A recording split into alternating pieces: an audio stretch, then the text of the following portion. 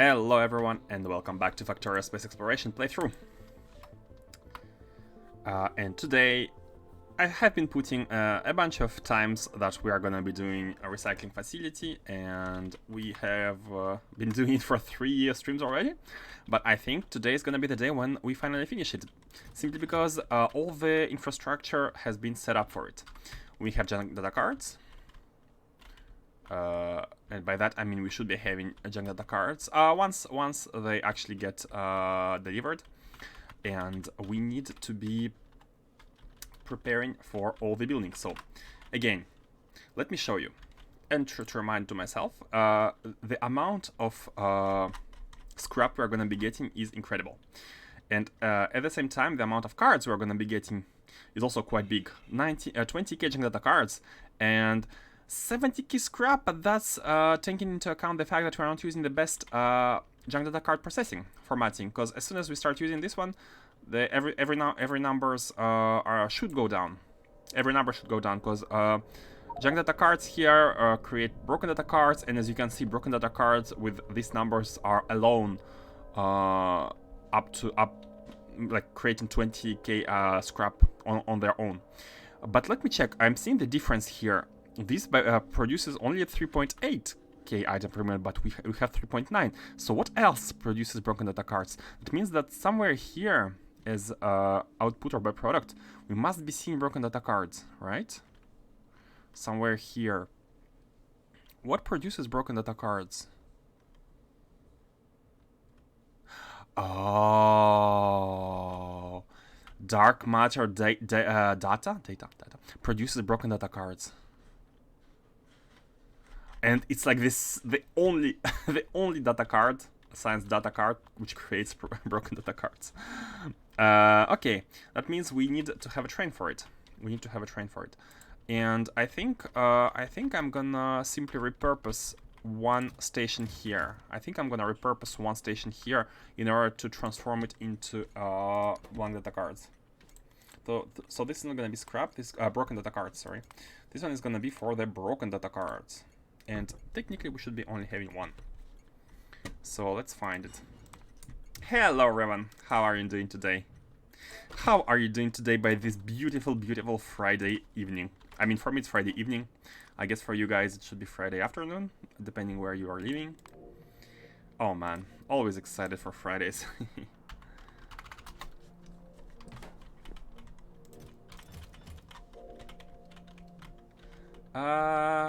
And yeah, let's just let's move the scrap.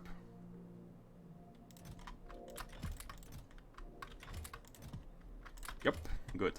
So this is for data cards. It rains. Oh, I love when it rains outdoors and you can stay at home. I love when it rains outdoors and you don't have to go anywhere. So you're sitting in front of your computer and you're hearing the rain sound outdoors. It's really cozy. I feel like rain is cozy, except when you have to go outside. Then it becomes annoying. Isn't it? Yeah, this needs to be copied a bit more. Let me check whether the distance here is the same as here. Yes, it is. So let's copy it even more, and to prepare for some additional stations if needed.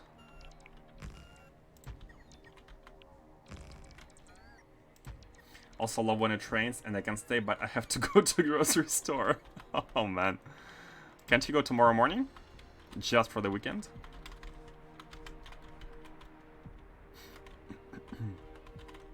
Oh, let me quickly do some cheesy little thing and bring in the this one just for the to be able to build to make bots build it. Just for the build. Here, now bots are able to build it. So it should be nice and clean and built. As you can see, these are already off there. And yes, we now have blank data cards. Okay. We have bad weather all the next day, so better soon than not. Ah, I see. That's unfortunate.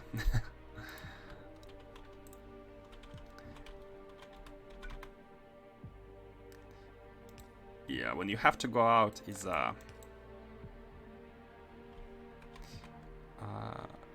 is not so much more so much fun. Okay, let me just finish setting up the exits here, and I think we're gonna be good to. Yeah, perfect. All the trains can be coming here like in a row. Okay, let's check. So we need to process 20k junk data cards. 20k junk data cards. We are targeting for 20k. That's how much we're gonna be supporting right away. But let's have some spacing in order to be able to process even more. And to do so, in order to be able to add space, we should be scaling them to the left. They should be growing to the left. The factory should be growing to the left. So let's have the first one sitting somewhere here. Oh, and yeah, we need to leave some belts in order to like some spaces for belts in order to be able to ship the blank data cards. So let me leave a bunch of space here for the belts, the future belts, and let's see how we can do it.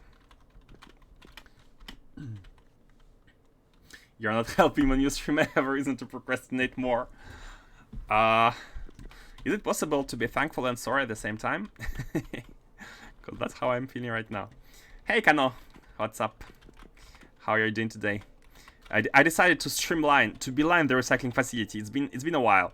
Recycling facility have been showing up in stream title for a long time. So I think it should be good to finally be done with it. And I really want to switch on building sciences, especially after seeing your yesterday's build. I want to have my own like sciences setups. So yeah, and we only have 3 here. So the idea behind the recycling facility is that again we're going to be scaling them to the left, like because right now we're processing 20k data cards, but maybe why not more in the future? So let's have them build like this vertically. Arrays vertically. So, and these hold on, these yeah, this should be processing the junk data cards. Where is junk? Oh, is it computers? The junks are probably in the computers. And then we need cooling. Yeah, maybe we should be making cooling first.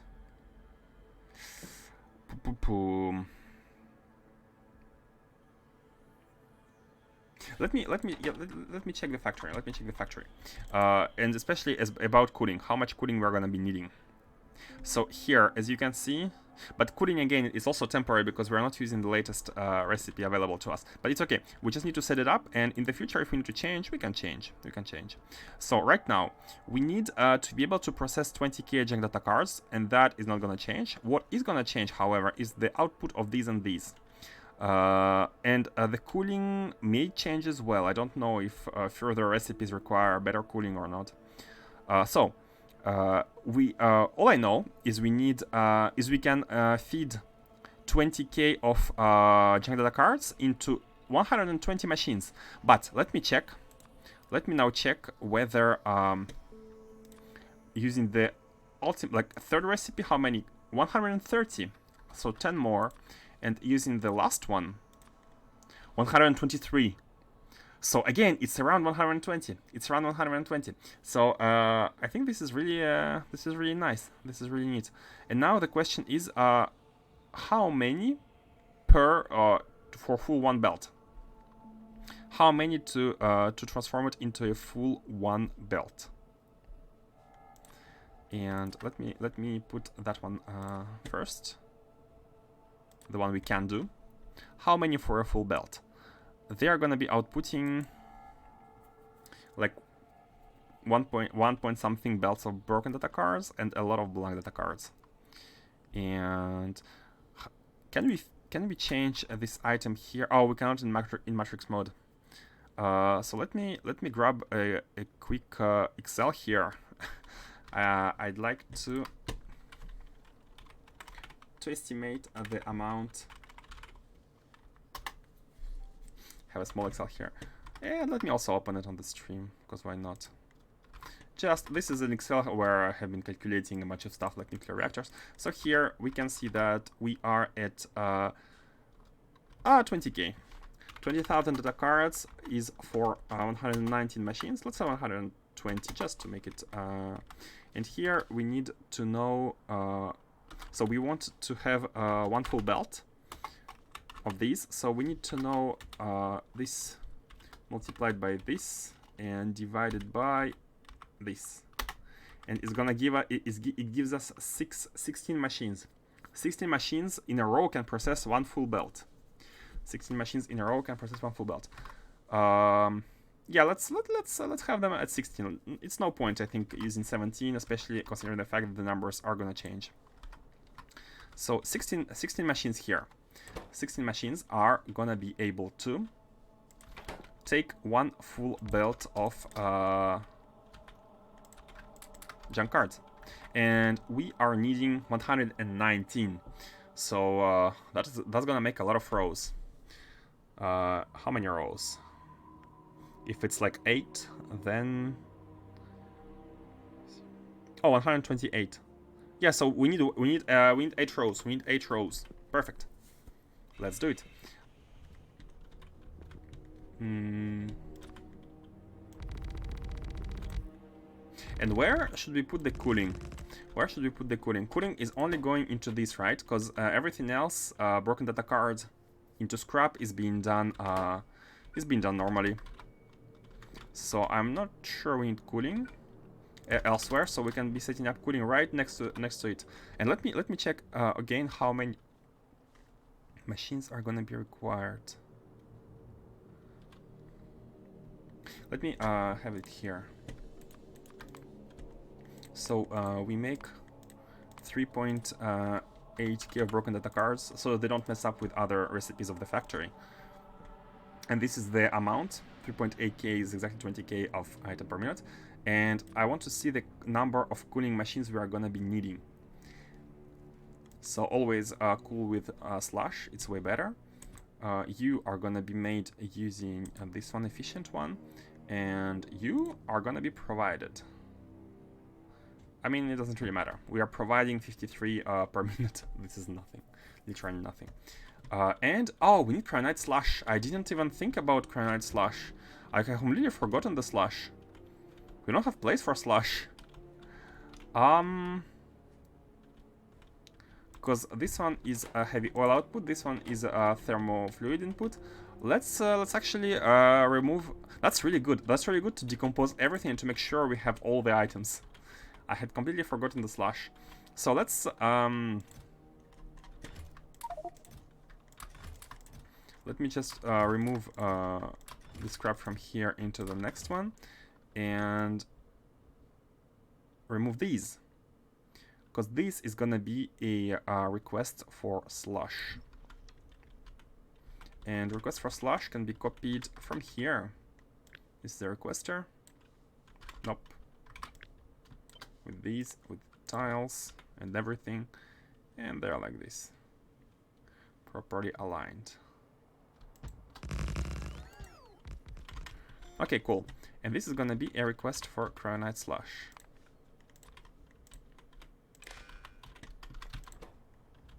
No, not you. You are gonna be requesting slash.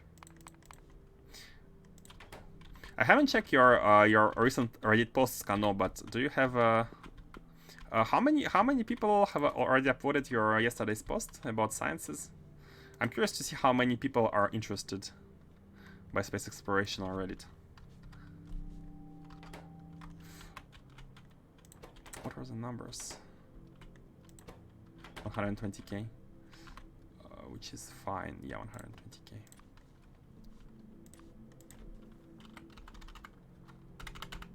Hey, Mindmousecraft, how are you doing today?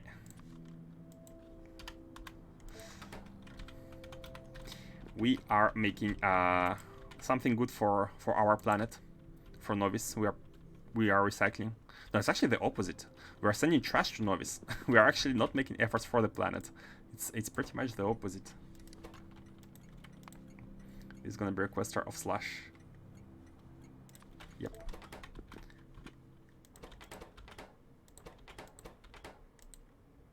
Run out of ore on Novice. Oh! Are you playing with default settings, like no multiplier on ore richness? Or did you run out of ore within your defenses? 120 boats. That doesn't that doesn't match your usual work.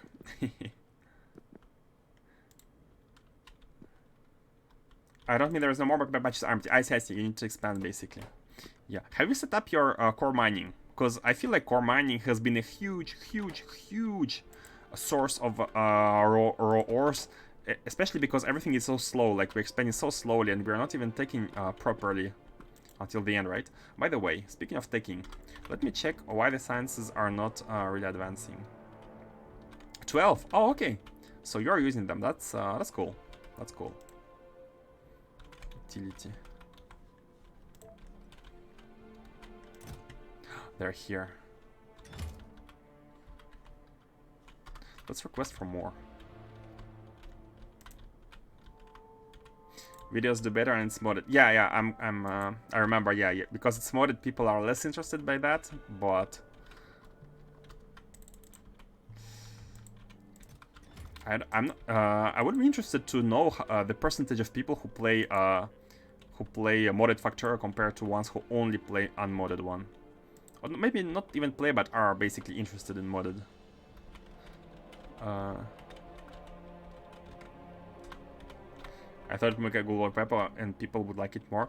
Hey man, I'm not sure if that counts, but I liked it. I liked your setup a lot.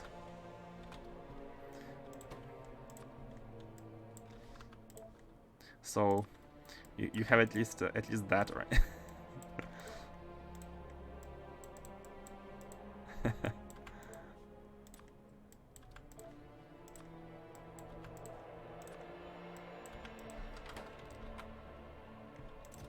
Wanna see something pretty? Let me show you something pretty. The sciences belts. Sushi sciences. They're not really, like, properly spaced. But sometimes sushi don't come out as you want them to. They're kind of regular.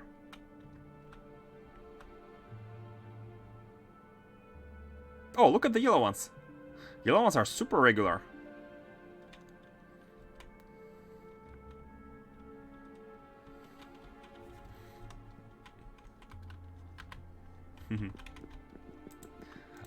Okay, here we need to be requesting the slash, and we are requesting slash, but none is coming. Why is so? Oh, because we don't have any trains serving slash or cryo thermofluid for that matter. So let's plug them in. I like to take care of all the boring stuff first, and then when we just finish factory, we just plug everything, and it's all working.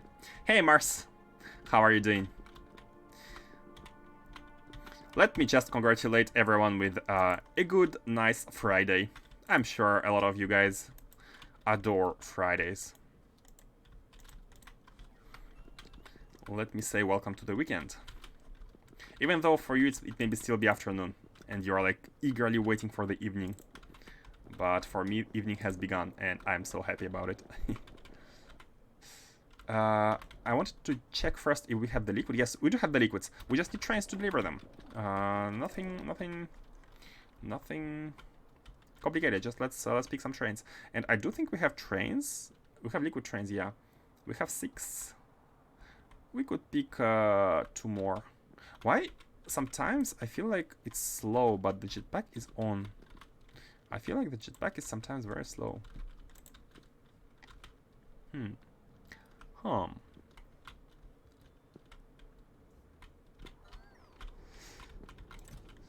So let's pick 5 trains, and let me grab let me grab more. Let me grab 10 trains just in case, and let's have a bunch of wagons on each side just in case we need them. And they're here. So 10 wagons for 5 trains of solids, and let's have 10 wagons for liquid ones. So here we are going to be adding, I always add trains 2 by 2, I think it's best. So we are going to be adding 2 trains delivering the fluid, the thermofluid, and 2 trains delivering the cryonite slush. Is it possible to see total resources break down for one space rail? I'm curious how expensive they are since they need energy catalogs. Sure, no problem at all.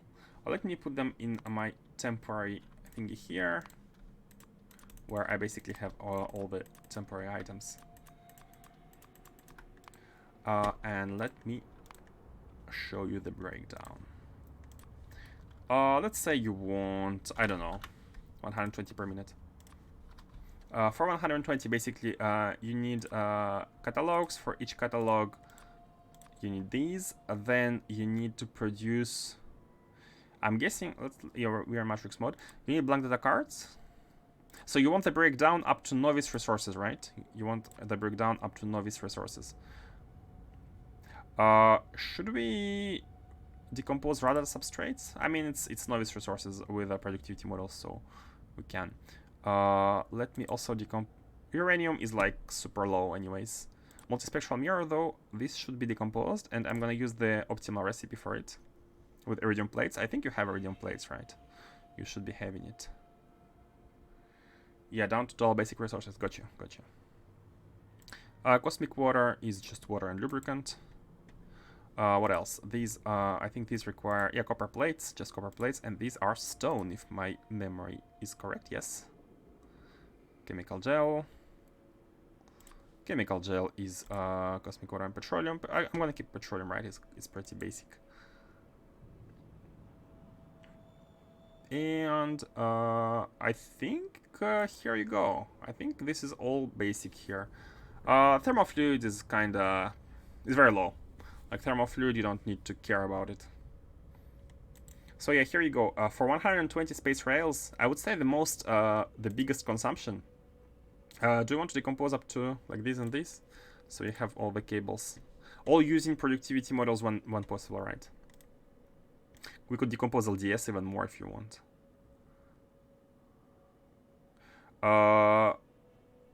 Do you want to decompose LDS? Because there is like one expensive recipe and there's one cheaper one, but you need scaffolding. Less than expected. Yeah, I don't think they're so expensive. I don't think they're very expensive, especially since they require energy 1, right? They require only energy 1, and energy 1 is the first one you make. And it's not that hard. And the energy one is one of the easiest ones because you need basically energy, you need streams. Energy catalogs challenge is to have enough energy. But resource wise, it's okay. It's okay. We could also scrap these.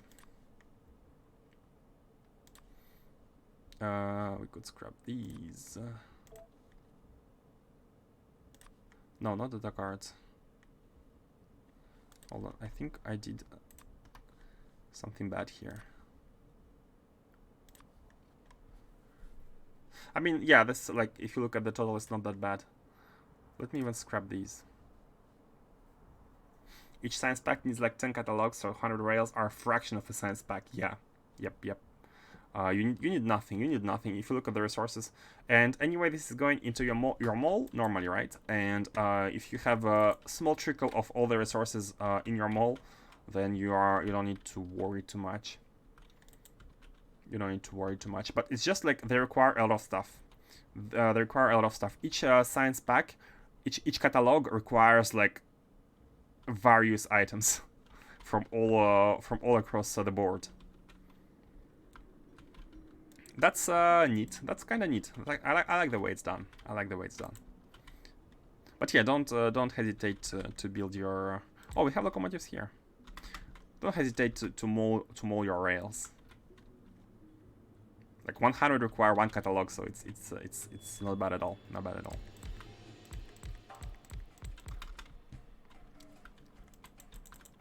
My Astro and Energy Sciences are running at 0.4 SPM. Yay! Congrats. But all you need is a trickle at the beginning, right? You don't need much. All you need is a trickle. Oh,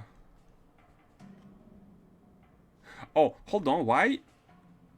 Stop is inaccessible. Why stop is inaccessible? And which one? Which stop is it? Hold on. Let me check again. This one is inaccessible. The provider. Oh, at the top. Let me check that. And let me also fix these. This is gonna be a storage for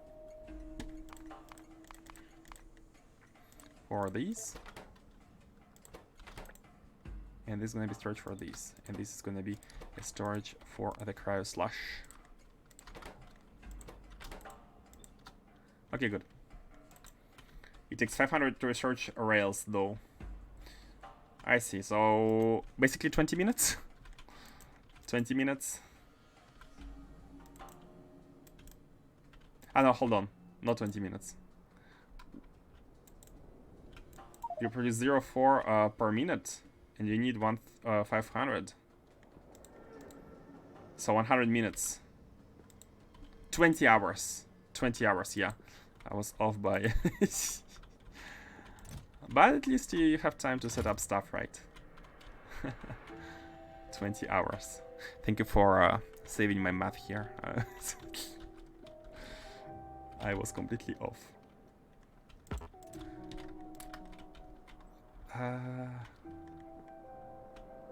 Yeah, 1200 minutes. For some reason I thought it was 1200 seconds. Do we have these? Yeah, we have these. We have everything. Let's go fix that pathing problem. I really want to finish the recycling today, and I think we're gonna do it. Everything has been set up. All the infrastructure should be working. Here we do have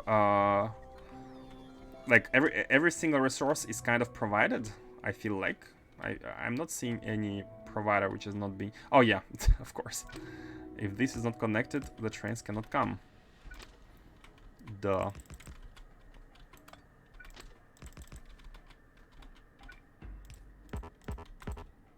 Yeah. Reach. Should we increase reach? Should we increase our reach a bit here? Yeah, let's do it. Plus 10 reach. It's not a cheat, it's convenience.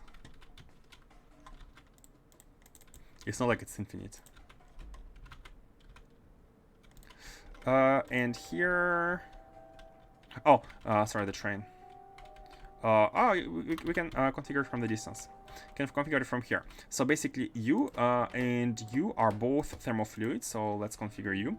So you go grab thermofluid until you are full. You come to this station and wait for 2 seconds. And then you go find yourself a requester until empty, and you go back here, and you go back here. So this should be... No, we can't make it go back, because if you make it go back after getting the requester, so it's gonna do something weird. It's gonna do here, and then it's gonna pass somewhere here, and it's gonna go here, and then it's gonna go back. So it's fine.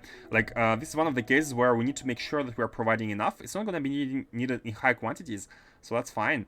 And basically, if we run out of the provider resource, the train is simply gonna be waiting at a requester. It's gonna empty itself, and if the provider is not able to provide yet, it's just gonna be waiting at the requester, which is okay. Worst case scenario, we won't be having fluid at the requester, and there's gonna be another train behind, which is waiting to get into the requester full of fluid, but it can't because the train needs to go back here, which is okay. This is not a big problem. Oh, no, I wanted to copy you. Oh, hold on. Why did you go this way? I thought you. They can't. Oh, that's fine. That's actually fine. I was worried that they cannot go from here directly to here, but this is not an issue because they never want to go from here to here. They are providers of these resources, so they are going to serve any requester in the factory, and then they're gonna come here, get full like this train, and then they're gonna be stuck. Oh man, it's beautiful, violet. It's pretty. And then it's gonna get emptied. So they don't need to go from here to the refinery directly. They only go to the refinery from the providers. And this is fine. And you are gonna do the same with the cryoslush. You're gonna go to the cryoslush provider until full. You are gonna come here, wait for a requester for 2 seconds, and then you are gonna go to the requester until empty. Until full, 2 seconds. Yep, good. Okay, good. So we are now properly providing both resources. In better news, I have Factorio to produce 8,000 heat shielding per minute. Are you using the better recipe? Are you using the better one? I sure hope you are. You need iridium plates, but I think you have them, right? You have been producing iridium last time. So I do believe you might be having them. Look at the resources you save. Like, heat shielding production is so much better. It's so much better. 5 times less stone tablets, 8 times less sulfur, no steel. Just for the cost of 1 iridium plate. That is so much better. It's even better than the LDS. I mean, LDS is still 5 times less glass and 5 times less copper. I mean, no more copper. And 5 times less plastic as well. It's quite a ways off. I have to admit, guys, I have to share, I have to confess. I have to confess. I haven't switched to the better recipe yet. for neither of these, and that's not great. That's not great. But I just don't want to go back to novice. I don't want to go back yet. I don't want to be working on it. But we need to. After the recycling is done, we have to go back to novice. And look at it. Look at it. It's staying here because it cannot deliver. It cannot find the thermofluid provider, of which we only have one right here, just because it's filling in a bit slowly. But that is okay. That is okay. It's gonna be full at some point. And how much LDS is that? 0.5 belts? Yeah, something like that. Something like that. 80 assemblers, and I think I had some decomposition somewhere. Yep, 700 per minute. So it's not even half belt. It's a quarter of a belt. It's yeah, it's a quarter of a belt with 80 assemblers. Using the built-in pathfinder to make sure the maze is traversable for my tower defense scenario. Oh, what's the status of your tower defense mod? Built-in pathfinder tool. So basically, this is how the biters are gonna come, right? Oh, it's funny how they don't go straight for the opening, but they try to come to the wall, and then they go back when they realize here that they cannot go this way. They need to go a bit back. They're always trying to be as close as possible to the destination. Huh. Interesting. I only painted it in for debugging, but I think I'll just leave it for the final version. It's fun to see the path changed when you build new towers. That's neat. That's really neat. That's really neat. Oh. Oh, I wasn't even showing it. Sorry. But you can all click the link if you're interested. But for the VOD, here is the link. And here is where the biters are trying to come closer, but they can't. And they realize only here that they need to go through this hole, so they don't do this. They do like this. Interesting.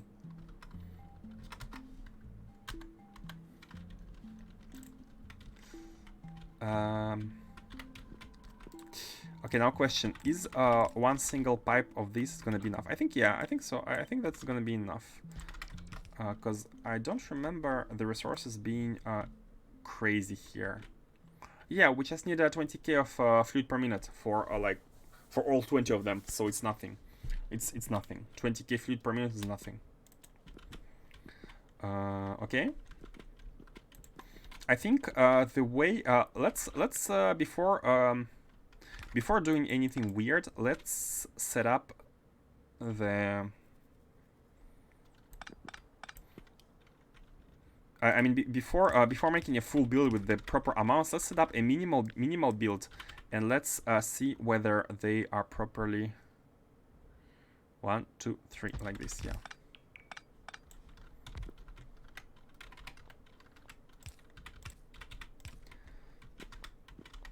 Let's even do it with only 2, because it's better like this. So what I want to see is basically the layout of all the cooling facilities and whatnot. So here is gonna be the row, and I think they have to be outputting blank data cards directly toward the top. So it's a big advantage of building them vertically again, because they output blank data cards towards the top. Like the output belts could go to the top, and they could go directly into these blank data cards providers. And secondly, we can be outputting the trash towards the bottom. So now the cooling. Where should we put the cooling? And let me also now check. So here you can see we need 2 hypercoolers and 20 thermal radiators, which is nothing. Which is actually nothing. Hold on. Do we need cooling for anything else in the recycling facility here? No, it's just for the cards, and it's nothing. Like, this recycling takes nothing of cooling. It's really minimalistic.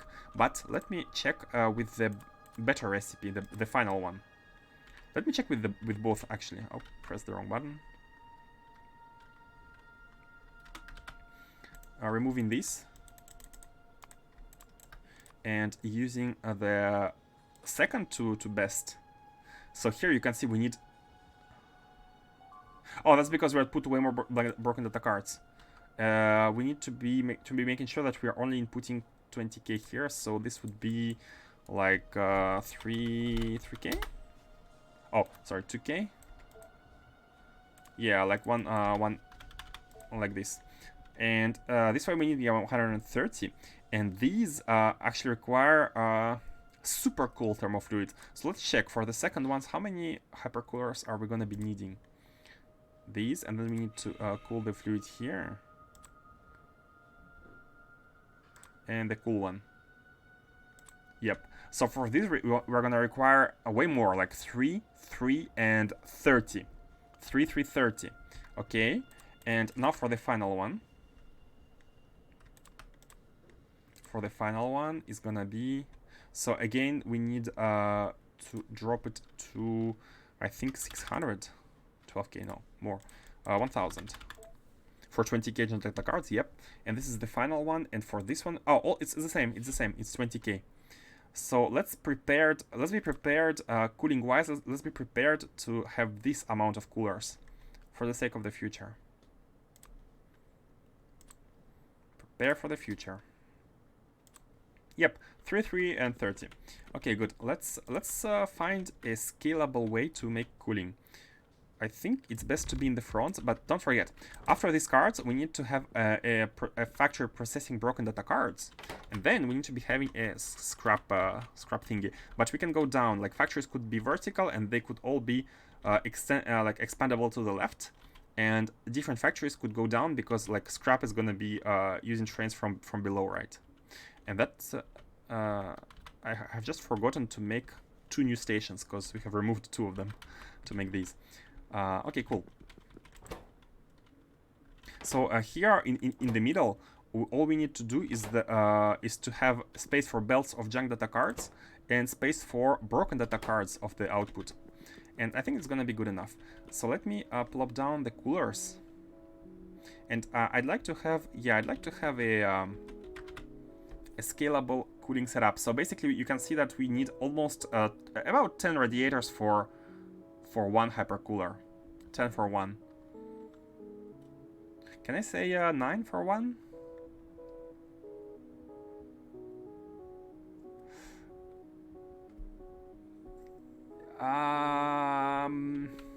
I think 9 is gonna be below. 9 is gonna be below. Let's have 10. Let's have 10. It's fine. And again, expandable towards the right. So hypercooler. Do we have any hypercooling parts? Let me drop the trash. Do we have any hypercoolers here? Or radiators, for that matter? I think no.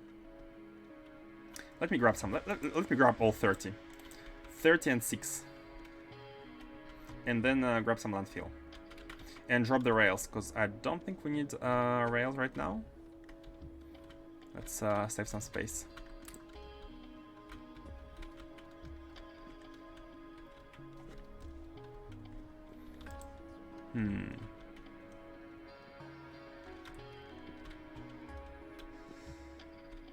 Where are the...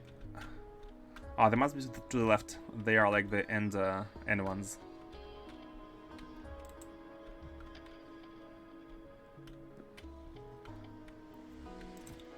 These are... Oh yeah, we're gonna be needing these anyways. We need a lot of supercomputers. Man, this is gonna flow. This is all gonna flow. It's your boy Beacon here. Hey Beacon. How are you doing, Beacon? Even if you said bacon, I would still have said Beacon. So it's your new name. How are you doing today? These ones. Good. I am very good as well. As usual on Fridays, man. I'm always happy to be on Friday. For the sake of me, I can't find the radiator.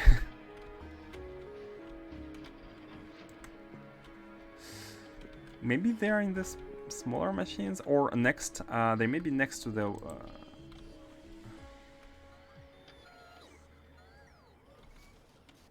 Okay, I'm tired. I'm tired of this one. Let me request.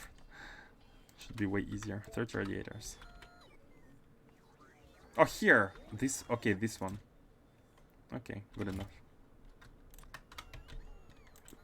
Oh my god, your mall. What? What's your problem? It's a beautiful mall. It's beautiful. It's a beautiful mall. Oh, a lot more productivity, 6 modules. I'm still hoarding the modules. I'm not using them anywhere. I'm hoarding them. Let's check the rocket. I think the rocket here must be full with sciences. It hasn't. I have increased the amount of sciences we want, but I think it never. Yeah, it never provided. Let's manually launch it, just to get the tech going on.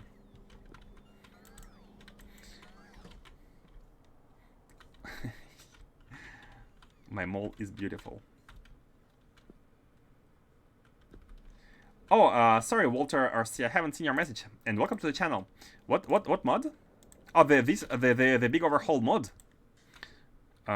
It's called Space Exploration. But maybe what caught your attention was the ultra piping setup we have, and this one is using advanced fluid handling. So even more impressive than Space Exploration. Let me present to you advanced fluid handling mod. It's a running joke. It's a running joke. I'm trying to found a cult around the fluid handling mod, but people don't really want to. I mean, some people have accepted the religion, but some are still like they need more convincing, you know. Need better convincing.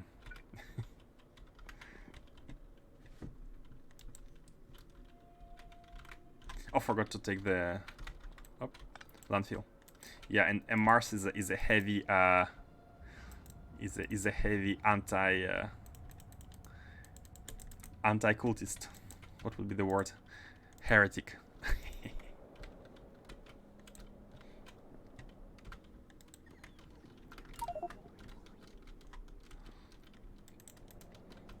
Join us one day.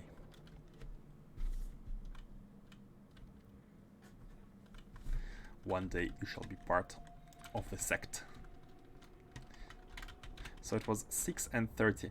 In order to be to make it vertical and scalable to the left, we need to place them vertically. But having 10 vertically is kind of well, I mean, having 30 vertically is a bit of a. Let's have 10 10 10. Let's have 3 rows of hot ones, and we shall be. Oh no, hold on. They need to be expanded to the right. Sorry, they need to be expanded to the left. So we actually need to be making them horizontally, which is really nice. I want to not take too much space here. Yeah, we have this RAM safety 12. 11.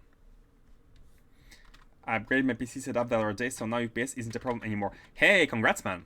By the way, I'm not sure if this is still something of actuality, but I remember something like that NVIDIA CPUs. No, not NVIDIA. Intel CPUs are better wise for single core processing, and AMD ones are better for multi-core. Is it still true today? I remember having that information, but I'm not sure if it's still valid. You know? How shall we place these? So one for 10. Oh, it's fine, because we are going to be having a lot of columns of these, so we can be expanding horizontally. This is really easy, no problem here. So let me just plop down. Even let's make it better. Let's make it better. So here we are gonna be cooling the thermofluid with the efficient one, the most efficient one. AMD has caught up.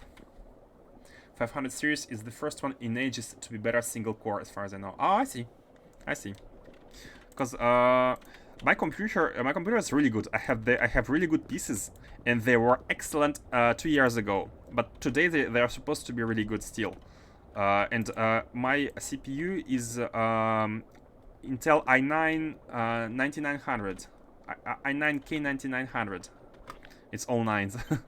So I think it's still very good, but I think I might want to be upgrading at some point, especially if we notice here a UPS drop at some point. I'd like to upgrade my computer. And I'm thinking about switching to AMD, but I was always a Intel guy. I always used Intel because it was always good. But maybe if AMD has caught up, I'm gonna give it a try. So here would be a balancing tank, right? Yeah, this is a balancing tank. Now I'm gonna plop balancing tanks everywhere for every single item, because I am a bit we had a mess here. Here, this setup is a complete mess, and oh, it has been changed to not be a mess anymore, and now it's working. But before we had direct connections, and it was not very good. Depends on the CPU. I see. I see. So how are we going to be doing it? Yeah, 10 to 1 is a bit. I'd like to have 9 to 1. I think I'm gonna go with 9 to 1. I'm gonna go with 9 to 1 because we are gonna be in 27 anyways. Like here is like, yeah, 9 to 1. I think it's better. And the reason why is because it's gonna be symmetrical. We can have 1 in front of a single radiator and have 4 on each side. And this is gonna be way better looking. And one optimization here, like the only pipe which I like from space exploration, which is not advanced fluid handling one, is the 3x3. And the reason to that is that it can be put in front of the radiators like this. And this takes one entity and it connects radiator and next entity. So technically this is actually the same. Like having these pipes is actually the same in front of the radiators, because like they're also one entity which outputs underground and in between. But if you consider that you need to connect to the tank here, if you have this entity on the right, it connects directly. It connects directly here. So I like these 3x3s because they are very well fit to work with the radiators. And considering here that you can actually plug it in, but maybe problem here, if you do it like this, they can connect to the next ones, and I don't want them to be connecting. I want them to be kind of. Maybe it's no. I think it's fine. I think it's fine if they connect. I think it's fine if they connect. Because we need the bottom part to be connected, right?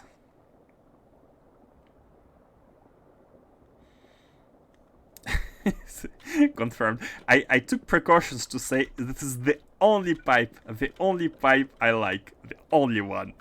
So it's better in like 1% of cases. So technically. So should we have them connected? Like, should this build be connected to the next one? Because I don't want the fluid to flow in between, but it's not gonna be too much of a deal, too big of a deal. But what can be done is actually instead of having 4, we can be having 5 here. Just one more, like this, and go here. So and these could be connected only within themselves. Like this one is the one which points to the right. This and this. It has one entity more, but it's better because it's isolated on the front side. On the back side, we can still have these, and these will spread the hot thermofluid amongst every single radiator. So I think this is good. I think this is good like this. Let me do this and let me try to rotate it. I'm not sure if they rotate properly. Yeah, they don't really rotate properly. Like the last one we still need to be manually rotated, which is fine. Okay. Now we are done. And the advantage is we can move this tank one tile to the right, so they are not in front of each other. The lanes are gonna be properly separated. And we actually don't need it. We don't need the hot one. We only need to be balancing the cool ones. And even the cool ones, I'm not sure if we need to be balancing them anyways. So, but I have learned to not disrespect the potential balancing issues. So this is why I'm gonna add a balancer here, just in case. How shall we do it? Because it needs to be kind of in front, but then it doesn't really touch. Oh, it does touch. Anyways, we need to have a pump here in order to top it up. Do we need to, like, in the future we are gonna be having the cold one, right? And it's 1-to-1. So is 1-to-1 insertion better? Is it gonna be better in the future? Because right now we don't need it, but in the future we can be adding it. Oh no! What are you doing? How dare you disrupt the cult? How dare you? This is heretical. You don't realize the you're not realizing the harm you're doing to the cult.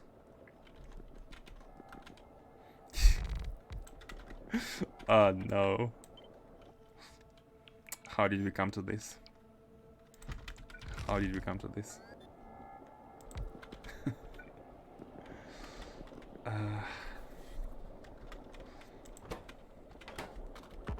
I will deny everything I said about no, actually I don't like them anymore, but I'm just going to keep them because I'm too lazy to remove them. But it's not like I'm liking them or something, right? It's not that I'm liking them. I'm keeping them because I'm lazy. I'm not like you or anything, Babaka. And here I'm still thinking whether we need to store this fruit in a tank or not. I think, oh yeah, we need because the first ones need the first ones need the cold thermal fluid, which is this one. So we are not gonna be using these ones too soon, and therefore we need to be storing the cold one. The cold one. It's again a reference for Mine Mousecraft.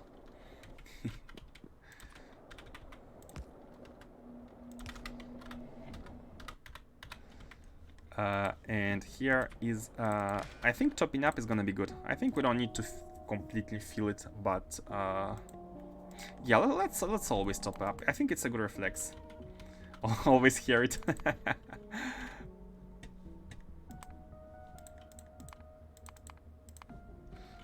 The cold ones. Where is it? Cold. Yeah, cold. This one. Okay.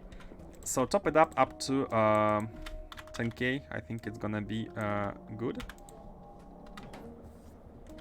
Yep. And I also think, okay, it's fine. I wanted to be able to fit below this one in order to make it expandable, but I think this one fits perfectly because this way we can put this one right above somewhere here in the future, and we need to output from this tank here anyways, so it's fine. It's all good.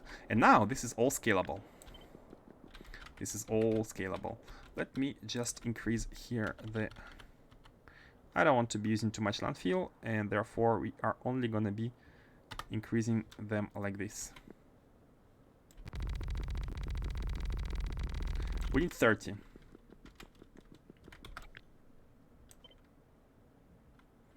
Oh, and this one as well. I mean, this one can be put in later. So let me just do these first. 1 and 2.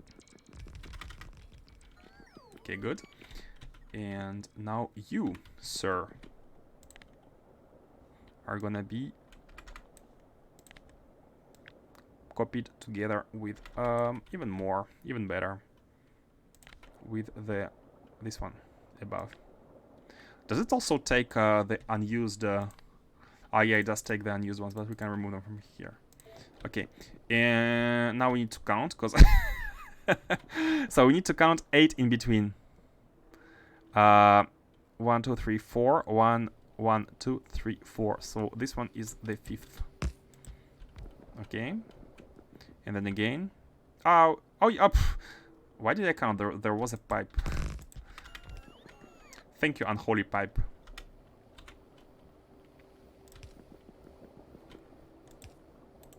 There are like 2 spaces for it to fit. Okay.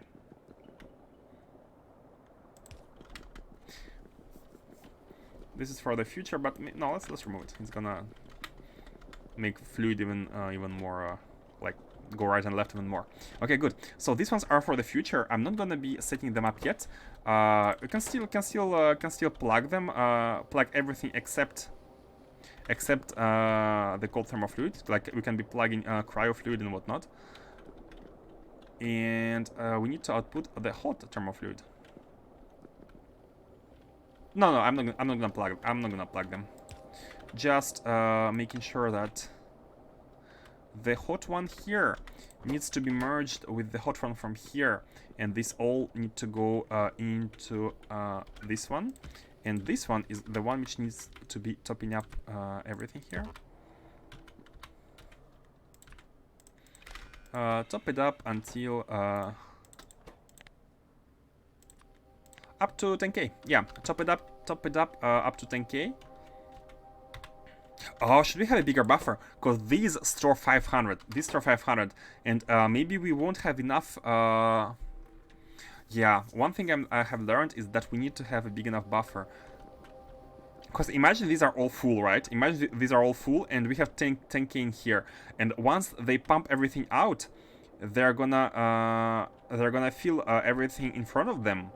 And imagine we have 10k here, and imagine all the stored liquid which needs to go back. But actually, as it goes back, this needs to be able to empty it. So no, maybe it's okay. Maybe it's gonna be okay. Maybe it's gonna be okay. But just to be cautious, I think just to be cautious is better to... Yeah, I think just to be cautious is better to have a buffer. Let's have a small buffer of 2. Let's have a small buffer of 2.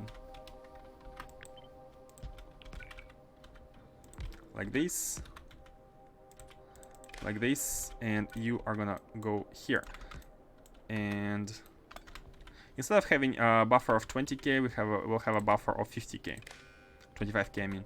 So whenever in both tanks there is less than 10k, and it's all gonna be into this one anyways, we are gonna pumping like we are gonna add to it from this tank, and they are close to each other, and that was on purpose by design. This. Oh, one more tile here.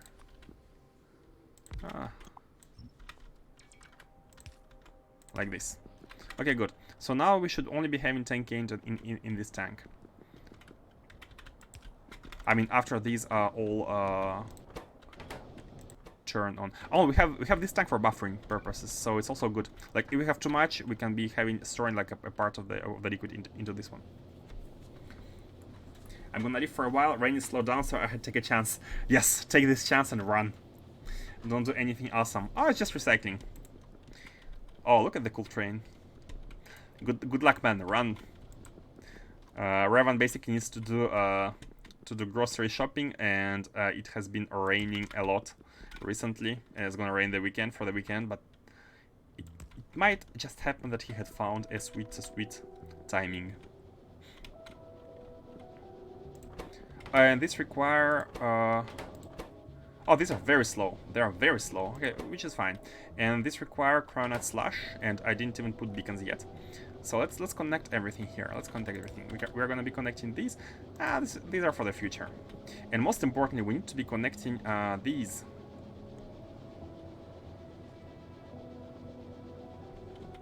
And I have just realized that we don't even have the... So which ones should be coming from the straight line? I think, yeah, I think we are... yeah, we actually need to have 3 different... no, not here. I think I have realized that we need to have 3 different inputs for the hot one. Or maybe not, maybe not, maybe not. Okay, never mind what I just said.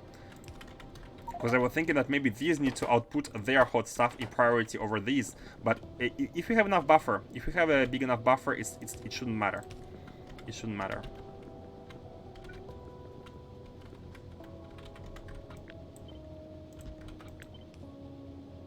Oh, perfect. They are perfectly connecting. And let's also plop down this one. And plop down that one. And for the cryo, ideally, let's let's be connecting them for the future. So this is gonna be a to the ground, a pipe to the ground, but it should be spread into 3 directions, because this one is the one which is gonna be used from the top. It's gonna be coming from the top, and this one is also gonna be coming from the top. And this is going to be the next output. I'm only going to be connecting this and this because they are kind of shared. This input and this output are going to be connected in the future when we switch to the better recipe. But until now, we could be preparing to these. We could be preparing to these.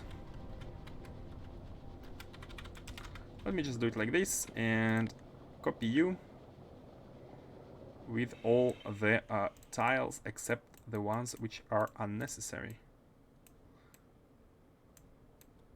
This one's gonna be used. Okay, so just to put you in front, like this. And oh, for once, inertia is on my side. Okay, good. So here we are connected with these, and the ice one, I think. We don't need it for cards, right? So we can actually go and bring it from somewhere from here, like from behind these tanks.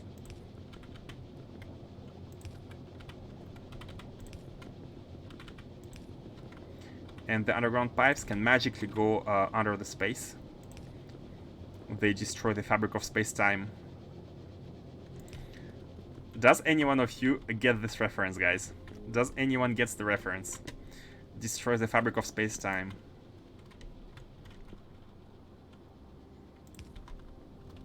If you get the reference, you are awesome. If not, you have to play that game.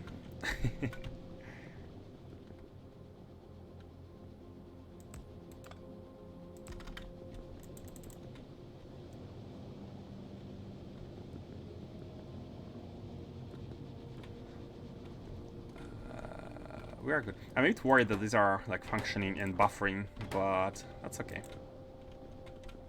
And they should be outputting destroy the fabric of space-time. You have destroyed the fabric of space-time.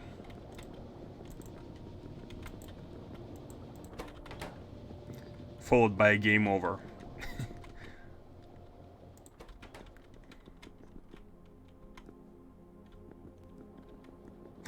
Oh. Okay, those who get it, just say I got it in the chat, but don't cause it's kind of a spoiler. It's kind of a spoiler. It's not a big spoiler. It's not a big spoiler, but it's not a big, no, it's not a spoiler. Okay, it's not a spoiler. It's just something that might happen.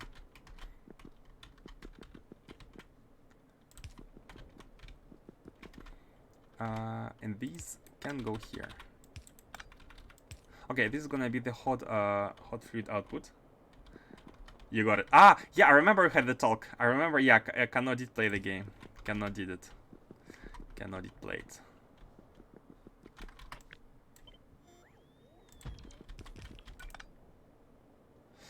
It's an amazing one.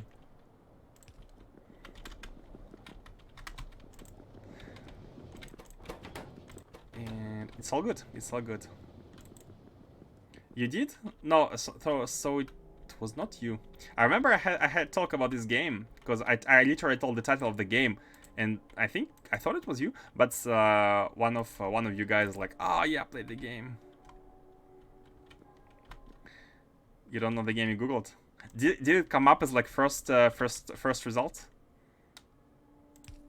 Did it come up as the first result? I think it must come up as the first result. It's not oh, not this lane. It's not something very common in video games.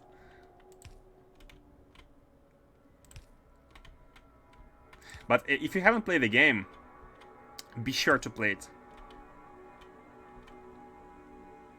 Ah, I see. Don't look at the video. The video is a spoiler. Basically, it tells you how to do that, but you shouldn't. Basically, it's a video game.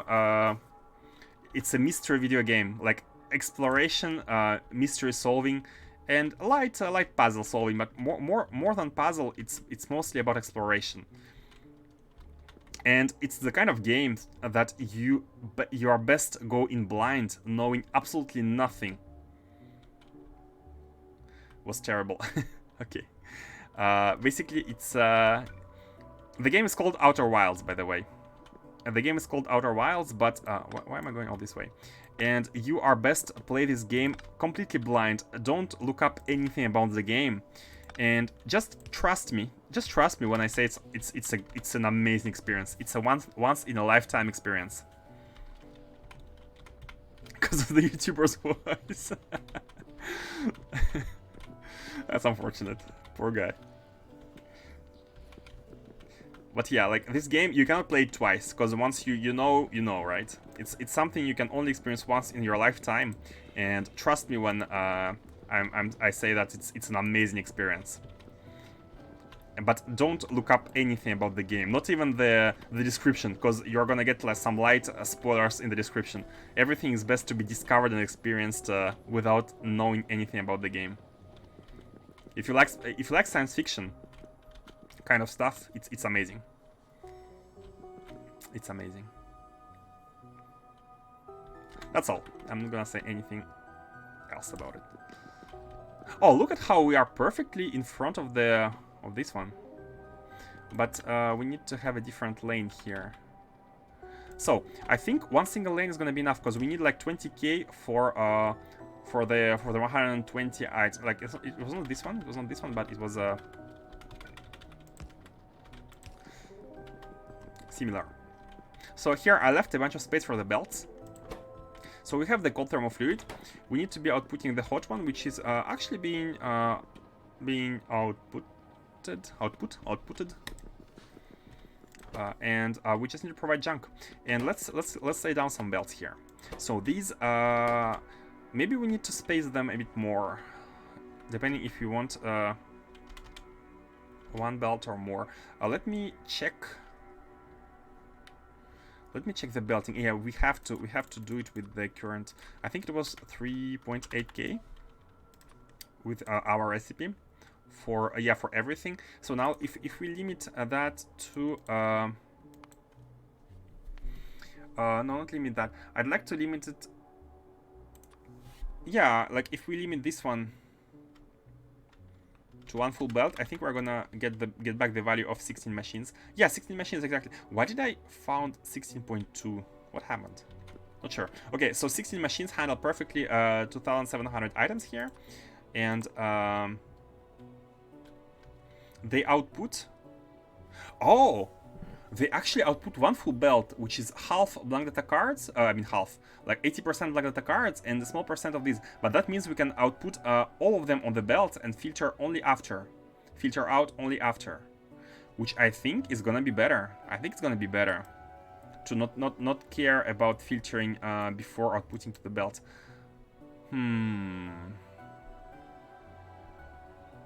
Nah, I think it's still better to... I think it's still better to have a belt.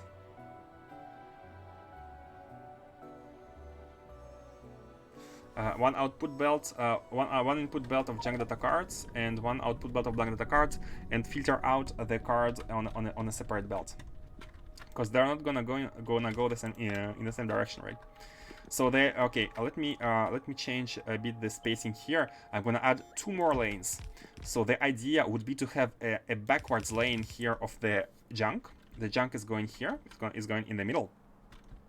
And we have one input.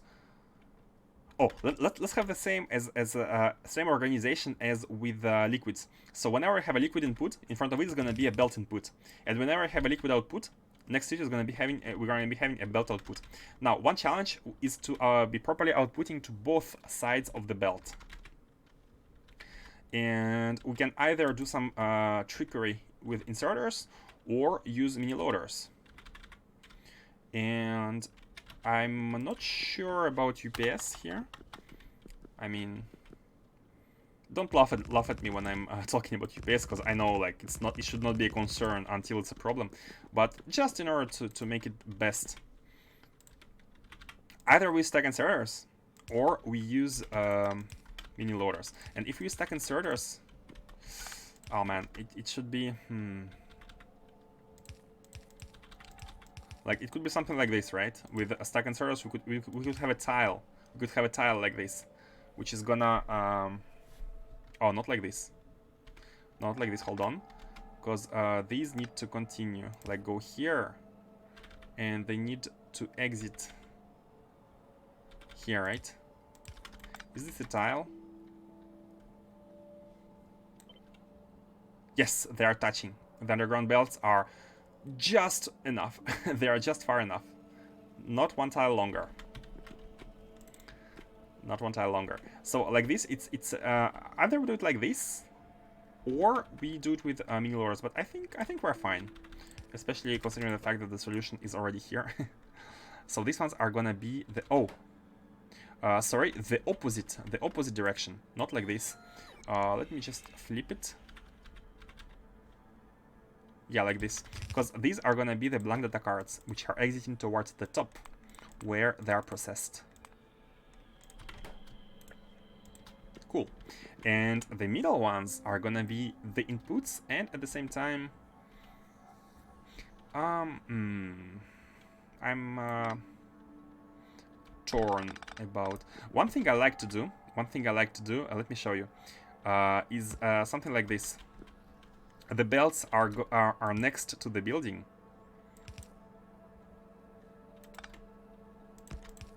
Like this, and these ones are bringing it in using like mini loader, for example. I really like this build where the belt is adjacent to the building, the input belt, and we are branching out on the outer side, and we are bringing it in because we need one space anyways for the mini loader. And this will guarantee that we're not gonna be having throughput problems, because this is exactly one full belt. This is exactly one full belt. But one challenge here is how are we going to be filtering out the broken data cards? Because we need one space. We need one space for the filter, for the broken data cards to go here. So maybe this setup is not that good after all. Maybe it's not that good. Oh, hold on. How comes we have one spacing here but not? Oh, because it's been used by this, right? Oh, it's gonna go like this. So basically this styling is super good for the input, but it's really bad for the output because we can't really output. We can't really output here. So we need to change it. So are the inserters gonna be okay? I'm trying to use mini loaders, but maybe we shouldn't be using mini loaders. Maybe it's fine to do it using the inserters, you know? Something like this. A tile like this. Very simple, very easy. And the output could be done very simply like this on both sides. Yeah, let's do it. Let's do it like this. We could even place 2 of them in order to make sure that we are we're properly consuming. But I think no, because we have 16 for 16 of them. But I think we should be having like regular spacing between stack inserters. They're all gonna be working in a dephased, what's the word? Dephased manner. But not at the same time, basically, in order to guarantee that the full consumption of the belt. But since we have 16 machines in a row, 16 inserters are going to be empty in the belt. No big deal. Now, one single problem here would be the beacon. Does one beacon on the right or left cover? Yes, it does. If you put one beacon here, basically, it's gonna cover 4 columns of these supercomputers, which is really nice. Your pipes are gonna be messed up? What do you mean? Hey, Faustus. Welcome to the Friday. What's gonna be messed up?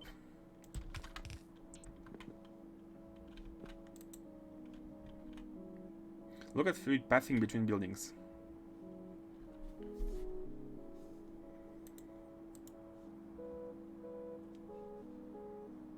Yeah, I'm not seeing any problem. These are advanced fluid pipes. Don't forget, they're not normal pipes. They are advanced fluid pipes. How do you get the fluid out there? Here, at the bottom. I'm seeing you are not familiar with the ways of advanced fluid handling. Come, join our sect. We shall explain you about it. we shall tell you everything about this new era of illumination and the advent of better mods.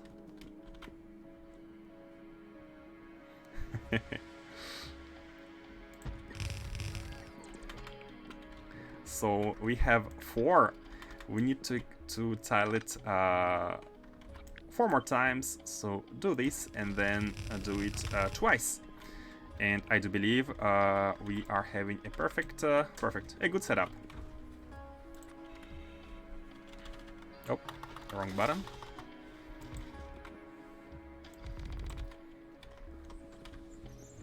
So 16 in a row, which are going to be outputting. Advanced fluid handling just remove half of the challenge. Disagree. I mean, it does remove challenge of piping, but I wouldn't use the word challenge for that, right? I would use the word tedium. I really don't like vanilla pipes. They're way too basic. Way too basic. They're not advanced enough.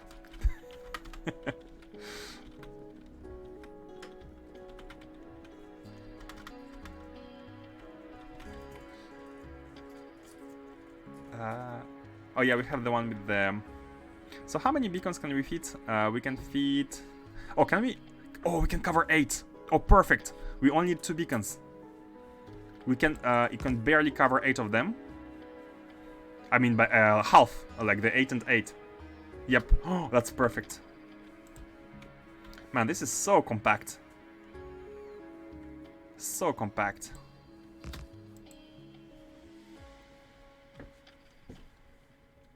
And let us even let's even remove these, like all the flooring in between. Oh, there is like okay. Let's keep the flooring. Let's not make holes, but let's remove all the unnecessary flooring on the sides, like this. And now we could be tiling this to the left. Honestly, doing it with only SC mods isn't that bad. I did Purple Science 1.3 last night. I mean, I'm sure it's properly, like, it's achievable and it's doable, right? But why are you inflicting on yourself? I'm really not a huge fan of these. I mean, they're better than vanilla. Like having these different different length segments are way better than being stuck with vanilla with 2 of these. Not only for UPS but also for the looks. You can have really nice designs, but it's even better to have advanced fluid handling.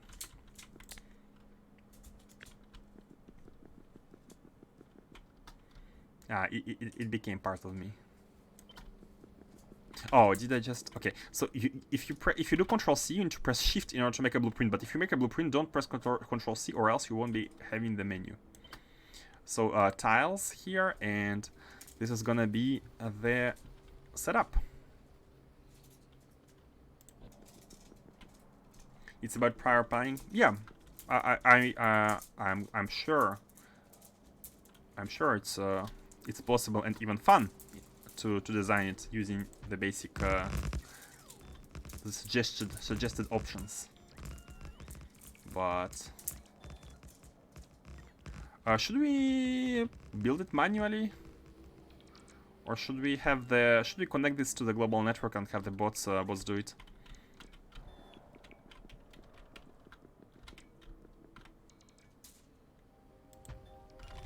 I think we have to connect to the network because we don't have enough supercomputers anyways, and it's best that it's built by robots, and considering everything else, right?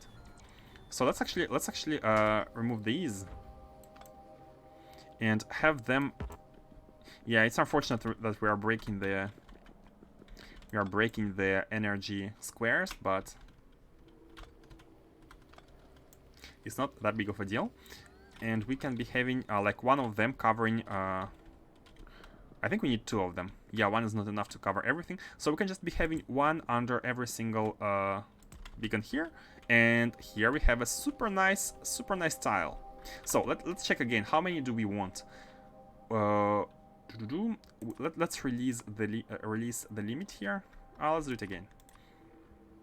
So basically 120 and oh yeah, 8 times 32.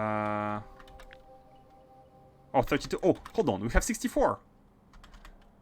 Here we have already 64, so we just need to copy it once, and we are done. We are done with junk data cards. Yep. Why are you not full? Is it also... What was that copy-paste? Where did that copy-paste come from? That means we are having not fully... everywhere.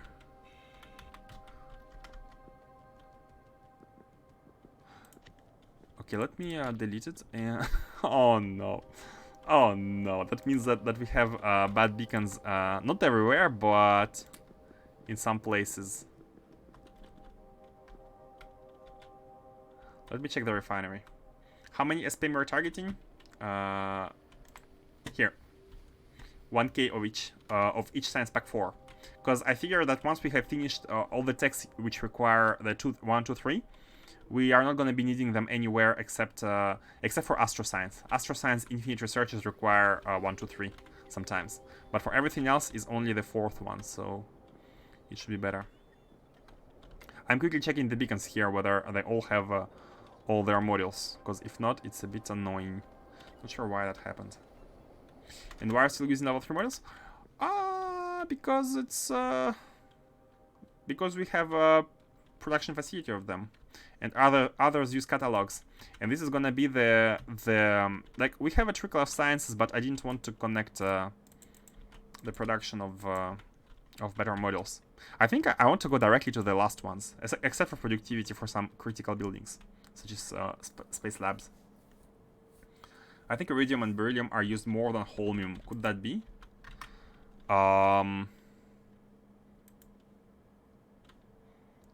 These are the... let me show you the full decomposition into blank data cards. This is the... Like, I have decomposed all the sciences as far as to decomposing each of the intermediate cards and getting to almost raw resources, but I did not decompose any composites, like anything intermediate here. So as you can see, if you look at the plates, you need 5k iridium and 3k holmium and 5.3k beryllium. So yeah, holmium not as much, but then look at the intermediates. You need 8k holmium cables. You need 2k girders. You need 2.5k poles, but bioscrubber is not that much, except for the Vitalic Regent. Vitalic Regent, you need a lot of it. You need 2 full belts of Vitalic Regent. Can you temporarily decompose those intermediates? Sure can. Let me just not do it here. I think it's possible to copy this factory. Duplicate. Yep. And let me... Yeah. So let's do it. By the way, the decomposition is going to be using productivity models 3. Is that okay? because I'm always producing them on Novice, so share the string. Oh, you're using it too? I mean, I could share the string, but let me do it. I'm also curious to see. I'm gonna share the string anyways afterwards. The composites, and let's also decompose the bio stuff.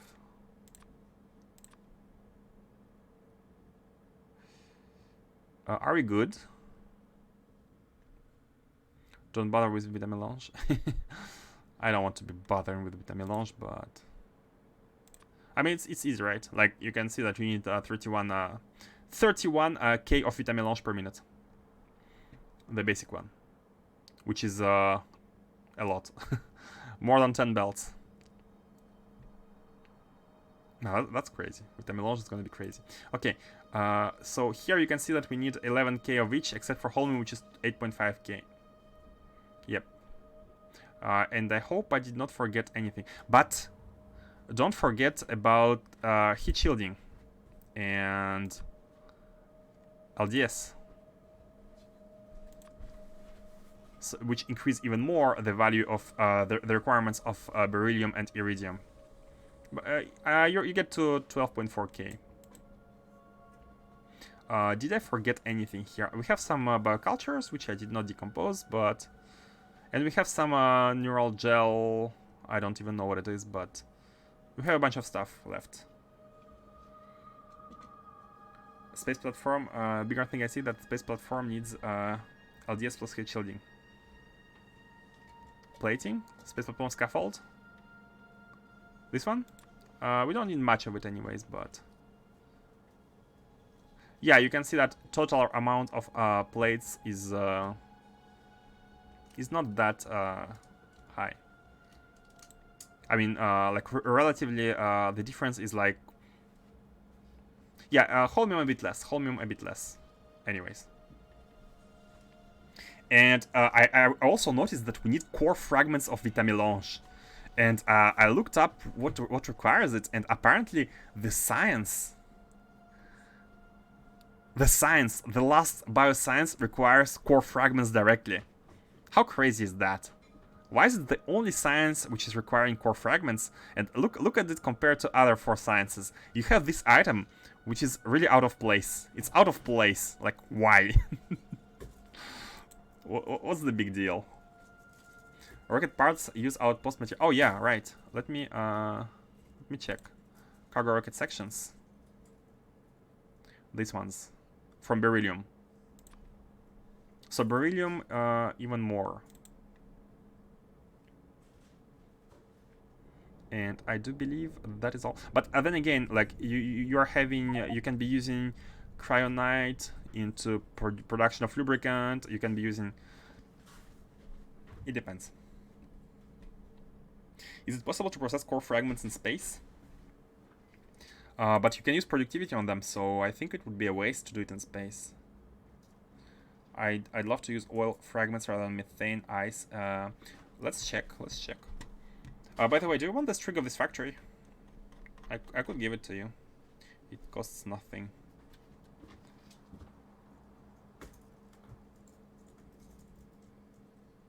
Archive? Oh, export to a string. Only the last one, right? And how am I gonna share it? Hold on.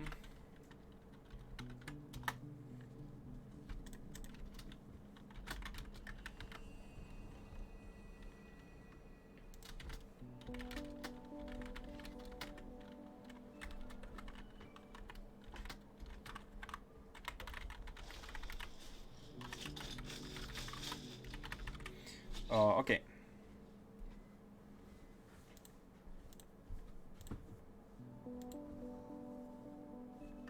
And I just copied that. If you want, because I know it's it's a lot of clicking. So if you want the blueprint, Code fragments would fit better to material science thematically. Would be interested to see if Factorio Bean allows these. Made it back dry. Hey, congrats! It was fast. Your groceries. Yeah, let me check core processing. Where would it be? Here? Yeah, it's done in pulverizer. And pulverizers cannot be placed in space. You can't. Paste bean is for private forbidden. Oh, paste bean is not forbidden. The paste bean, basically, they need to validate my file to check if there's no viruses, and that is why it's taking time. Let me do Factorio Bean.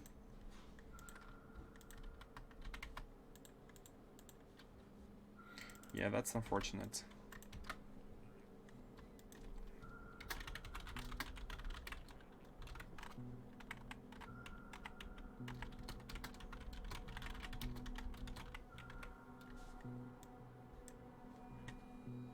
Unable to parse. Nope, they don't allow Factorio Planner. But that's not that makes sense.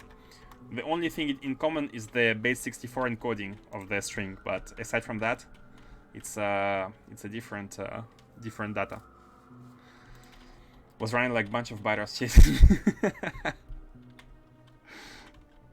You made it, man. You made it. And why?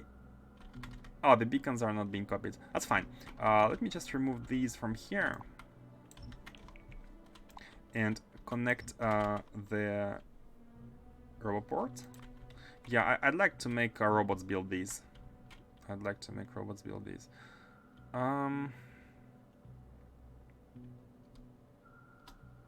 Should we? I mean, we could remove it later. Yeah, we could remove the robot port later. It's not a big deal.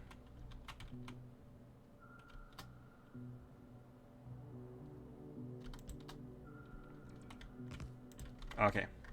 Now let me just copy everything here and paste it once again. Hold on.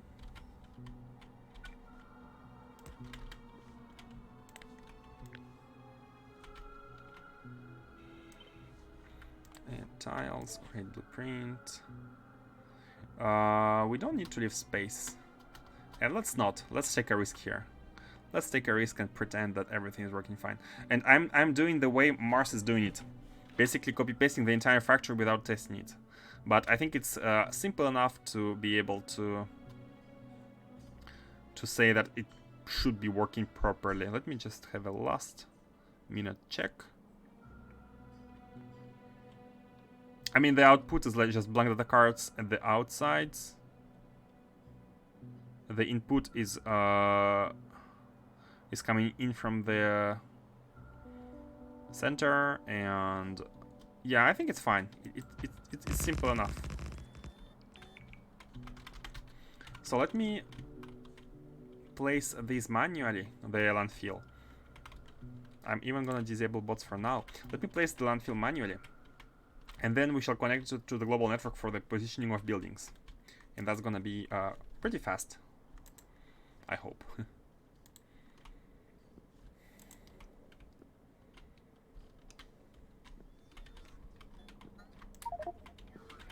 Oh. Yeah, we took it before bots could deliver stuff.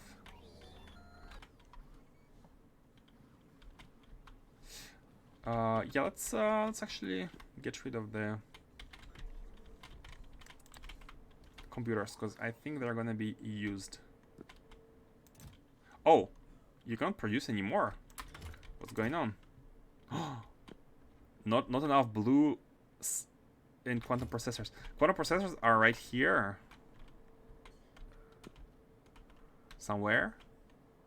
Yeah. And you need processing units. We don't have processing units, or don't we ask for enough of these? Minus 4K. One chest can hold... They're 100, right? Yeah, 4K is 4 rows, so one chest can hold 8K. Let's be asking for 8K then. And because we need to have a buffer at all times, let's copy paste these. Let's put them here.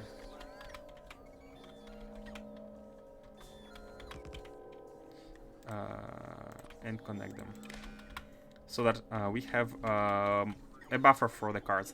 And now on Novice, they're in the rocket. They're inside the rocket. Kinda, but we're still requesting them because we don't have enough.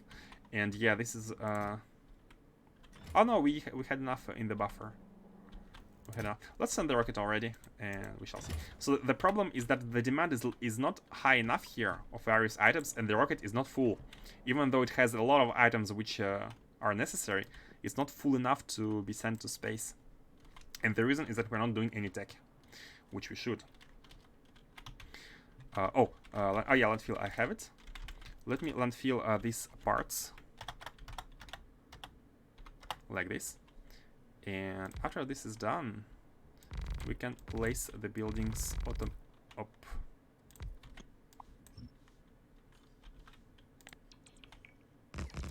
Yeah, I wanted to avoid that.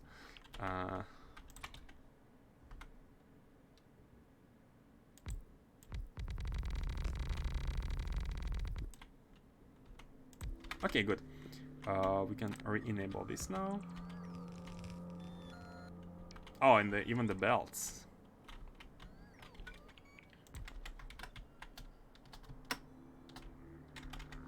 Oh, and this should be a blueprint here. Yep. And it can now be placed. And yeah, don't need robots here. No need for no need to ask. Hold on, I've just disabled you. Why are you still getting out? Come back here. Come back here. Let's place these. Yep. And make sure we have the reports. And where is the global network? On the right hand side.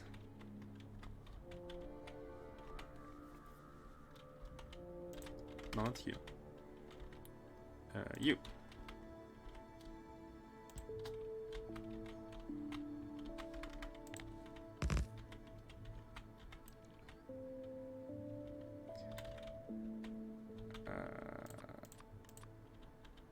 Man, I'm lost. So many blueprints, which, like, for the sake of me, like blueprints and sorry, beacons and chargers, I can barely differentiate.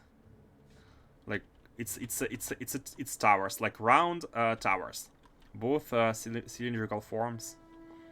For some reason, I'm having some trouble.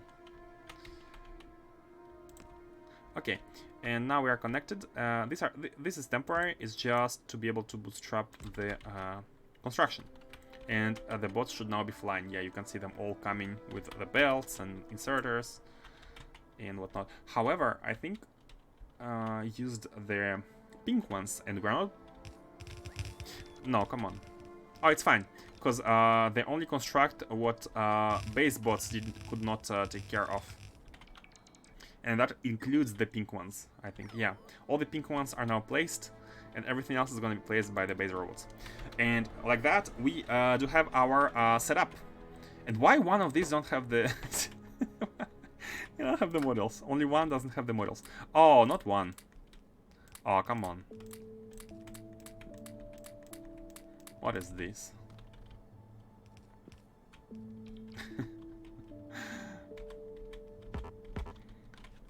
Is it landfill if it's in space? Hey, Scale Summit! How are you doing today?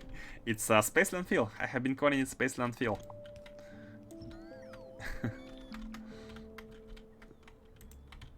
Man, this is only junk. And let me just remind you. Let me just remind you that we need even more building. We need even more buildings for. Oh, hold on. Why is it 0 everywhere? Oh, it's not this one. Yeah, this one.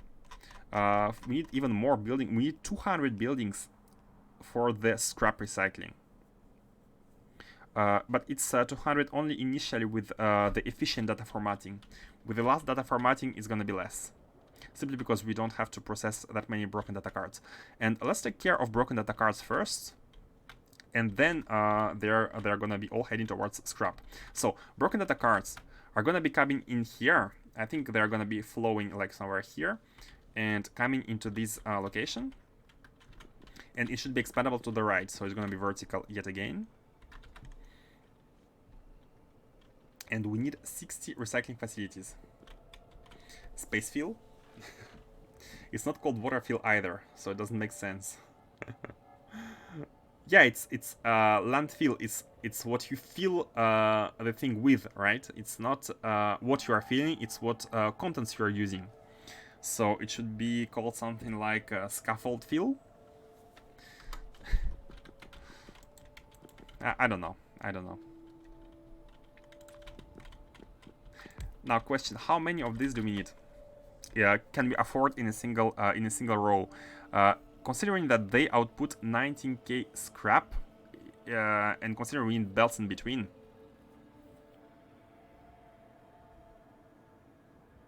Let's have them in a recycling. So basically, we want scrap, and we want one full belt of scrap, and we want it by using the card scrapping. So we need exactly 8 machines. Exactly 8 machines can fill one belt of scrap. So let's go with that. We are going to be having one column, sorry, of 8 belts of 8 machines, and we need how many exactly? So if you deconstruct the scaffold, do you put space fill? If you put yeah, if you fill scaffold with the space, then you are space filling it. You are making holes, right? You are space filling. But making hole is not considered, like, space is not a material, right? Space is not a presence of something. Like if you are comparing it to water, like filling with water is filling it with something, right? But not having anything is removing completely. So, not sure if you could draw the parallel with water.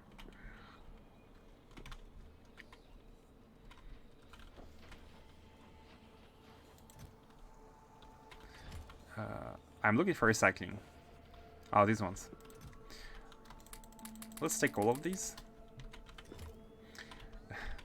Question for future space philosophists. Yeah, let's leave this question for them.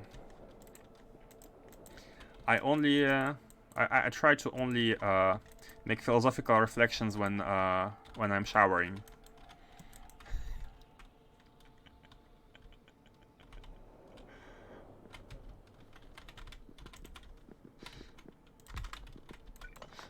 How should we do this? So these are the data cards processing thingies here, and how many of these are missing? Quite a bunch. But I hope they are being built. Let me check the quantum processors here. Yeah, quantum processors are kind of working.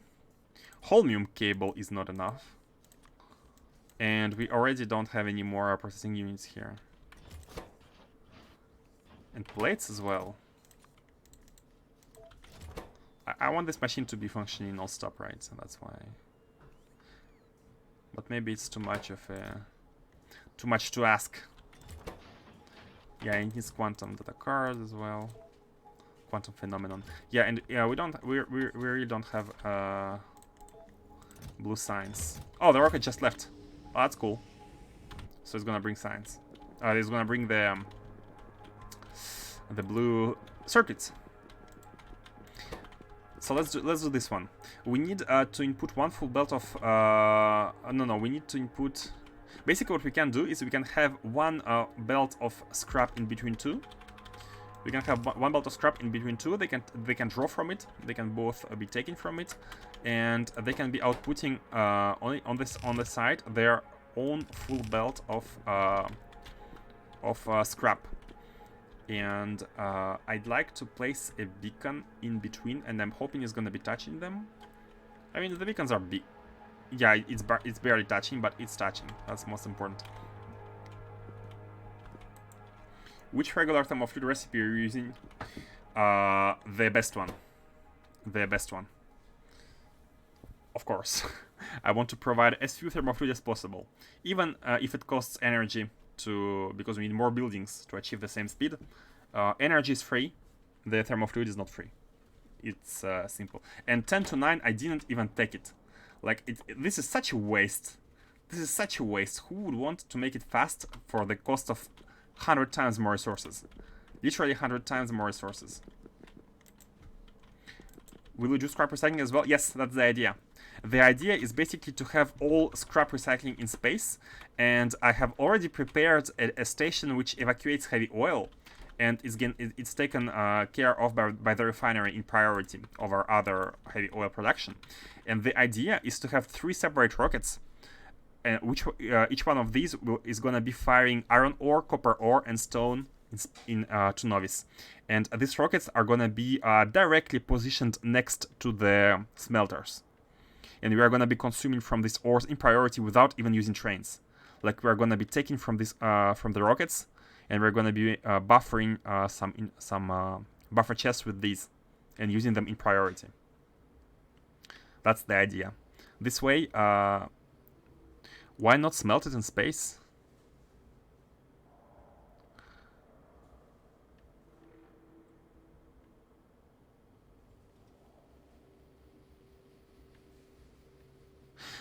Why are you turning my life upside down like that? You do make a point. I had this fixed idea that smelting needs to be done on Novice for better usage of ores to plates ratios, like using vulcanite, using productivity models. But this is just recycling, right?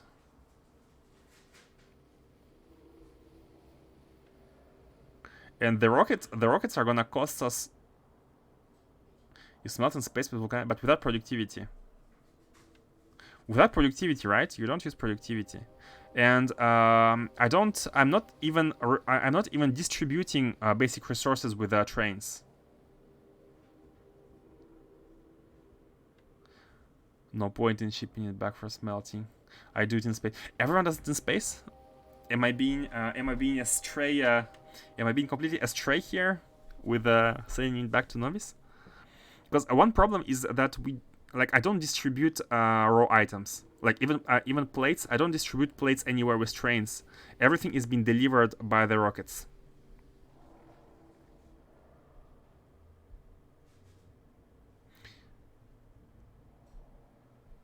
Yeah, the problem, we don't have iron copper trains. We don't have infrastructure for delivering items. All the raw items are being sent by Novice, and they are sent to where they are required using rockets.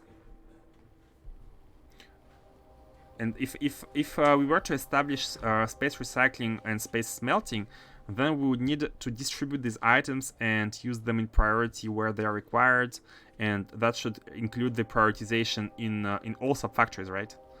Refinery and sciences, because we don't know which one is going to be using them in priority. So it's going to create a huge complexity in the infrastructure.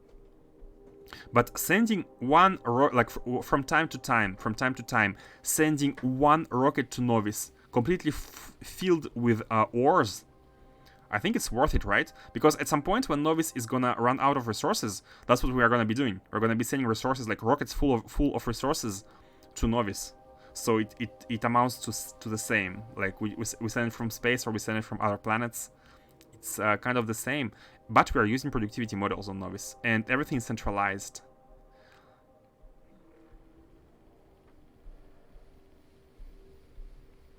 So, and like I would do it like you guys are saying, do it here in space if I had trains distributing plates, right?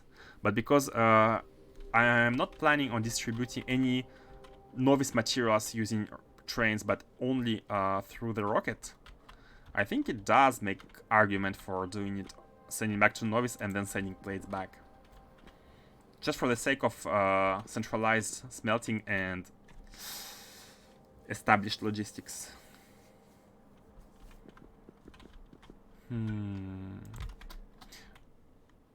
Not sure if I'm gonna get there today anyway, so that's gonna be a nice food for thought. Until next time. Oh, wow! 2 followers, 2 followers in 1 second. Thank you, Mued Zen Clown and Kron1K TV for following. Thank you guys. Thank you both. Welcome to the stream. Welcome to the stream of philosophy, advanced fleet handling, and various considerations. Hope you enjoy your stay.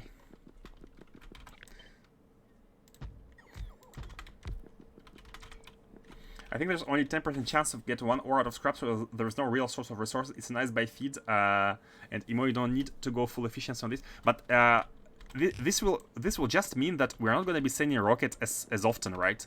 Like, we need to wait until the rocket is completely full to send it back to Novice. So it's going to take forever, and it's not going to be a drain on the rocket resources.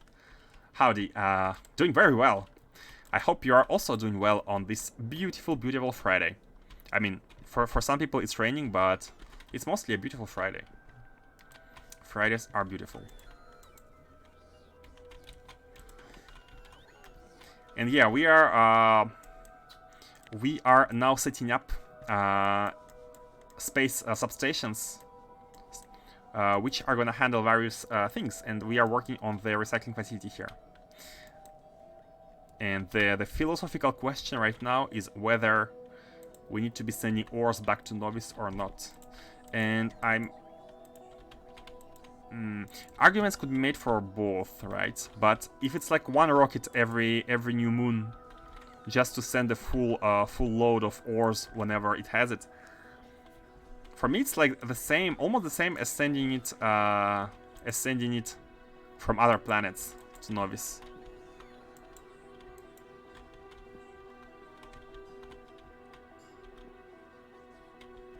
I'm not convinced by space trains anymore after watching your playthrough. It seems like such a huge effort for little gain.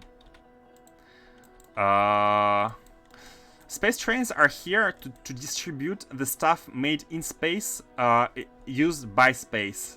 Like space liquids, we have space refinery with methane ice, and the catalogs and stuff are gonna be processed by the trains as well. And also, I'm not very fast, right? I'm kind of slow, so all this setup took a bit of time. And thing is, if your goal is to reach the end game as fast as possible, by all means, I think you shouldn't be doing it because it's just take too much time. But if your goal is to make somewhat big science per minute build, or like mass delivery, I mean, rockets could be also good for teleporting resources all over the place. But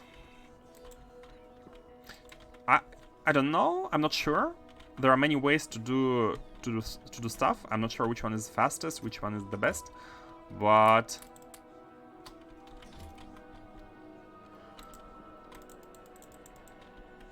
also don't think your 60 SPM bot only factor is particularly scalable.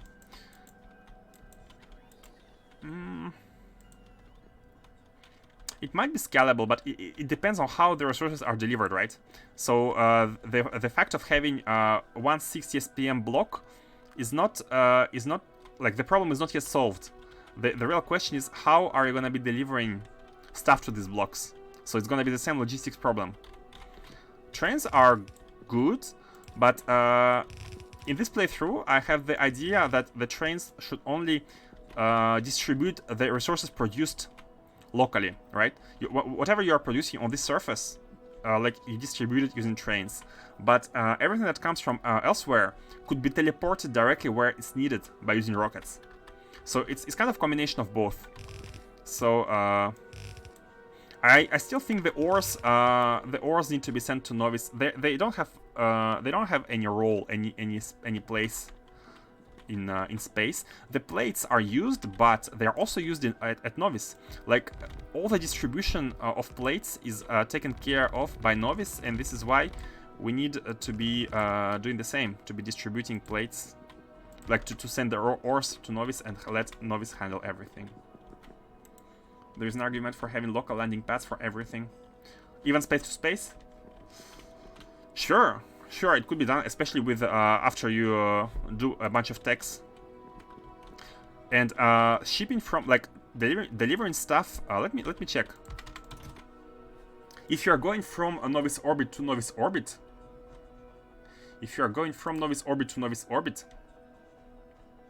you need only 4K fuel. If you go from novice, you need 50k. If you want to teleport items on the orbit from one place to another, you just need 4k rocket fuel. And 4k rocket fuel is nothing. It's like 80 solid rocket fuel. And rocket sections are gonna be less and less of a drain once you increase your technology. I always want to go for a balance between speed and convenience, which trains on novice meat since you need to gather resources from far away outposts anyways. There are also many items that can be shipped between production blocks like plates, circuits, etc.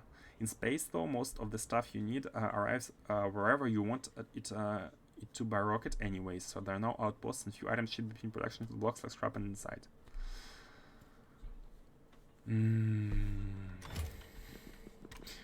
I think like rocket only space base does make sense. Like rocket only. You can teleport items from one place to another using rockets only, and it costs almost nothing in fuel and very few rocket sections after science. So I do agree that it's one way to do it. It's one way to do it. Hold on, I need to be focusing a bit at the same time while talking on the inputs are gonna be on the right hand side. And I think I'm gonna go with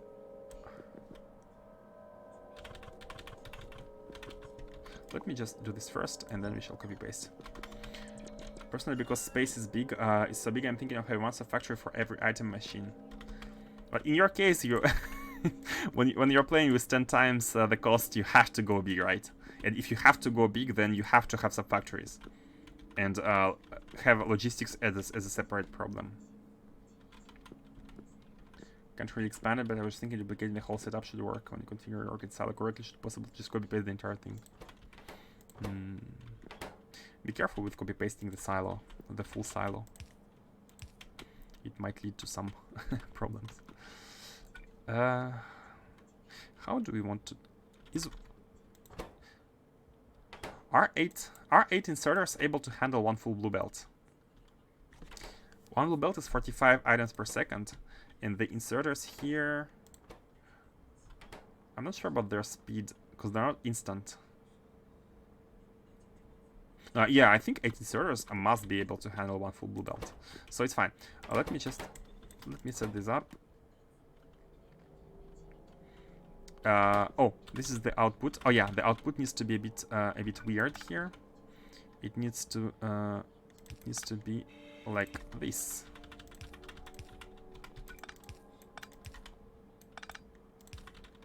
Oh, this one can be here.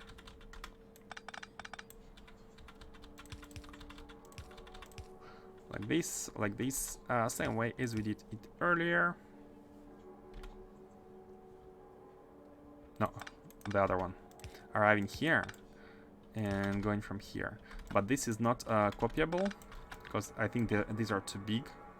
Yep, this is why we need to give it a bit more space. Haha, more space. And now it's copyable. Yep, now it's copyable. Okay, good. This is stylable.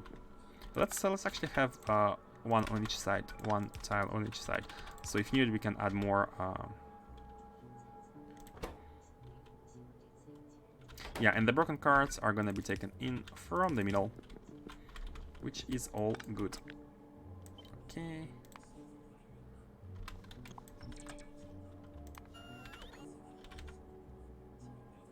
Okay.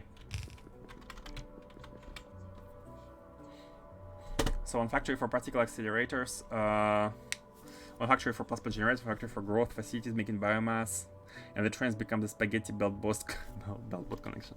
For every single intermediate items in between the sciences. I don't know. I recommend, because for most of them you're going to be having almost direct input, right? I recommend only using trains for stuff which needs at multiple places. But for all the direct input, I recommend building like chunks, blocks, to work with at one location. That's how I built the iridium and the holmium processing stuffs. It's literally one-to-one, never used elsewhere, so why bother?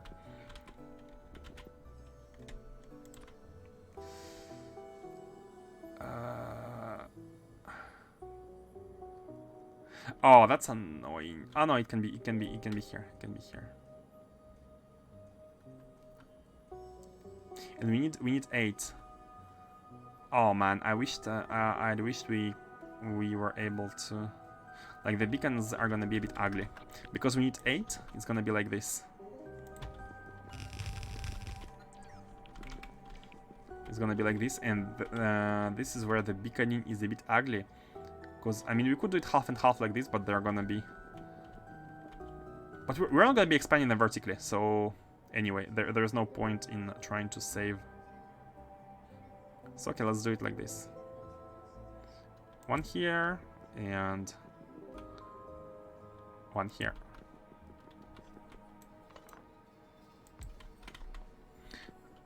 It's so weird that their zones are not connected to each other. There's like a gap. Trains and city blocks will work fine in space too. I just don't think they're nearly as good as Novice. Yeah, you don't have the same you don't have the same requirements of gathering items from all over the surface, right? Like everything you need to move from one place to another is only like this because you decide to make it like this.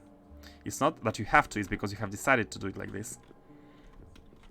And this is why it's not exactly the same. And with that, I do agree. Let me do it the same as before here. This is a very simple one-to-one factory, so I'm gonna trust that it's not broken, and I'm gonna try to minimize here the amount of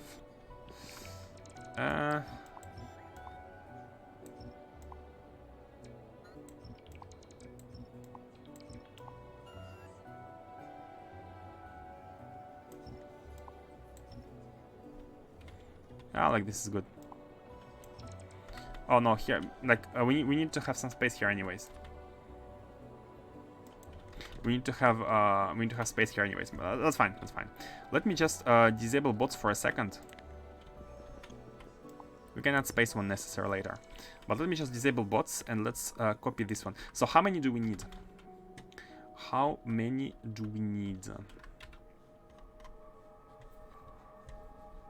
This is gonna give us 16, but we need 200, I think. We need something like crazy, like 200. How many belts does that make?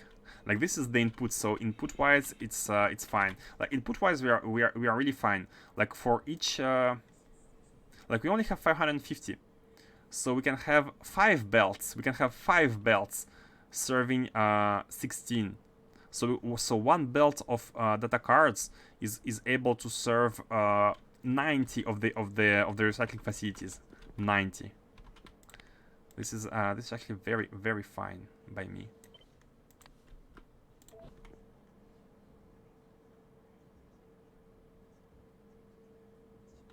Like this. And let's landfill manually. And it's 2 tiles bigger than the previous one because the facilities are bigger. Oh. Good. Now, should we be using... yeah, I think let's use bots while we can. And we can use... we can use the base a bit later. Should we be also putting them like we did for the other ones? Yeah, I think that makes sense.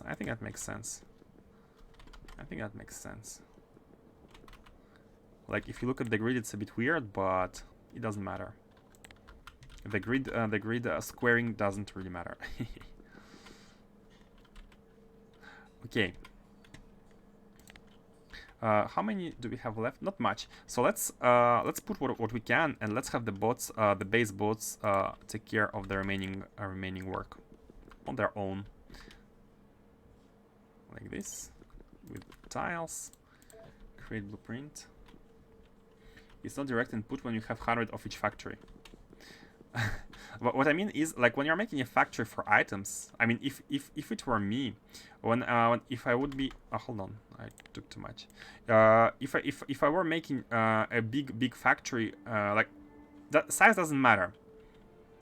In this case, size doesn't matter, and basically the idea is that whenever you don't need any item anywhere else except the next factory, why make them separate factories? I would make a bigger factory, including all the intermediate production.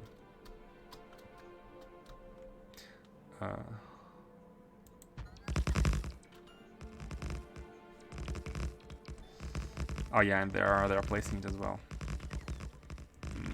Okay, fine for now, because they're almost done. But for the next one, I'm gonna make sure to do it manually.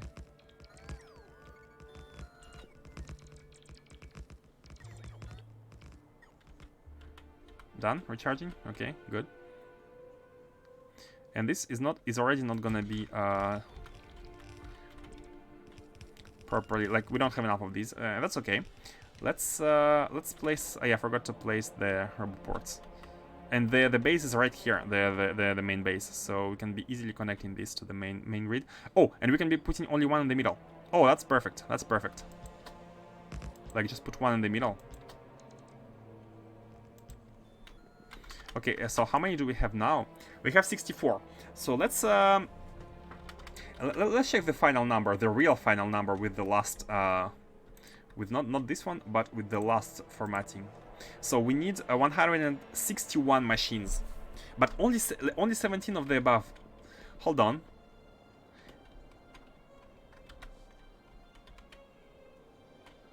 Not the. Oh, no. Oh, I'm not looking at the correct number. Correct number. These are for the recycling facility, and in the end we're only gonna be needing 17, but not yet, because now with this one we need 58. We need 60, right? We need 60.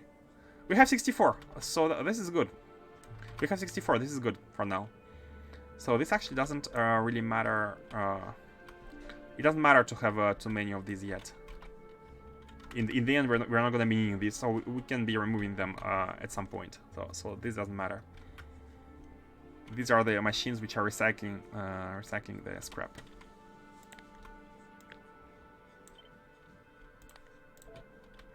And let's build this, so they can actually be placed. Okay, and now the bots should be coming in. Yeah, look at the yellow ones. Yellow are the construction ones. Okay, good. Now this is done. We need to be belting. So what's the output we are having here? We have 2 belts of broken data cards. We just need to have 2 small belts. Let's landfill for the 2 of them. Yeah, I prefer to handle the outputs first, because we have way less outputs.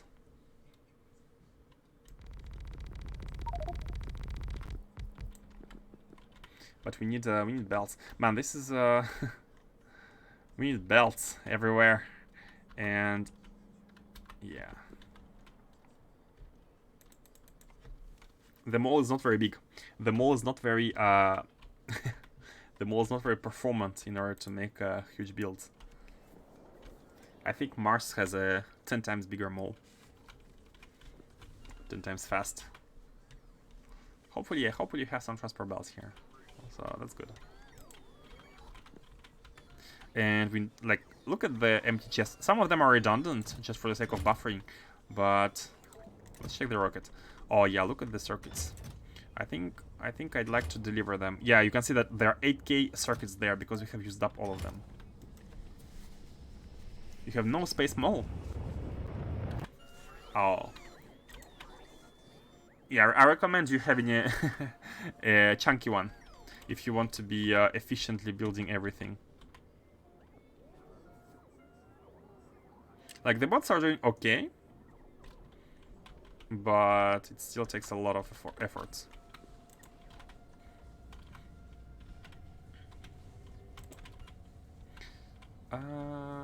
So yeah, we have belts. Unfortunately, we don't have that much of them. Oh, Would it make sense to be using bots? Would it make sense to be using bots there for some items such as blank data cards? Maybe no. It's fine. Maybe it doesn't matter. My entire space factory is about 24 tiles high. Squashed between solar panels since I had no scaffold.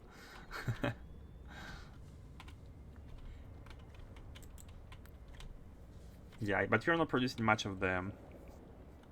You're not producing much of Astro Science. Could this be full?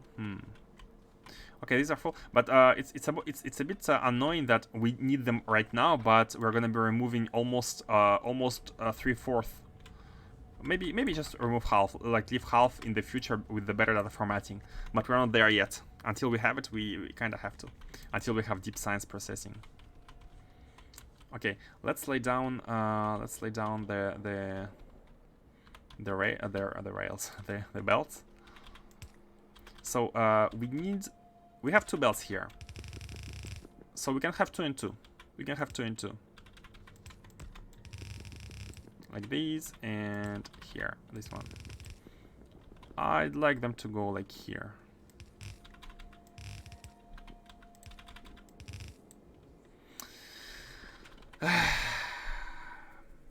They aren't producing fast enough. Let's see. Are they producing at least? And maybe we can put a second production of the belts because we are gonna be needing them. And in the future we can be having the super space belts, but it's far future. We could be improving factories. Let's see. So they're being produced. Yeah, they're properly being produced, but they look at the speed. Look at the speed. 1 every 10 seconds before beaconing. That's should we be making like 5 of these producing space belts? I feel like it's worth it. I feel like it's worth it. Yeah, let me just copy it. Hold on, let me copy this.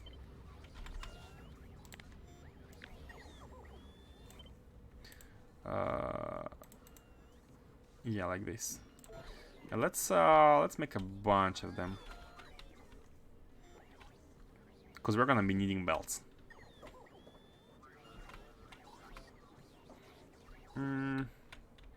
Let's have them here.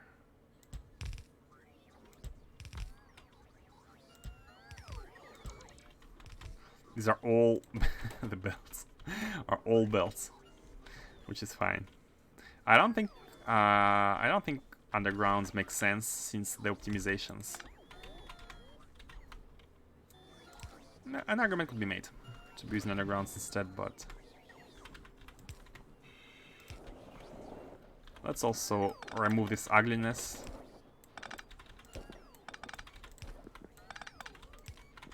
Okay, so now they're also being produced, and we are gonna be having 5 times as fast production of belts.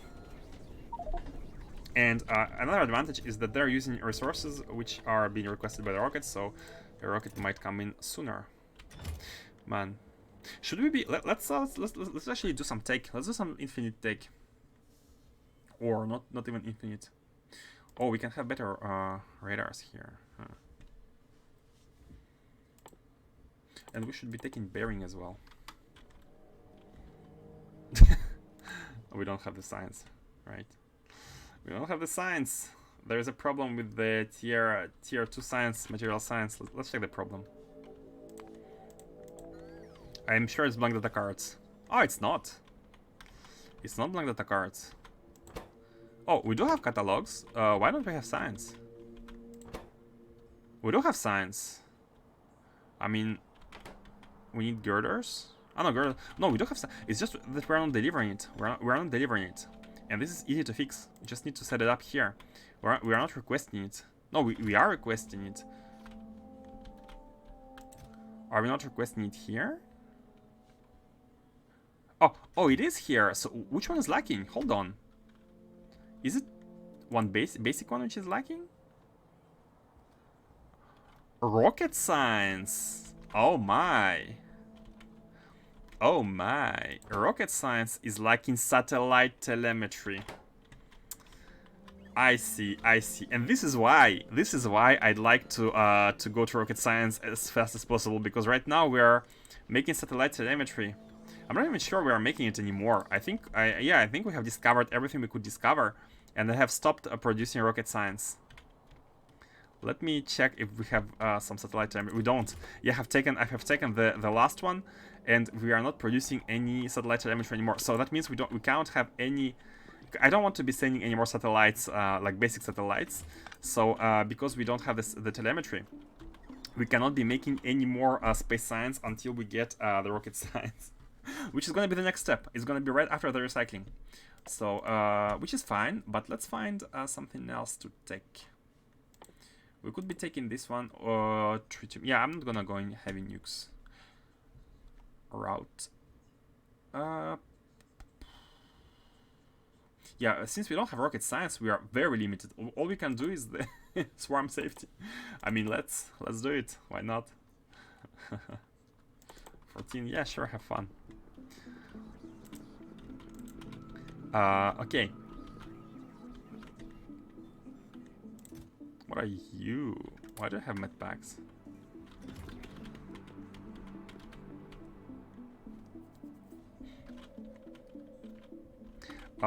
Yeah, I really want to reach space science now. Man, these are flying. Look at the amount of space transport belts. I was kind of waiting on to get them while talking, but we got them. So let's get to building. Let's get to building here. What?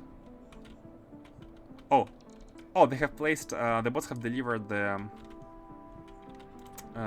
these ones because I'm requesting them. Let's make sure that all of them have the.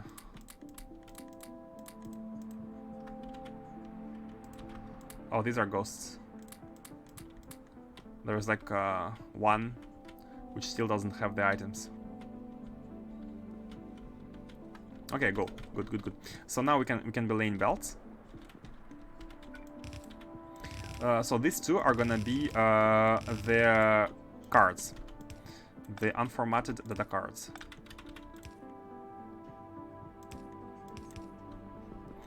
And we actually don't need that many. I mean, it's fine. We have 4 inputs, so we can just split them into 2, which is very simple.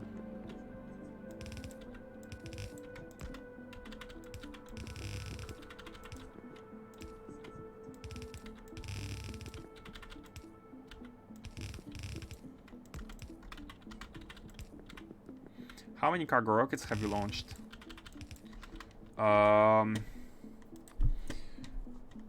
If it's written, it should be written here. 2,000. 2,129 cargo rockets.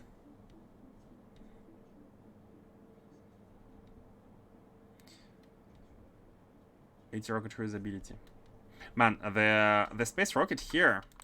This rocket have been doing trips. I think this rocket accounts for like 60% maybe of all the trips.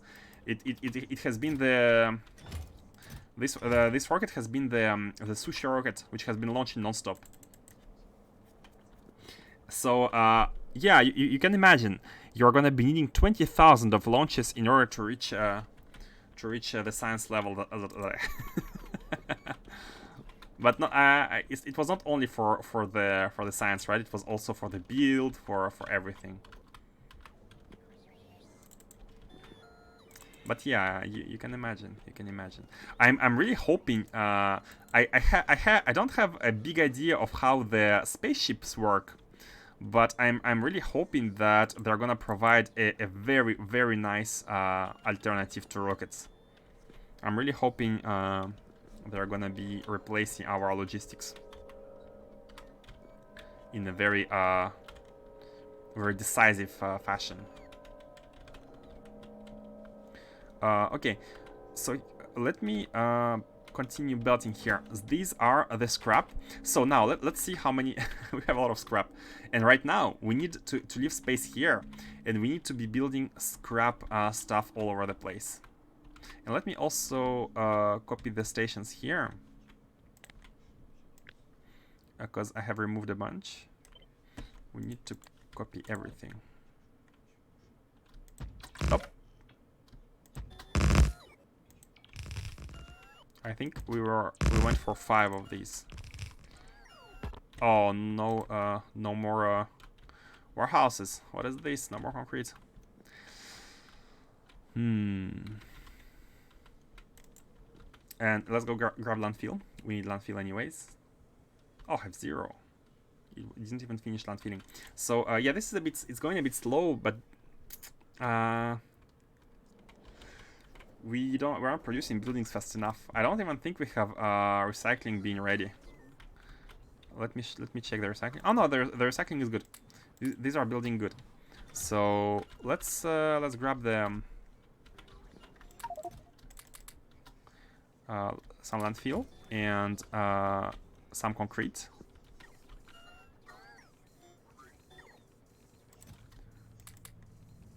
I think I just built 2 chests. Huh? Thank you, robots.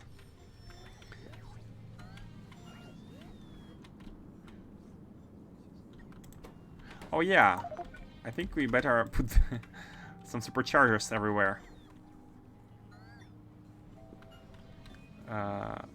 We better having superchargers wherever possible.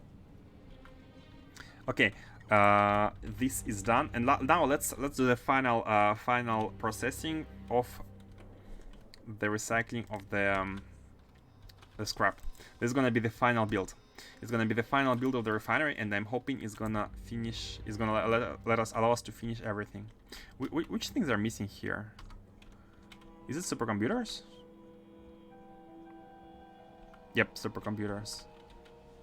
And I think we can be already inputting. Oh no, one is missing. I have in the back of my head that one of these is missing. Okay, guys. Scrap. Dealing with the scrap. For the scrap, we might want to have at the same time an expansion towards the left and towards the bottom, because as we increase the amount of the train stations which are delivering scrap, we are also need to be increasing the amount of processing. But then again, we have calculated our target recycling, and this is higher than the final build, because this is gonna decrease because we're gonna be decreasing broken data cards. As you can see, broken data cards account for almost 1/3. A bit less than one third of how much scrap we are producing, but it's the biggest part of the recycling facility. Horse time, sure. Thank you for coming by. Enjoy your horses. And this output 2.5 belts of ores. 2.5 belts of ores each, which is gonna be really good for the smelting. It's gonna be really good. It's gonna be really good. But let's be honest. We are not gonna be running the 1K of each non-stop. It's gonna be either 1 or 2nd or 3rd, right? We're not gonna be taking all the stuff at the same time. But who knows?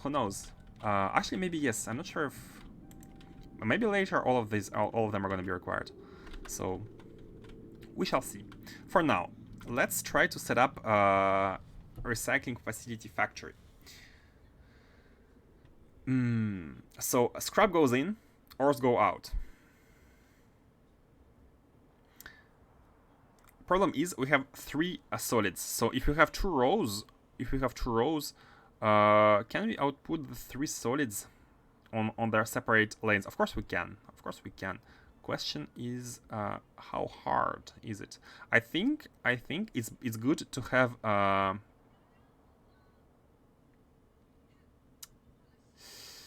how many machines do we need for 2.7K scrap?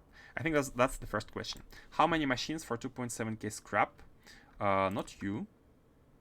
And not scrap, because we need to be talking in products. And the product here is the ore. So I'm not sure about the amount of ore, but let's try to adjust and see. So for 500, we need 5k.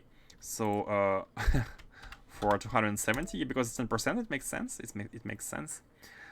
We need 8 machines. Oh, same as here.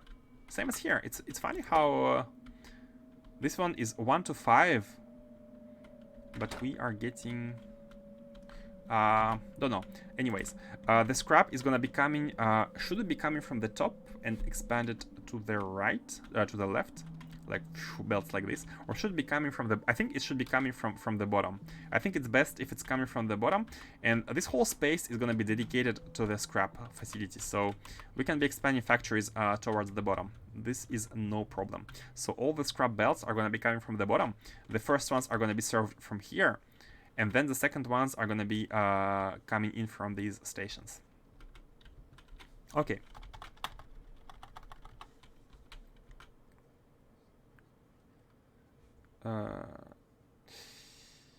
Yeah, just leave enough space for these for the scrap from here. These are not producing that much. I mean, that much. Still producing a bunch. Still producing a bunch. Let's give ourselves some space here. They produce like 20k. If they work at full capacity, they produce 20k, and 20k is like 6 belts. So, no, 8 belts. Less than 8 belts. I think this distance is fine. This distance should be fine. So the idea is to have them output their 3 ores in the middle and take 1 full belt from each side. And I think I'm gonna go with the same setup. We don't actually need the same setup because we don't need to be merging it. This is the input. The input can be just like this. And I like to have it towards the end, so that the belt is fully consumed. There is no like remaining parts. Okay, and we are putting... we don't have enough modules.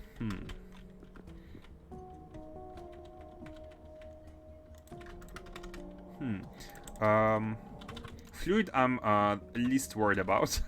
It's really low. The fluid output is really low. Let me even change that to 5... what was it? 5,000? No, it was more. It was, what? 6,000 something like this. Yeah, 64. So, I was checking the amount of heavy oil, and it's nothing. The heavy oil production is nothing. It can be handled by 1 single underground belt. Like, all of them could be connected into 1 single belt. So this is nothing. And how are the most interesting part now is how are they going to be outputting their respective ores. And I'd like to be using filter inserters. One single problem is that we're not even producing the filter inserters in space. So maybe it's something to consider setting up. Can be setting it up remotely, because all this factory needs to be produced by bots and not by hands. Where are the inserters? I just want to check which ones are we making. Yeah, we are making all the row until the blue ones. Not even the blue. The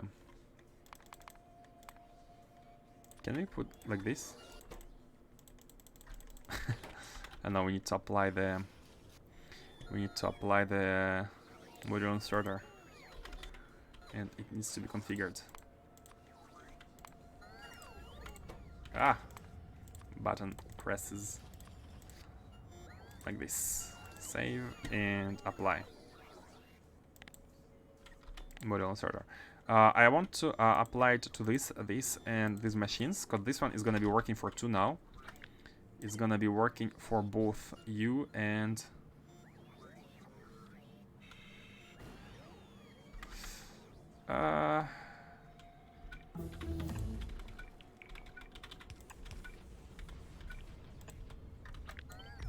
something like this.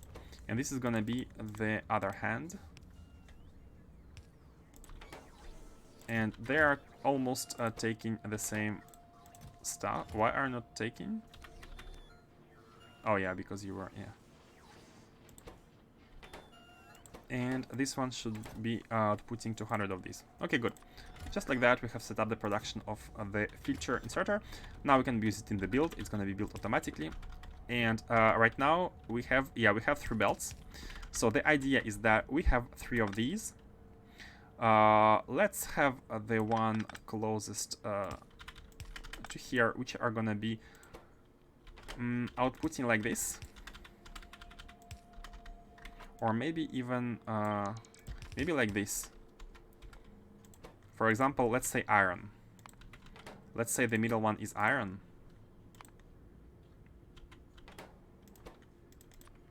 But I'm already seeing small problem with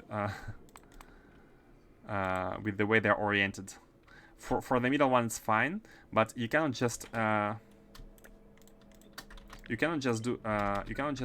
this and do it like this for the other one, because they're all gonna, if you do it, they're all gonna be outputting to the bottom side here. So it should be a bit more. It should be more weird. It should be more weird. This is a challenge, guys. Right now, this is a challenge. We should be able to fit a scalable, a tileable production of tileable output of 3 items here in the middle. So one idea would be to let me try this idea first. We want to bring it from behind. We want to bring it from behind. It outputs, if I recall correctly, to the right hand side like this, right? I think it outputs to the right hand side. So if we do this, it should work. Do I have copper ore? Of course no. Why would I? We can test it with another one. Let me just make sure it outputs to the right hand side. I'm pretty sure it does, but whatever.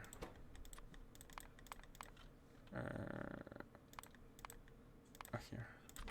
Yeah, it outputs to the right, to its right. So like this is gonna work, and now it needs to be merged, because this one is merged. This one is merged, no problem. But this one needs to be merged as well, and that's one. Put all procs on one belt and sort it out later by speeder.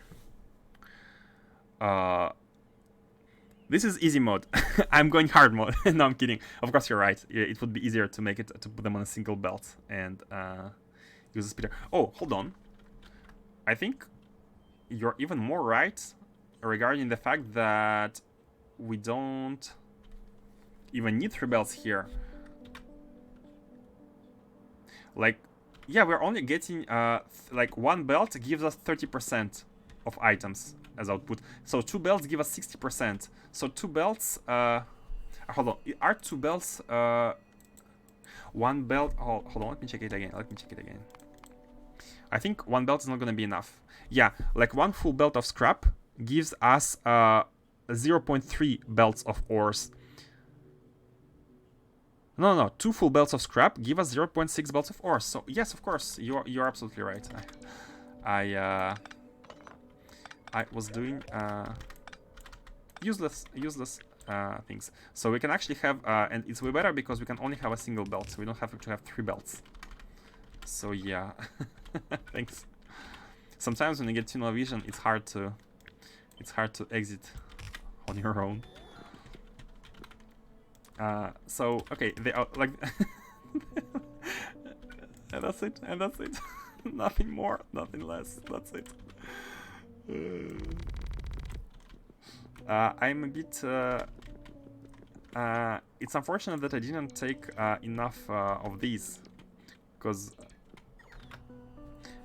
another thing is that how many, like, it would be interesting to calculate how many of them can output one full belt. Exactly 80. Exactly 80. Okay, so since we are making them by 8, we are going to be having 10 rows. So 10 rows are enough to fill a single belt with each of the ores, which is very good to know. Let me grab them. Let me grab recycling facilities, because I think I want to have at least a 16 to work with. Yeah, let me grab a bunch. as well as speed modules.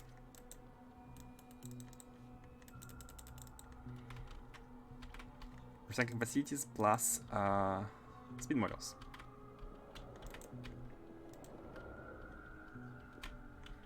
And maybe some landfill, we have a lot of it.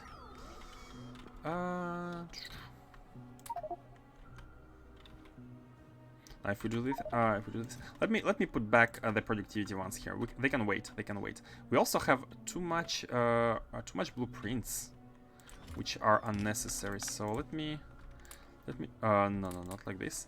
Let me drop the blueprints which are not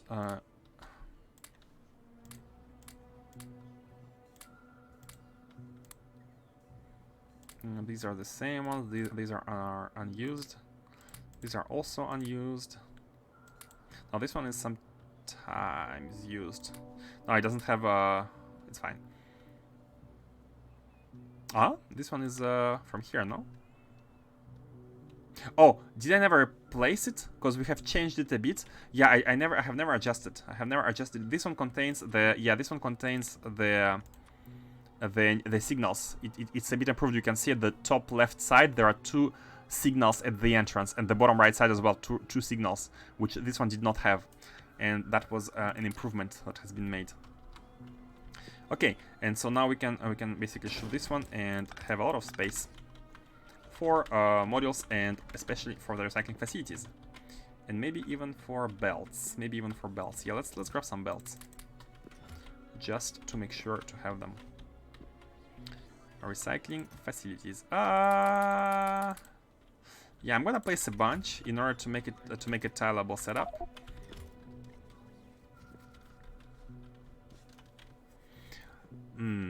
That recycling is really similar to is a bit similar to the one which is done by core miners, right? Except that core miners output 6 items, and this one's output only 3, and 1 liquid. But it's gonna be very similar. And the build itself, actually, there's nothing to think about. I'm not sure why I have been lost in thought about this. There is nothing to think about. It's literally take input and put output. Yeah. One thing to mention would be a beacon, but yeah, beacons can go in between. And we shall optimize spacing in a second, because we are going to be having a lot of these. So optimized spacing as possible would be good, I think. So now, where does the beacon fit? And again, we're having the same problem where oh man, these are going fast.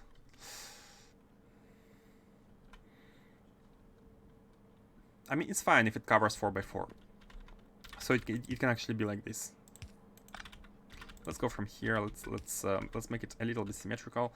So we can have 1 beacon covering these 4, and we can have 1 beacon covering these 4.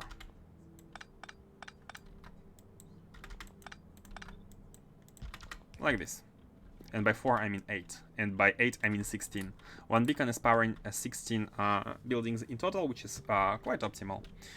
And then we also need to be making sure there is this building, which is covering everything for automated construction. Like, it's no wonder, right? It's no wonder why I confuse beacons with superchargers. Like, they are both 4x4. They have this cylindrical shape.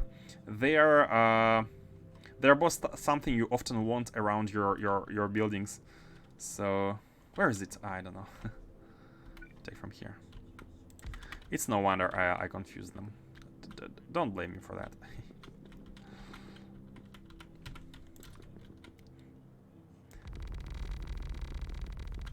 Okay, this one is a bit more...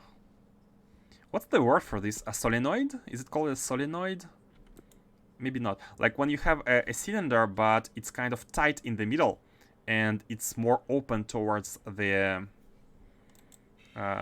sides. I know it has a name in math, but I completely forgot.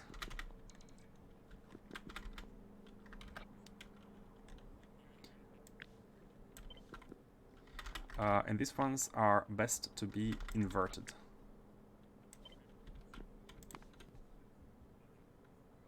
Oh, one more.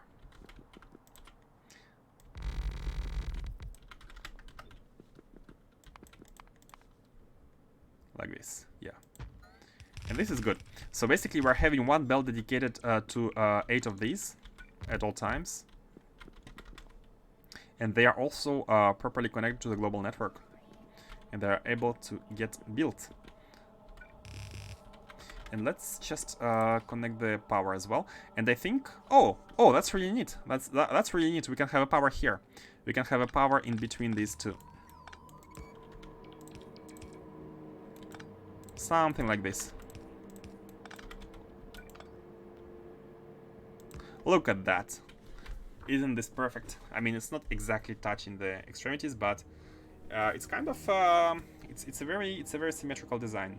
I think all of you OCD guys are should be pretty happy about this, right?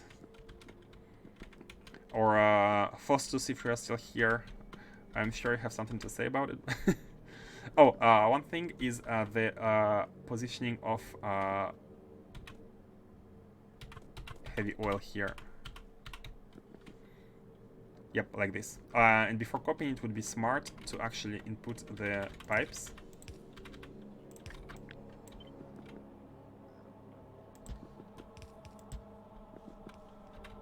And here. Oh.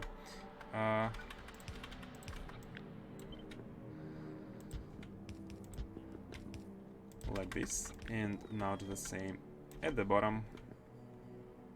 So heavy oil goes out and everyone is happy. So now, as I said, we need 10 of those in order to be able to fill one full belt of ores.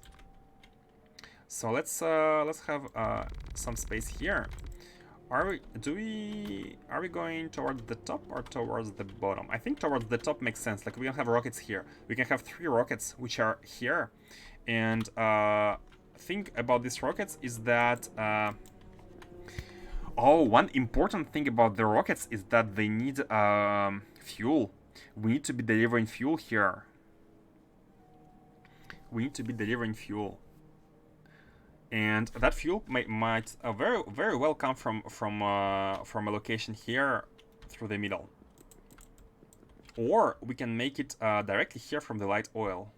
Not vulcanite. We're not producing rocket fuel, but it's not gonna take much. Like guys, sending stuff from Novice, sending stuff from Novice orbit back to Novice, it takes 4.4k of solid fuel, which translates to about 90 solid fuel, 90 rocket fuel. 90 rocket fuel. Just 90 rocket fuel gets you to 4.4k. Sorry, is it 90 or is it 900? It's 90 multiplied by 50, which is, yeah, 90 multiplied by 50. It's just 90 fuel gets you to Novice. And considering you need to wait until a rocket is full of ore to send it back to Novice, like, it's a very little drain on your resources to send ores back to Novice. It's a very little drain. So the biggest drain would be just the fuel to send them to send the plates back to space, but that's already been done, right? And maybe on Novice, like, the thing is, on Novice you're gonna run out of resources at some point, like eventually in the future. So you're gonna be needing this stuff in Novice anyways. So I think it's not a bad decision to send it to Novice and to have it everything dealt with it there. Okay, hold on, let me. And I haven't checked here.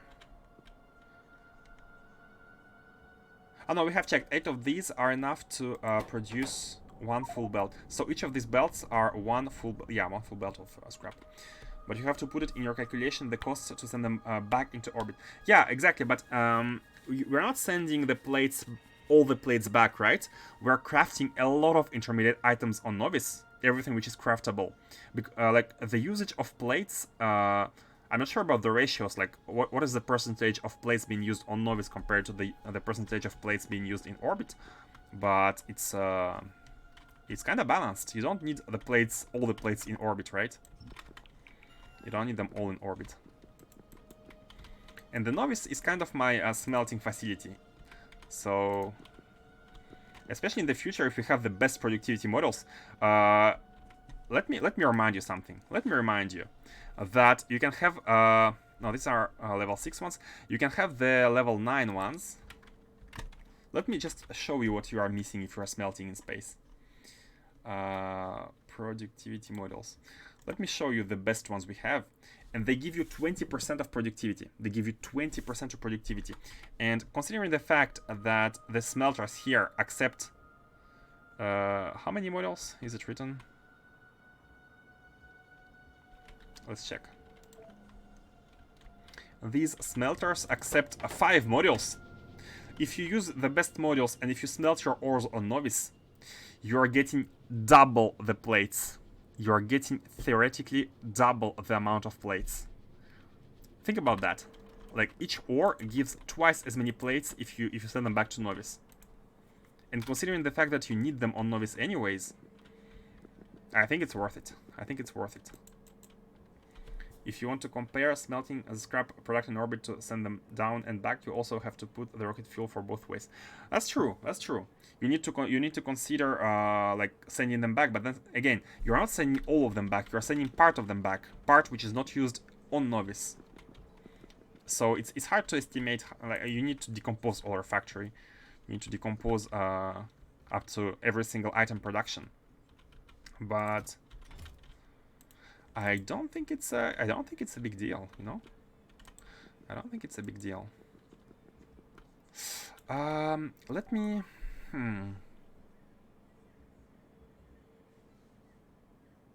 There is one thing I wanted to do and I forgot to do, is to have a station somewhere which is handling all the capsules and all the rocket components and sending it back.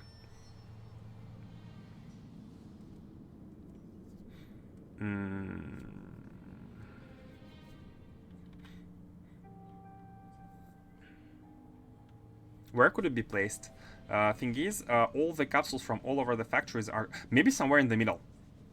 We could be using some middle space here in order to have maybe not this far, but somewhere here.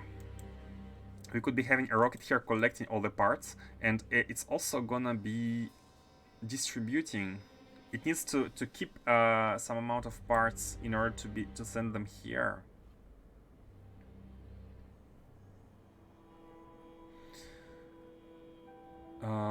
Let me think about that. Basically, some rockets are arriving to the orbit. Like one rocket is arriving here, one rocket is arriving here, and we are going to be having rockets for each... What are you doing, guys? Oh, they're trying to go there, but they can't. They tried to go there, but instead of going this way, they chose to go this way first, and now they're stuck. Now they're stuck. Oh, that's unfortunate.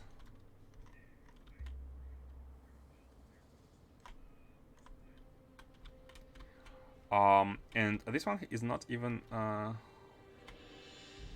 for some the deconstruction. They don't know where to put it. They're stuck. We can figure it out later. I mean, yeah, this is I'm not sure why they're stuck here. Why can't they go here? Like, if only they could go here. Maybe we can add like a row of this here in order to unlock these. We need maybe one or two orbital ports here to unlock these. Oh, that's curious. But why don't these know where to deposit the rails? We're not full on rails. We do have a location for them, which is right here. Oh, it's full. You're not supposed to be full. Hold on. You are oh, I pressed N again. You are not supposed to be full. It's a case of missing wire again. It's a case of a missing wire.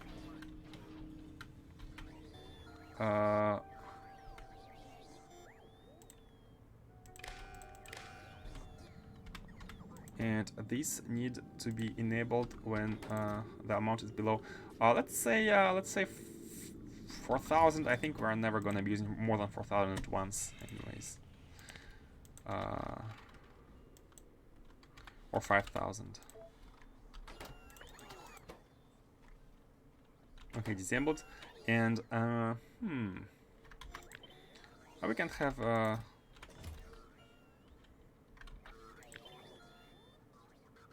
second one.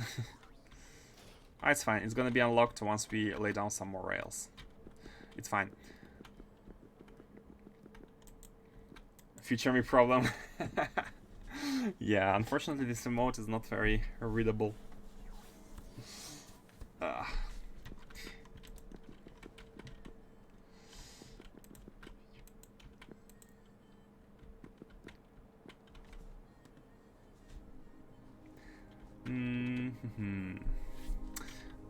Thinking. The idea here would be to deliver. We need to deliver. Capsules are not a big deal. Like, we need to make sure we have a certain amount of capsules in space before sending them back. We could also be interfacing with this bootstrap rocket, because this rocket actually sends stuff back to its location. But maybe this is gonna be. No, we need to have a dedicated stuff for that. So the thought here is that we need somewhere a centralized location for all the rocket management stuff, from where we could be receiving cargo pods, cargo rocket. Oh, should we be making them in space? Because they don't use yeah, they don't use productivity. We could be making them. We could actually be making them if we need them. Like, they need rocket control units, which we don't have in space, but we could be sending them. And we could be making them if we need them. So the problem. I have never finished my thought. The idea is that we are sending stuff in space, so we're gonna be having a bunch of cargo rocket sections which are coming with these rockets. But they need to be evacuated. But not all of them need to be evacuated. Some of them need to be reused in order to be to prepare the rockets with the scrap. But it's a balance, right? Imagine we send more scrap than we get like rocket sections. Is it even possible? I don't think it's possible. Like, the scrap output is so low.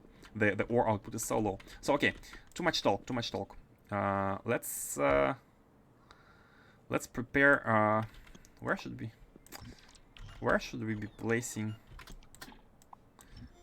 Where should we be placing the rockets? I think like 1, 2, 3 like this is gonna be good enough. Yeah, and let's keep this a global network, and let's have them easily delivered here. And we shall see in the future if we have any problem about this rocket not departing, not departing. English, please. Then we are able to solve it at that time. In the meanwhile, we are good. Future me problem. Okay, man, too much talking. I'm sorry, guys, but sometimes some things I need to kind of explain to myself. So filter of iron ores to the right. And here is going to be the filter of copper ores to the right. So now we have all 3 products like this.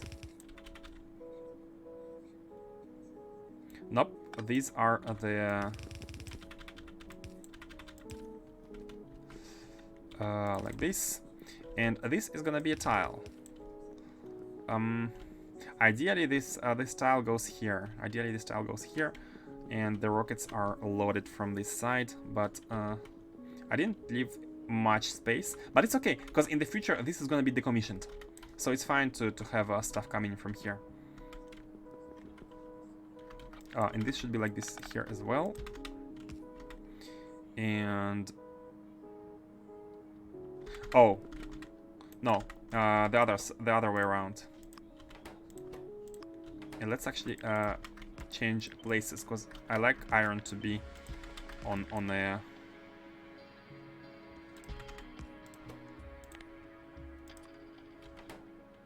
Um,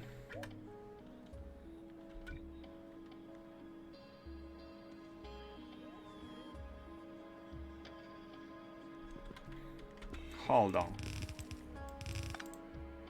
No, we need this can be like this, and we basically need to filter that one 2 times. And I'd like the iron needs to be last one, and the first one I'd like it to be the stone. Or no, it's fine. Iron is gonna be on the right. It's just some preferences, not a big deal. It's just some preference, but it needs to be merged with this lane as well. So something like this, and this is gonna be the lane, and this is gonna be the next items, and then again this is gonna be merged with this one. But it needs to be filtered first. So we filter it first. It can be filtered like this. Yep. And this is gonna be the copper. And the copper one on the right is gonna be merged.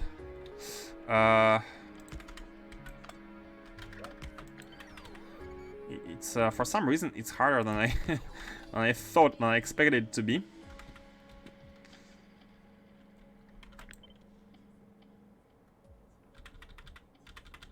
Why is it so hard?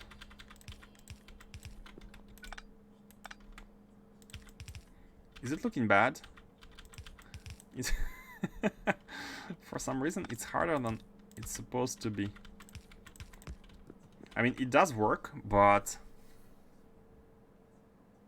oh, I think we could put it like one tile to the top, and this way, this can be actually be put here. Like this, right?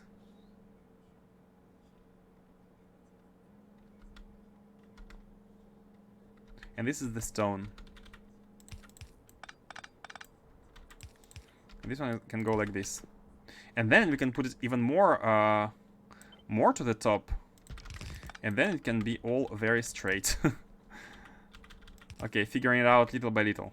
I wasn't able to imagine this before making it, but after having made it, it all works out. Right? Are you agreeing with this? So this is gonna be the output of this lane again. Let's see. This lane is getting iron ores here. Is getting merged with this lane. More compactness. This is iron ores. Is getting merged. Copper ores is the second one here. Is going to here. Is getting merged. And this is the stone. Also getting merged. So this looks compact to me. It looks compact and working.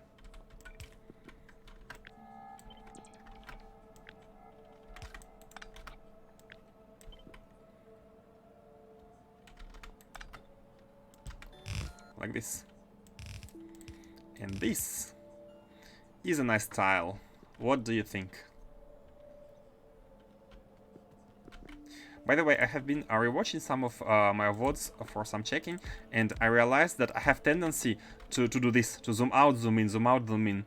And it's happening when I'm thinking, or like, yeah, it's not on purpose, but I noticed that it's a bit it's not very nice to look at, like constant zooming out and zooming in. So I'm trying to reduce my habit of doing so for better viewing experience. Zooming is necessary part of Factorio. Yeah, like zooming in is necessary sometimes, but I have tendency to do this, like, right? Sorry about that.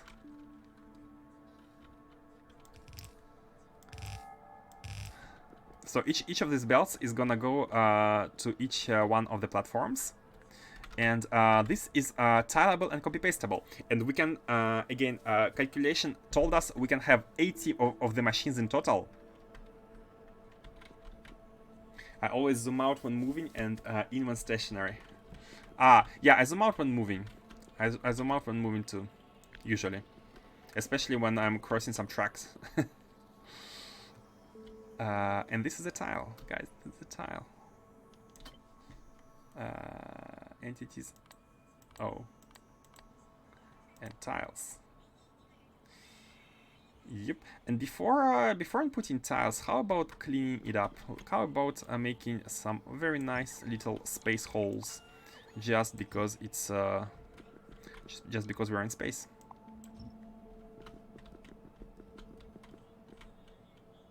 Oh, I think I have exited the network for a second there. Oh no, I did not. The robots went to charge. Okay, nice.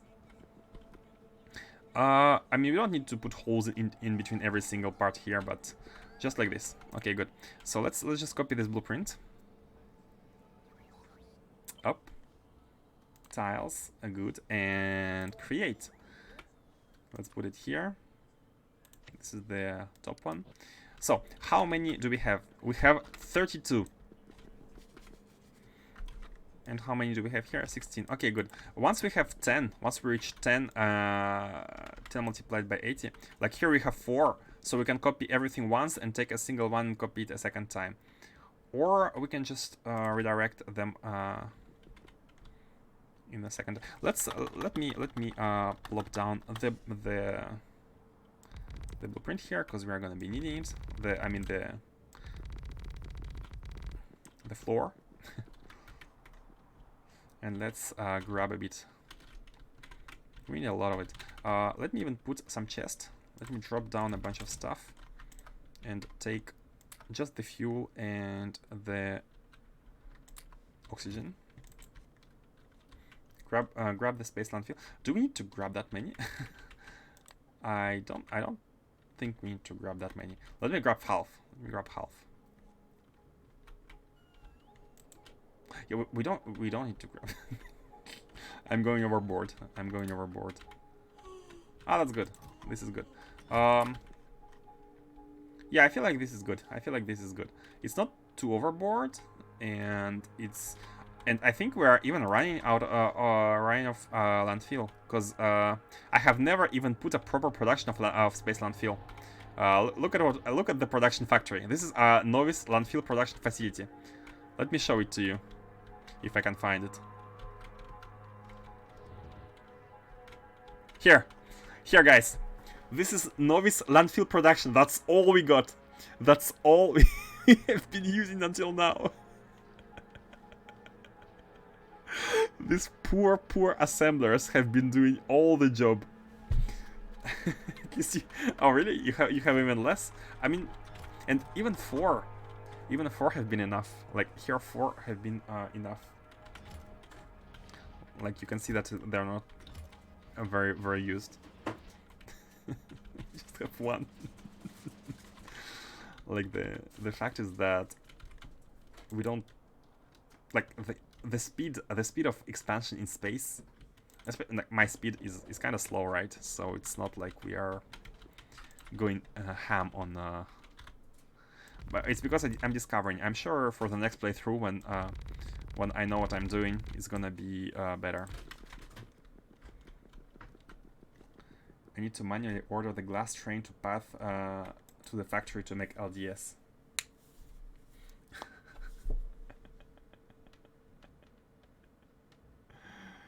Oh man, you have been having some trouble.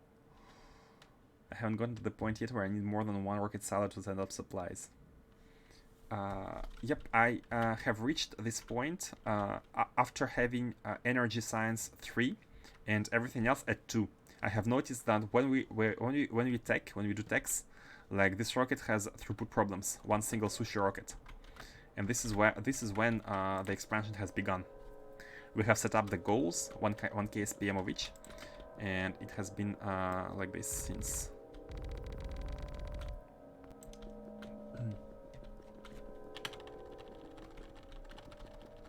Let me also lay down these.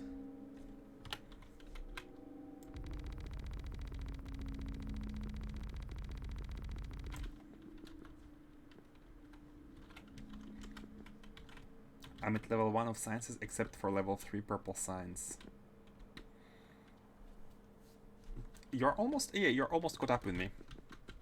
You're almost caught up.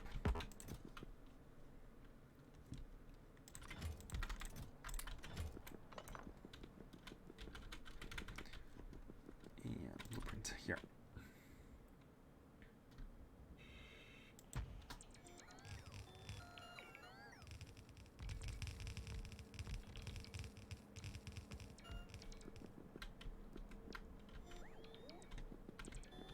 Let me lay them down. Cannot be stretched.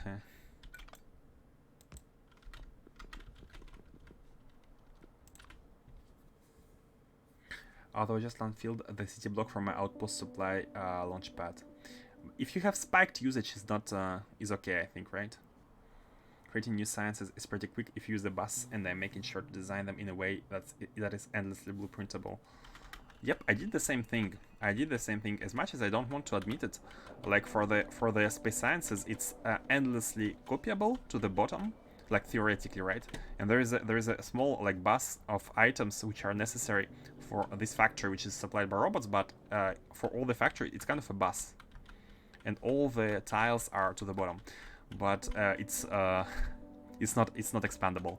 Like it can be technically infinite, but it's not like the supply is a problem. So that's why the next step was to set up train-based supply, train and rocket-based, and boats sometimes.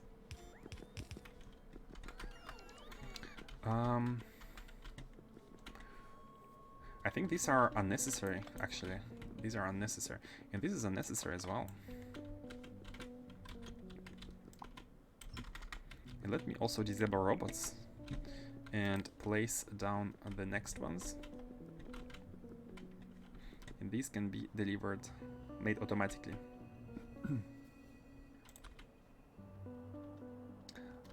Like this. And let's let me grab some landfill just for the small amount of land here.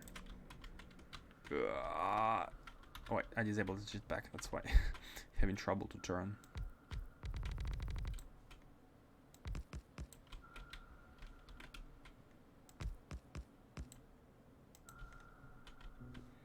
Okay, and now we shall paste again. And here is where the fun part starts, is that we only need 10 of these. We can only afford 10 rows. So 10 of these. 7, 8, 9, 10. So, oh.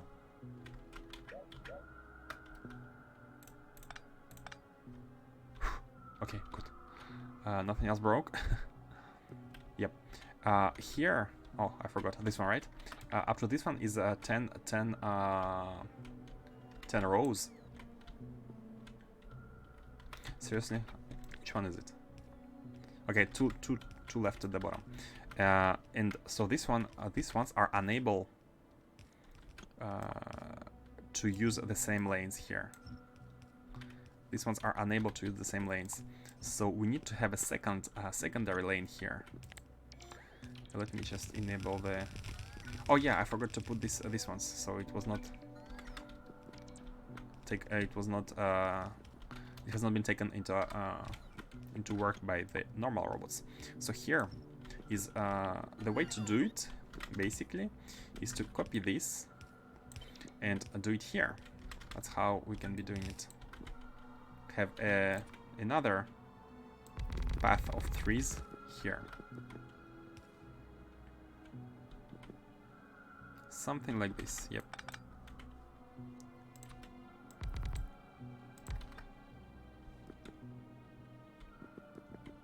Ah, too far.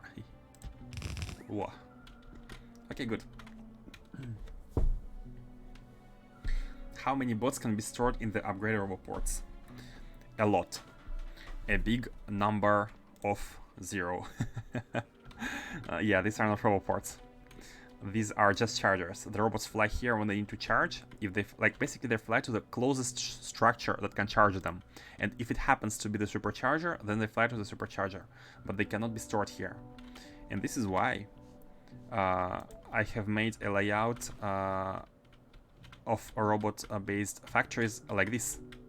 Basically, there are storage robot ports which are surrounded on both sides because robots are flying between these chests, right? Between red providers and blue requesters. So whenever they need to charge, unless they're directly above the robot port, they should be supercharging here. Yep, because they only there is a small like they're not smart enough to go always to the supercharger. They are only going to the closest structure when they reach a certain threshold of charge, which is like, I don't know if it's 10% or 20% or 25%. They always go to the closest charging location. And but whenever they need to go back to RoboPort, even if they're like at 50% and they're going back to RoboPort, they are not going to charge at the supercharger. They're going to be directly queuing at the RoboPort because they want to go in, but they charge before going in. So it's a bit... that's why I really like Angel Mod's modular RoboPorts, where you can set up where they charge, set up where they store, and it's disconnected. You can have storages which are not chargers, and this is really, really cool. I really loved placing like chargers and storages and designing robot pathways with these. In general, it's probably worth having only storage roboports next to chests and superchargers in between. Only roboports next to chests, like these ones, the provider chests. Yeah, they can be anywhere, but you just they can actually robots can even be behind. They can be behind. You can put roboports behind these chests, but make one row of superchargers in front of them. But I didn't want to go too high because we have a global network at the top. But maybe it's a bit far anyways. I need to figure out my plans for power poles as well. Seems logistics area for them is super small. Power poles. Balance substations. Yeah, these, yeah, the logistics area for this one is very small. No, because then as soon as the request is made, there is bot directly adjacent to the chest to fill. Yeah, I see. Yep, next to the roboports. Top pylon.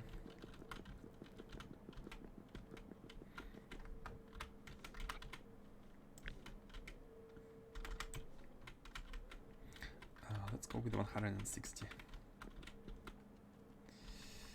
Hold on, let me grab more of these.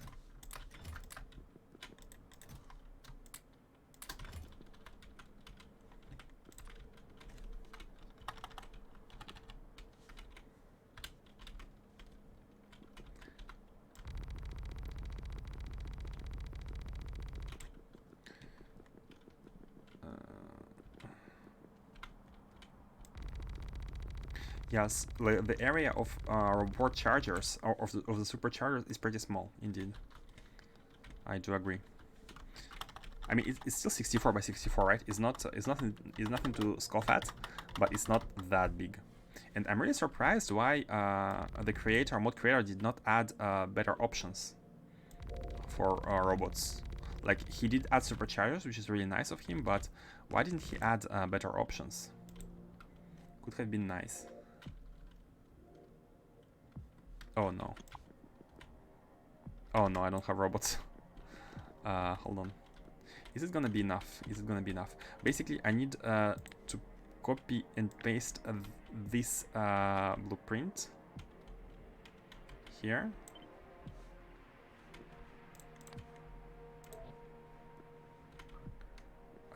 And we have already 2 of these, so it's like this. So how much more? Oh, almost there, almost there. So this is really nice. Let me grab the robots.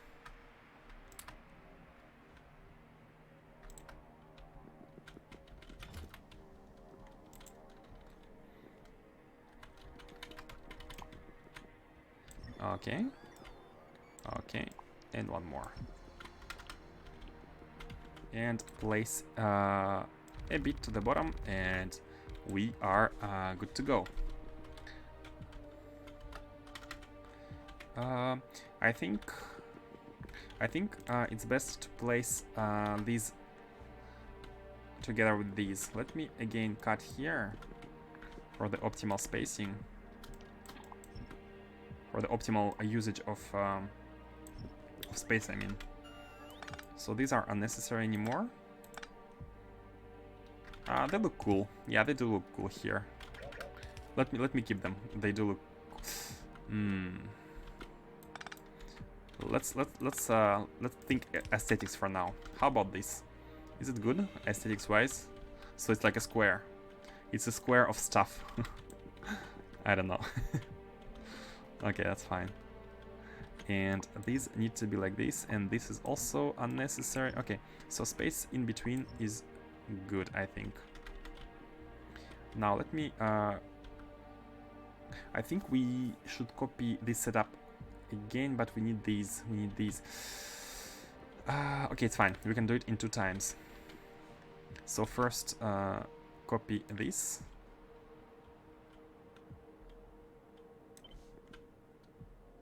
This is unchanged. What? You have nothing?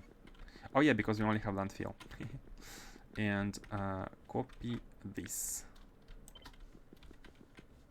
with tiles here, like this.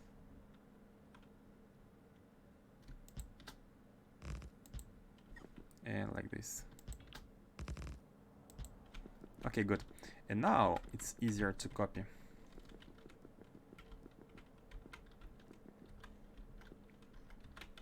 It's easier to copy because we don't need landfill anymore. No. Okay. And we can just... Oh yeah, sure, have fun, bots. I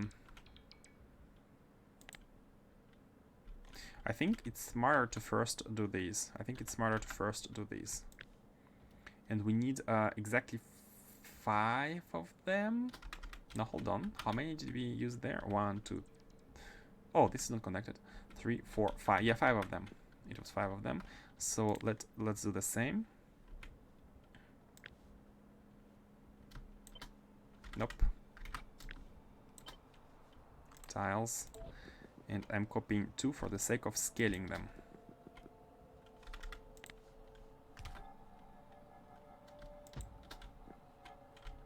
Oh, and of course, no landfill. 1, 2, 3, 4. Hold on. Yeah, 1, 2, 3, 4, 5. Yeah, perfect. 5.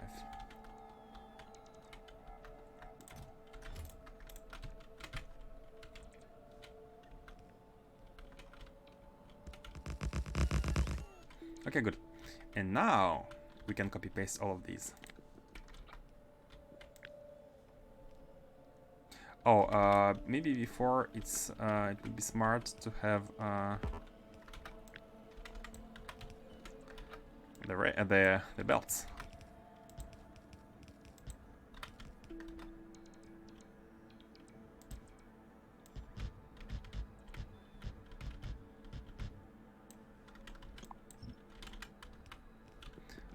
Like this, and from the bottom. Hold on. Why can't they go here? Why can't they go? Oh, these are also.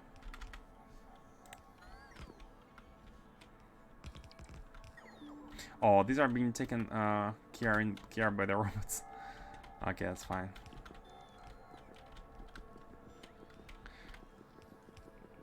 Man, this is a lot of recycling. This is a lot of recycling. It's gonna be so sad. And I'm sure we're not gonna be using it all at once until a very long time in the future.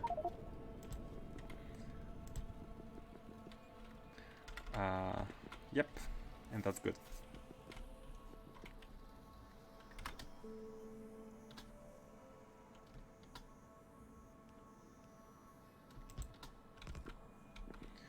And this is also not landfill yet.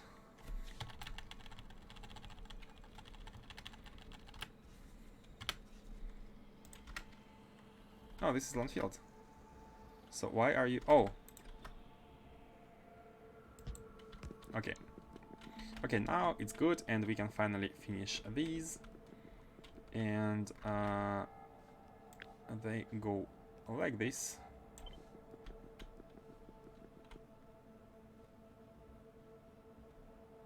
And this is perfect. And we don't need this part.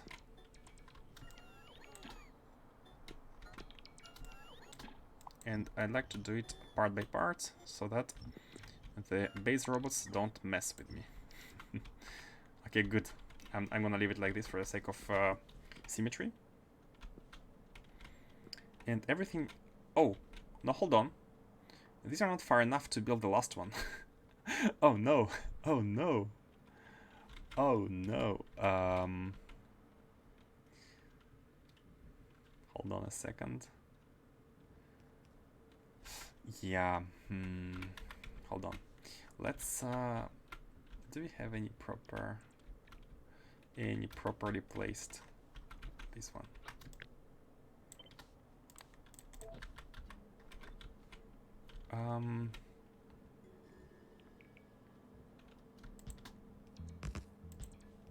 We have to do something like this for this to be properly placed. These are temporary, of course. Okay, so now as the recycling facilities are produced, they are able to get placed by the bots, so we can begin working on the rocket here. So we have 2 belts for each of the... Let me place this here just for the sake of having a global network everywhere. So if the robots are delivering some items, they can be I can get them. And the rockets can be placed here. So these rockets don't need much. Only have 2 silos for some reason. We should be grabbing some silos from the mall at Novis. But let's see. So the idea here is that we deliver everything we need.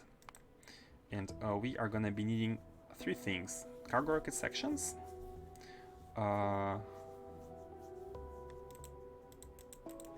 And you know what? We are also gonna be needing a rocket to send back to Novis all the rocket sections and capsules, right? For now, it's being done by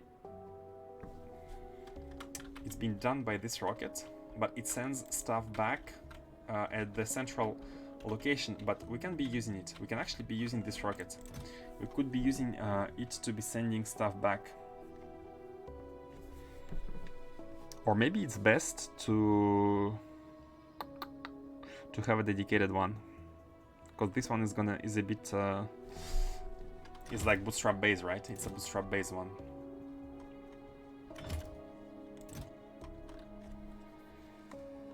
But also, why not? It's already here. It's already here. All we need to do is to pipe in the requirements. But what I was thinking is, since this is a recycling facility, why not recycle the rockets as well? Why not recycle the rocket parts as well as other recyclable items?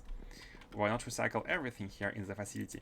And by that I mean having a 4th rocket, which job would be collecting all the excess of capsules and the cargo rocket sections and send them back.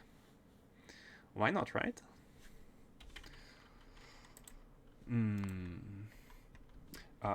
One small thing is, how are we gonna get in a rocket fuel? This is a part which is not solved. We have 2 options. Yeah, we have 2 options. We have vulcanite blocks or light oil. Light oil is easy, but keep in mind that it's taken from the methane. What level of the rocket research is? I think I saved 80 packs. Yeah, we are at 16. We are at 15. So we need 5 more. Yeah, it's 4% and we are at 80% saved. So pretty high.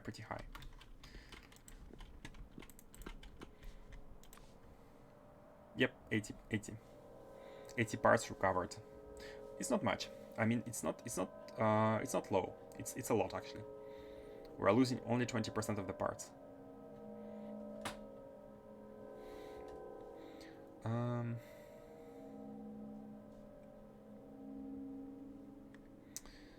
so how are we gonna be getting rocket fuel here? One idea would be to have the refinery exported. A second idea would be to be basically I'm only at 68 parts right now. The jump from here to there to 80 is huge. Yep. But this is why I have launched 8,000 rockets, 2,000 rockets, right? This is why. Like, I had this tech being done passively.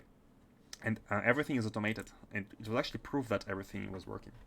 Which is really nice to look at the results of the efforts. At 50 rockets. Yeah, but you're gonna catch up with me soon, I think. I think you are going faster. Here I just wanted to put this a bit. Oh, hold on. This is not. Oh, I'm not getting delivered anything because the personal logistics is disabled.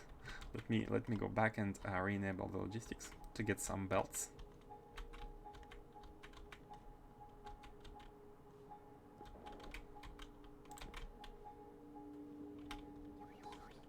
Mostly belts, but also some other things. Okay.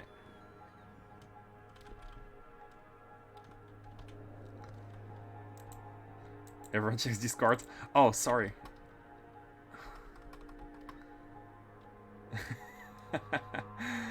Sorry, yeah, I haven't. I should be always muting the servers before streaming. And welcome to the stream, which makes you check Discord.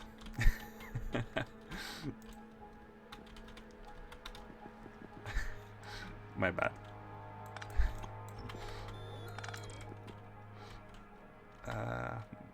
But it's fun, right? It's funny. Maybe not, but how are we gonna? Oh, let's make them crossed. If we cross them, then we are having better. We can have better lane position here if we cross them. So this one is going with this one, and this one is going with no, this one is going here. Yeah, this is pretty good. Maybe for the sake of OCD people, it's fine. How are you doing by this beautiful Friday? Man, I've never seen anyone say anything about the Friday. I'm the only one being excited here about the Friday.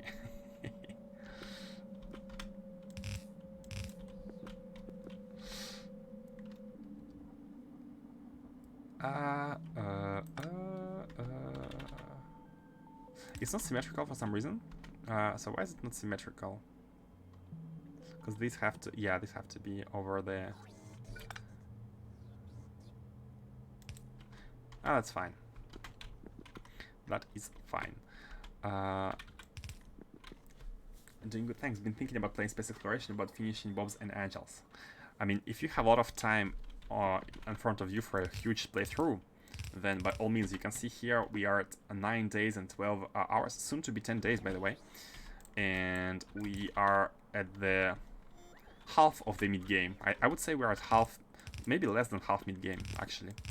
But it's only because I decided to go for a big build instead of like doing a bus for every single item, right? Every single science. Instead of fixing like throughput problems very locally and just adding little by little all the missing parts, like maybe more rocket silos and making everything work. Instead, I went for a clean build of like a big layout. So in the end, it's gonna be good, but it's taking a lot of time, and I have discouraged some people to to do the same. Kano said earlier that he was thinking about doing train-based build, but seeing how long it takes, yeah. But the experience is definitely unique compared to other mods. I have played Bobs and Angels long time ago as well, and I must say space exploration feels very different and very satisfying, because it's not just like more production chains and more ores and more of the same, right? It's not more of the same. It's more of different. Okay, I got distracted here. The idea is to let me go back to novice. Don't need to go anywhere. Let me grab a good amount of rocket silos. I'm really liking my AC playthrough. Yeah, AC is amazing. Look at how you are traveling between planets. This is novice. This is the main planet, which is kind of vanilla. This is vanilla part, and this is like new materials, new stuff part, rockets. And you are traveling between planets, and you have some resources on some planets, and you even have some tools here to look at the map. Like this is the map of your solar system, right? It's almost like Dyson Sphere. You have your sun, you have your planets. This is your planet, and you can go to any one of these, and they have all like different resources, and they have rare resources which you cannot find on novice. It's really well made. It's a well made experience,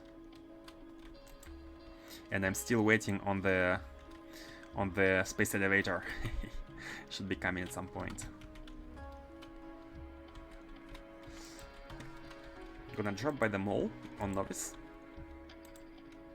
and grab the silos. So still haven't solved this problem of rocket fuel.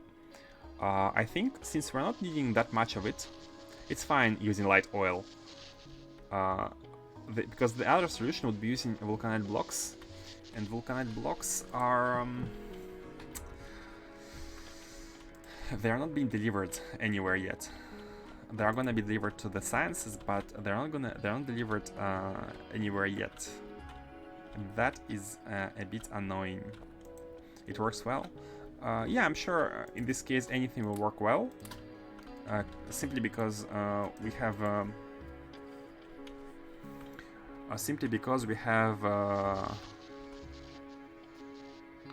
the small amount of rocket fuel to be launched, and it also once every so often. It's not exactly a big deal, but hold on, let me also grab the fuel refineries.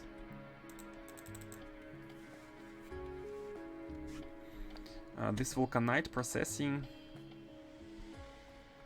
but 8 to 1, that means that we need 4 man, that's a lot of vulcanite.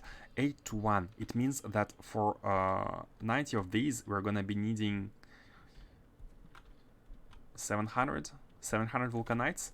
For one rocket trip, you need 700 vulcanites. This is for the best one, for the easiest one, for the trip from novice orbit to novice. You need 700 vulcanite, which is it's not that much, but I think oil is better. I feel like, and oil is like the main difference for me right now is that oil is here. Oil is created, but the vulcanite is not here, and that's the biggest difference. I have capacity for 12 belts of vulcanite blocks. Yeah, you are on a completely different scale. You are on a completely different scale.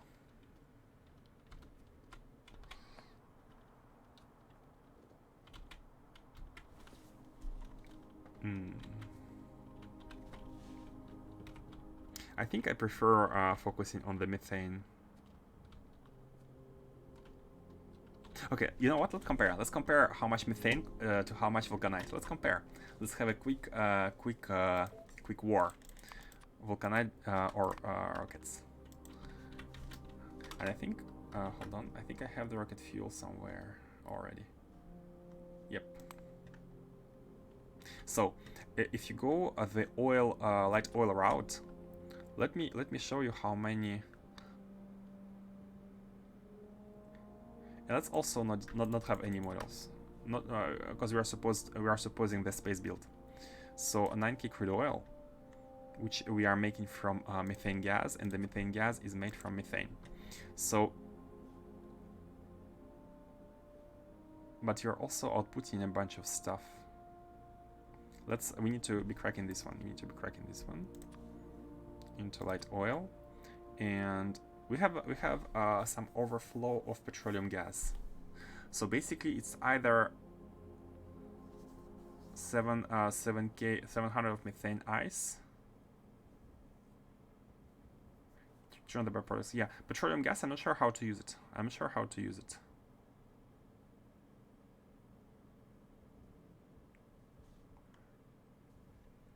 And make water from water ice. True, that's good. And biosludge. And we are going to be providing water. Oh, no, we're, sorry, hold on.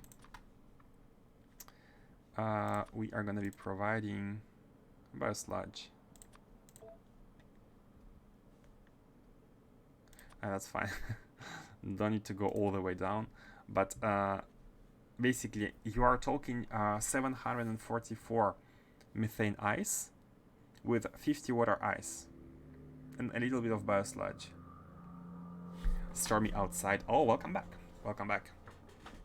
How are your horses? How are your horses doing? Turn petroleum gas into solid fuel. Oh, that's good. That's good. That's good. Okay, that's neat looking. So you have 600 methane ice and 40 water ice, and 60 biosludge. Let's forget biosludge for a second. So we are talking mining 600 methane. Oh no, hold on. I said productivity disabled. So 660 methane ice and 42 water ice. Now let's look at the. I'm gonna quickly use this one. And the 60 of these by using vulcanite. Man, I think you are convincing me. I think you are convincing me.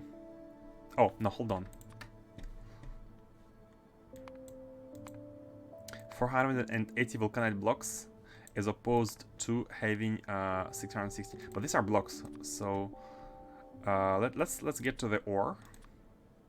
I mean 400, yeah, that's fine. And I'm keeping productivity mode of 3 here because we're gonna be sending vulcanite blocks anyways.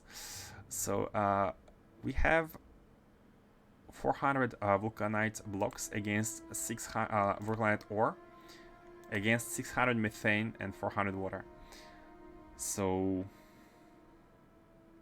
blocks are better to transfer. No, this is not about the what we transfer. It's about what's the ratio of basic resources mined, because here we are mining vulcanite and here we are mining methane ice. So we have to mine less vulcanite. That's what I mean.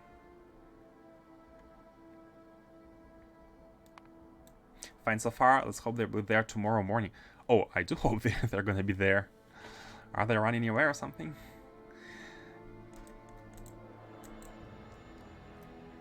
Vulcanite mining also gives stone. Yeah, but I mean that gives a little bit of stone, and the stone can be processed. But it's a bonus. It's a bonus. It's simpler. True. Yeah, I think you have convinced me. Like I didn't realize like they were using up so much methane ice. Like one rocket fuel uses 10 methane ice. I'm not sure because of the trees and the fences. I do hope your horses are gonna be alright. I do hope. But that's a nice. I want to say pet, but they're not a pet. That's a nice pet to have. Technically, methane ice might be slightly more per stack. Yeah, I don't really mind the stack size. I'm mostly minding the amount of items, because if you check the belt, we have millions here. Like we have 40 millions here, but when it's done, we need to be expanding somewhere else, and that's gonna be a pain. Like because the belt is just so long. We need to find another location for these. But compare this to vulcanite. Compare this to vulcanite, and as you can see, we have patches all over the place. Look at this. Here we already have like 50 million. We can very easily get more vulcanite. So vulcanite is not a problem. Vulcanite is not a problem. The problem is really methane ice in the long run. Depends on how do you get the best large worst plant in the same system is 110k fuel per launch. Oh man, that's crazy. That's crazy. So yeah, you know what? I'm gonna be providing rocket fuel as a global resource, I think, and have the bots transport it, because we only need 90. So it's fine to have bots transport globally the rocket fuel. Yeah, my vulcanite moon has just under 0.5 billion vulcanite. Radius 1600. Oh, how can you see it? How can you see it? And let me also grab one capsule. No, we have one capsule.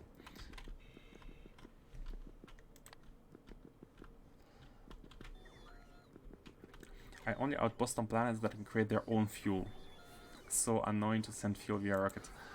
Yeah, it's annoying if you have a big, if you have a large planet, because the larger the planet, the higher the requirement of taking off with the calculator and patience.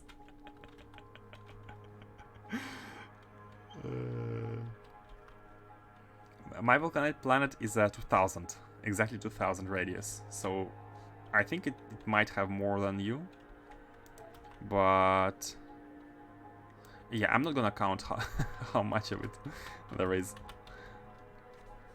I'm not gonna count that. Neither of my iron planets can make fuel. Like, if you can make fuel in place, it's ideal, I agree. But usually when you make fuel, you have byproducts, right? Even to make vulcanite blocks, you have stone byproduct. So you need to be dealing with these one way or another. And that's the hard part. I didn't get a good roll on space science resources, so my closest holminite requires 103k fuel. Oh, is it that randomized? I never checked. I don't even know, guys. Is it? I didn't even feel that. I didn't check what's the amount of like if you check distance from novice, this is 4000. This is closer. This one is 3000. What's my furthest one? Atonoi, yeah, 5000. Oh, 5900. I think my furthest planet had something like let's check Setlands. The requirements here is yeah, 76k. Let's check Atonoi. 57k. Yeah, I think my highest is 76k, so maybe I got quite lucky. But then again, I did never colonize Holmium planet, because we had Holmium on oh,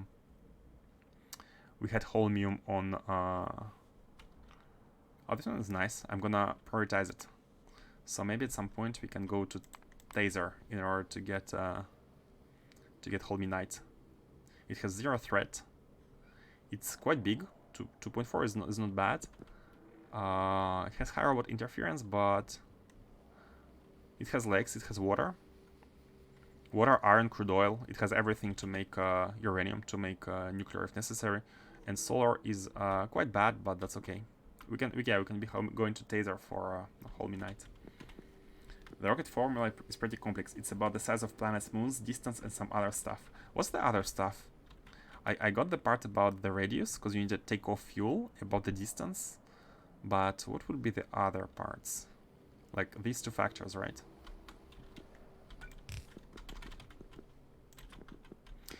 Let's get started.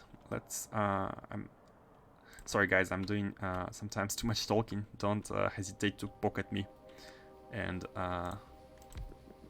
tell me to shut up and start building.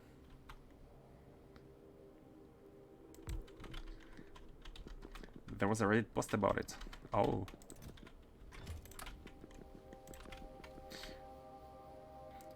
I look sometimes at Reddit or some some posts which don't spoil me. Like if I see some advanced stuff that I haven't unlocked, I close the post. But sometimes I check out how people do the stuff that I have already done, and I'm surprised at how creative people are. Like when I realized like some person was like teleporting stuff from one place to another by using rockets, and if you think about that, that makes a lot of sense. Like just teleporting stuff on a space platform here just costs you 90 fuel, which is not that high. It's not that high. So it's a really nice idea. It's a really nice idea.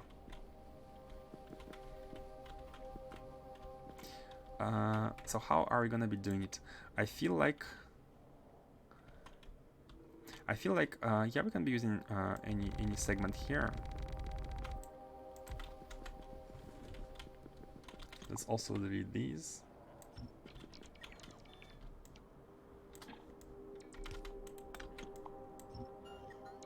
Just for the sake of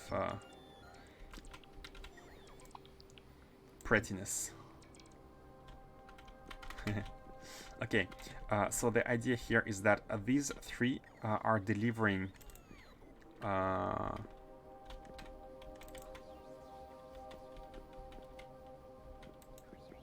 it was you? It was you? Oh. But yeah, that's like this kind of realization is really nice to like in doing stuff in unexpected ways. I'm always amazed about how people like find out some funny ways. I wouldn't say it's even like planned, but the fact that it's possible if you want to, it's really amazing.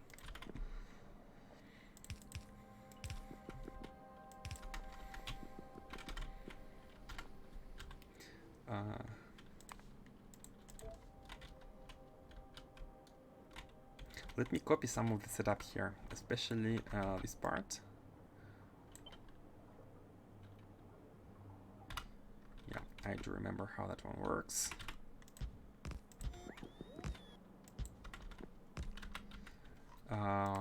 So let me explain what this circuitry does for those who haven't been there last time, and at the same time I'm gonna use this opportunity to check if it properly does as it should.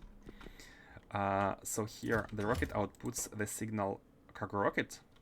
So whenever there's cargo rocket empty, we need we know that we can be inputting items.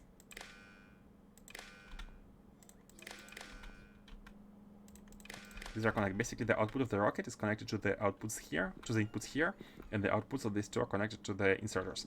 And this is how inserters know whether they can input like a rocket payload.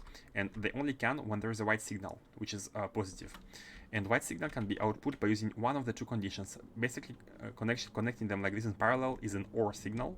So they either output when the rocket is ready, or they output when there's enough space. And this is kind of a pre-buffering the rocket while it's not ready. So they can still pre-buffer it while it's not ready, but they're gonna finish buffering once the rocket becomes ready. And I'm gonna set it to 10 here because we only have 2. 30 was the case when we had a lot of them, just in case they leave enough space, but 10 here is okay. I browse Reddit too, but it's more interesting finding out what Kano's up to by chatting to them here. Reddit equals Kano. Yeah, I do agree. It's more entertaining and interactive when people explain here what they do or how they do it. It has this communication aspect. You can easily ask and discuss, right? More easier than on Reddit. Let me place one in the middle here. What are you? I don't think you're anything useful. Maybe for this one.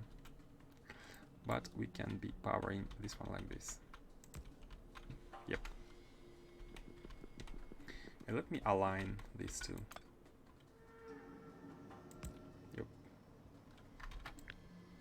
Yep. Okay, good. So the idea here is that these 3 rockets send stone, copper, and iron respectively. And this one is gonna be sending all the surplus of rocket parts and cargo rocket sections. So as you oh, why are they? Oh yeah, as you have noticed earlier, or as I can show you, basically these rockets, these are receivers. Rockets come with items, and they all output stuff into the chests. As you can see, we have that many space capsules which have already been launched here, and we have that many cargo rocket sections. As you can see, they have been stockpiling here. There's a lot of them, and this needs evacuation, and they are connected. They're on the global network, and this network is a global one, and by global I mean literally global. It goes across all the rails, and it's connected to the mall for the sake of building, but it's not connected to dedicated sub-factories such as this one or the refinery. This is why we have like two belts which output stuff to the global network, and this one is disconnected. And the idea here is that I want to be collecting these parts and these capsules. This one is kind of self-contained. I don't want to touch this setup. It's a self-contained bootstrap and mole setup. This rocket is still going to be in use even after we decommission all these science bootstrap bases. This one is going to be serving the mole, but these rockets are going to be handling all the this one in particular is going to be handling the buffer of too much cargo rocket sections. So the idea here is that I want a buffer of these. I want a buffer of these. Let's place these a bit in a more smart way. I should be having like one here. Yeah, I think one here is good. Like one in between all of them. So we don't really need this one. We don't really need it simply because this is all. Oh no, it's not connected. It was connected thanks to this one. Okay. Hold on. It really is not connected. It really isn't. I thought this was connected. How come? Not sure. Okay, never mind. That's not important. The important part here is that we are gonna be recycling all the cargo rocket sections and capsules. But one very, very important thing is that we need to be buffering these. We need to be buffering these, because if we don't buffer, then what's gonna happen is that maybe we're gonna be sending suddenly a lot of scrap, but not all the parts are not being received yet. Oh no. Hold on. Okay. And if we don't buffer, maybe we can come in a situation where we need to send, but we don't have stuff yet. So we need to have a small amount of rocket sections and capsules in our house, and whatever goes above this surplus, this maximum limit, is gonna get sent back, basically. So let me grab some chests. I came here to grab some chests, but I don't think we are producing 6x6 here. So instead, let me grab 3, 4, 5, 6, and a bunch of steel, which is twice as many, and just build some chests. 6 chests. Why 6? No. Random.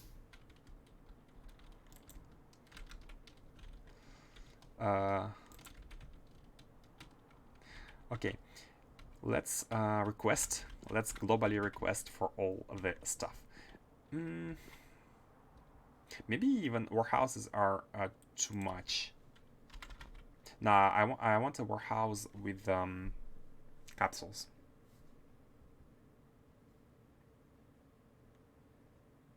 Yeah, I think warehouse for sorry, not capsules. Warehouse for the rocket sections, and the other one for smaller one for capsules is gonna be good.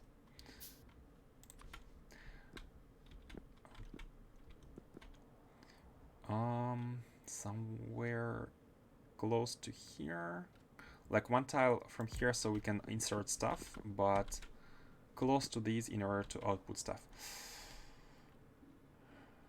Huh. Or should it be a buffer chest? Oh, yes, it should be a buffer chest. You know why? Because these ones are actually active providers. Oh, but we could change them. Sorry, these are passive providers, but we could be changing them into active providers. But problem with active providers is that I'm afraid that they may be placed in some random storage chests. I make a huge effort in order to not have any storage chests without filter. Every single storage chest here is filtered for the item. But I'm afraid that maybe there can be a conflict at someday. This is why I'd like to keep those passive providers and instead have a buffer here. And this is gonna enable us to request the items, but we can be requesting them first and foremost. Oh, sorry, I have just built it. First and foremost from in between these. Oh, but now hold on. We only need to be requesting. Ah, no. Okay, never mind. We don't need to have a buffer for this one, but we need to have a buffer for the capsules. That's the thing. So let's buffer all the capsules here. Let's say we should be asking for 40. All the capsules basically should go in here. All the capsules delivered in the global network are gonna go here. Let's say 40 capsules. So they're now be requested, and we can have a dedicated. Oh, hold on. If all storage chests with that filter are full, what happens when your active provider has more items? It just the robots don't take it. The robots only activate when they have a location and a destination. If I think they don't take items and hang in the air. They do it when they are deconstruct. When you order deconstruction, I think they take the item and they stand in the air. But I'm not sure if they take items when there's an active provider and no storage chests. I think they just don't take them. I think they don't take them.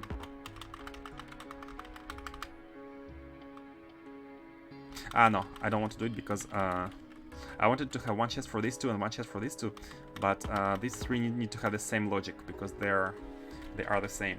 So let me place 3 chests here.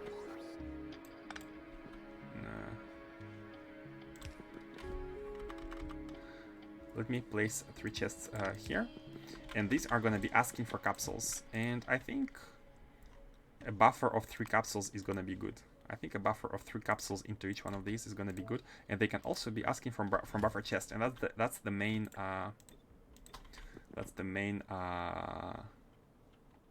good thing about it. And let me also place a roboport here, in order to have some robots staying here. I think it's no, it doesn't matter because there's no provider chest here, only requesters. As Mars said, yeah, roboports are best to be placed next to the providers.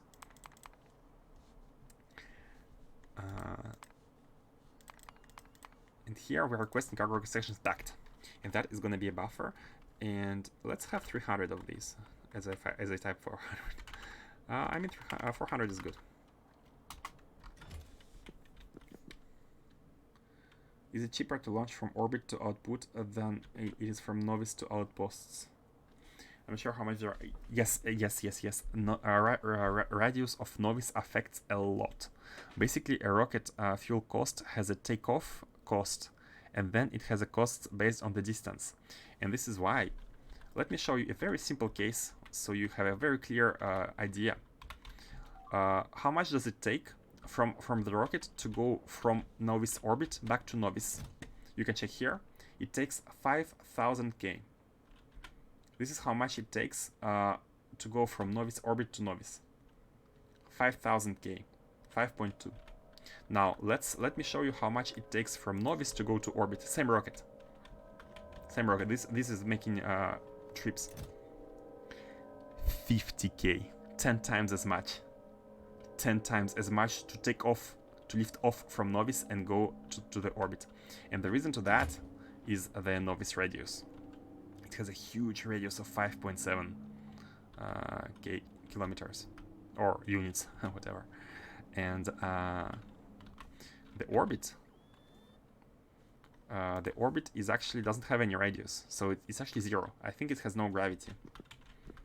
So sending from orbit is very, very easy.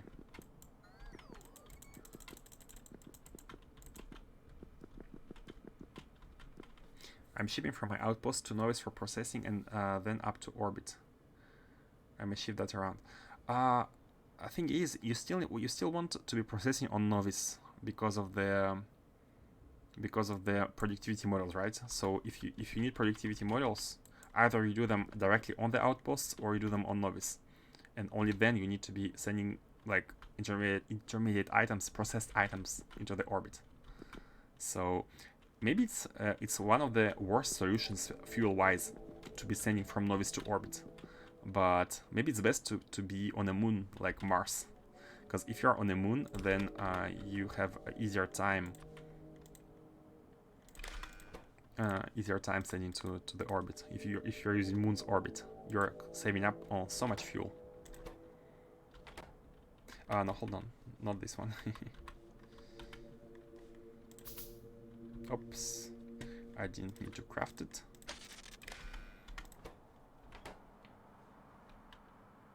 Hey, Wondergraph, good morning.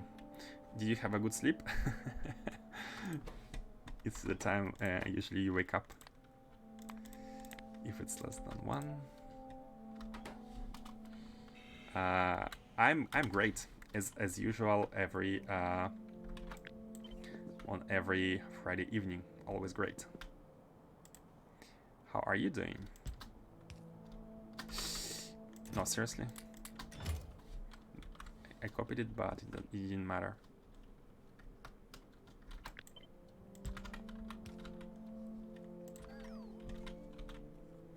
That reminds me to check on Novice. I think your Novice is almost dead. Okay, 1 and 1. And this was too much. So the idea is that we have capsules here and pack cargo rocket sections here, which are coming from all the active providers. So this is going to be a buffer. And what I want to do is to output from these into this cargo rocket after leaving enough of them in the buffer. So this is going to be checking. This is a bit. Yeah, it's fine. When there is basically output in the rocket when there is more than when the amount of capsules is above 20. Let's have 20. Let's have a buffer of 20 in the buffer chest, and then everything else is gonna go back to Novice. There was around 100 new bases inside my walls. I did check up on my Novice production while my sciences were going full stream. It was basically a standstill. Built out so much, it's barely used now. I came back to my favorite FPS game by now, by the way. Going to do a bit of Factorio on weekend. Oh, what's your favorite FPS game?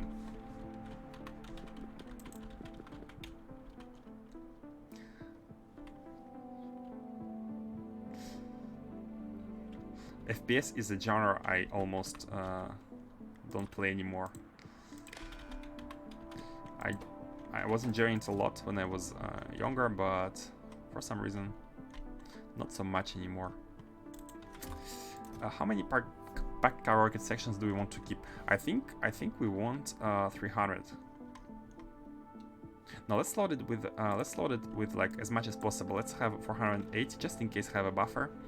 And let's have this one be enabled when the cargo rocket sections are above 400. So there's always a 400 buffer, and the buffer is going to be used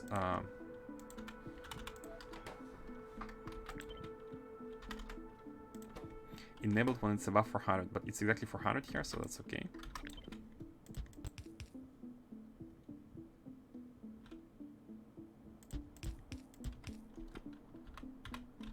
Oh, let's not do it like that. Maybe in the future we can be requesting something else. Let's have a a storage chest, sorry, a constant combinator, which is gonna be subtracting minus 400 from the chest, and these are gonna be the set filter ones.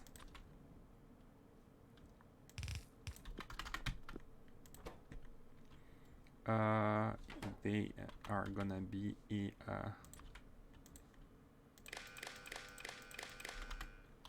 sorry, like this. So we are subtracting from the chest the amount, and they are set filters. So basically here we have 400 minus 400, so 0, so nothing is set. But once this goes above, oh no, that won't work. Yeah, whenever we have another request here, we can basically input anything else. Oh, hold on. I haven't read the messages. I was kind of, I was so tired of FPS a few years ago, played Apex a bit, and that's it from news things. Then I reopened Hunt Showdown. I don't know this game. Hunt Showdown for myself, and this game is amazing. Definitely another kind of FPS games. Oh, really? I ought to give it a try. I have never tried it. Hunt Showdown. I started the world with a friend. They haven't played since I went to space. They were going to set up an outpost on one planet, and got all the resources for it into a chest, and they're still on novice. Yeah, you kind of have to force yourself. Like at first, it's so scary, it's so overwhelming, but you just have to do it. You just have to do it. I mean, I tried to play Hunt a few years ago when it was released, but there was so much cheaters at those times. Ah, it's multiplayer. And now it feels like no cheaters at all, and a lot of new UI UX related changes which made the game so smooth for me. I like this atmosphere so much, one of the most atmospheric games ever seen. Oh, I want to give it a try. I'm gonna look at it. Never heard of that game for some reason. No clue whether they'll log in the middle of a biter base when they rejoin. That's funny. Yeah, basically, if you have colonized another planet, a new player can never join you, because if the spawn is covered by biters, it's impossible for a new player to join you. Okay, so now this is cool. It's all working. Now basically all the overflow is going into here, and the overflow from this is going into here. And we need to be using these in order to be making rocket sections. Normal rocket sections. So basically the backwards. Do it backwards, because before we were doing the other way around.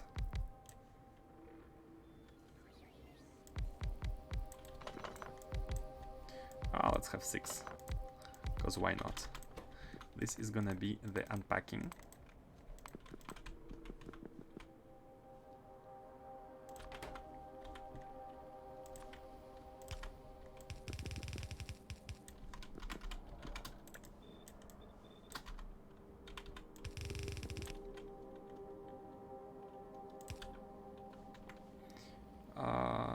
Yeah, I think like this is good. It's gonna go here. It's gonna go here. So because we're in the global network, it's best to not use the global network for this kind of stuff. Like, I don't want to put them in chests and distribute them, because the global network is everything here is in global. I want to minimize the amount of robots here. Yeah, take a look at it. It's not so popular, around 10k daily online, and it's also a very niche game. Maybe that's why I haven't heard of it. It does sound niche.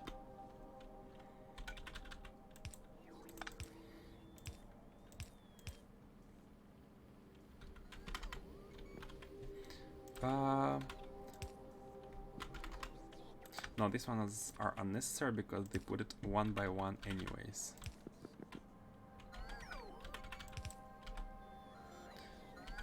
It's fine. Like this. It's Crytek Creation. The ones who made Crysis. That's yeah, Crysis has a huge reputation for the longest of times. So that may make it worth it.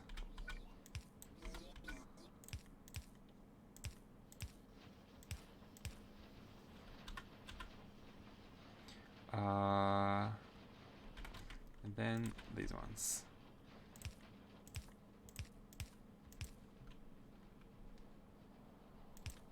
They haven't quite reached a spawn. The closest base is 700 blocks away. But it's inevitable, right?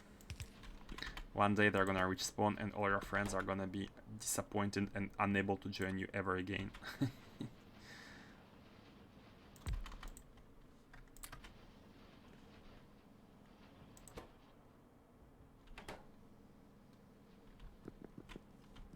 Oh, no, no, no, no, no.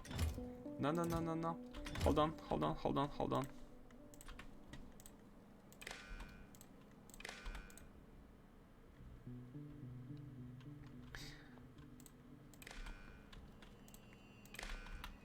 Also, right now you're a second Factorio streamer, right? By the way, that's how famous feel. Oh man, I feel so famous. I don't know where to hide from paparazzi. Nah, I think it's just the Factorio is a very niche game on its own, right? And there is also a very few people who play Factorio Space Exploration, and I think some like most of you guys want to watch a space exploration playthrough, right? That's why I myself have been watching some other people play some other mod packs. I used to watch and play at the same time, like you guys are doing, which was way more fun than just doing it alone. Sorry for the rocket noises, by the way. All the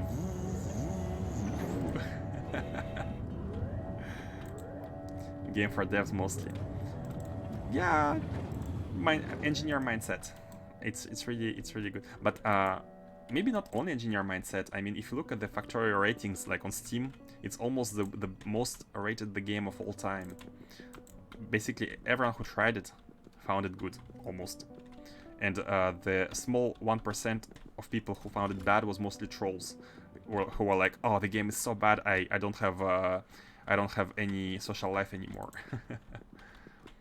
Russians do love the rocket noises.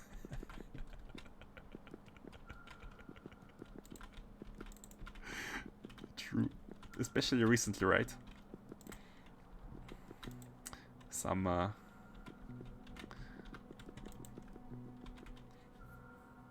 I did stream it once, but I prefer to have streams up for company. Or if you just said send help. Hey Kranik, how are you doing? Send help, yeah. There are people who don't like Factorio for its art style also. But yeah, I know some people like Satisfactory, but not Factorio, for example. And these are the kind of people who have a very high who have very high requirements for graphics or 3D or just the good look, right? But I can understand them, but at the same time, I'm not like them. And I hope most of you are. I mean, I'm sure most of you are Factorio players as well, so. Oh man, that's something. Okay, how are we gonna do about rocket fuel? I think the solution is easy. The solution is very easy actually. We are connected to the global network, and the global network is providing various resources for them all. And vulcanite blocks is one such resource. So we can simply be buffering with vulcanite blocks here, and that's gonna be good. It's gonna be good. I don't play Pi or K2 because I don't like the art style.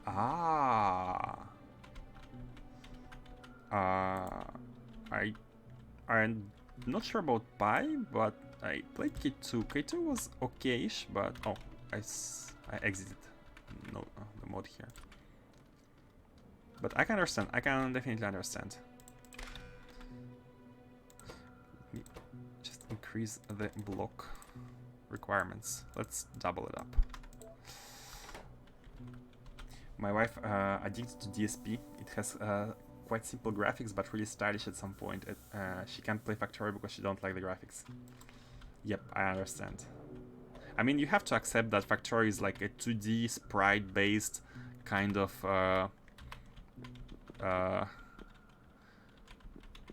Chernobyl-looking. I don't like the look of Pi. I don't really know Pi. I have watched a bit of Infantryman for live streams, just to get the idea of what was Pi, and yeah, the looks are different. They are very different indeed. I thought to make some sort of mod HD textures or maybe recolor, but I gave up because I didn't draw for a few years. It takes so much time. Sure is, yeah. Modding is a very time intensive work, and I have a incredible amount of respect for people who mod games, because not only usually they do it without any compensation, but they're also creating incredible stuff. So I have a huge amount of respect for modders in general. That's yeah, we have to have one here. So this one's actually unnecessary. Yep.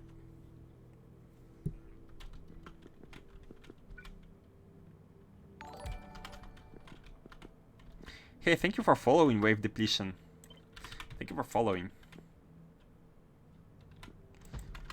Hope you are still enjoying the wacky, slow-moving stream. I tried to read everyone's conversations, but I realized that at some point the gameplay is kind of slowed down, and I hope those who are waiting for action are not too disappointed. What would be the good word? Oh, hold on. We need more refineries for smelting. So 1 in 1 second, and this one is 1 in 1 second. Oh, okay, good. Okay, so basically we need to have more here.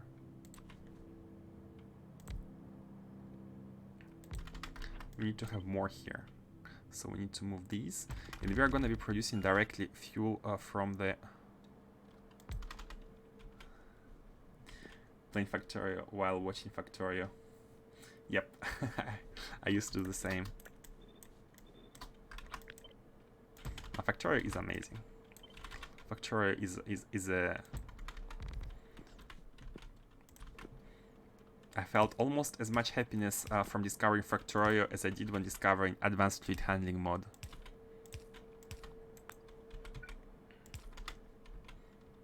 I found AC L1 a bit too easy at early game and played K2 AC since these times. Now second K2 is to play through for me, half a year after first completion.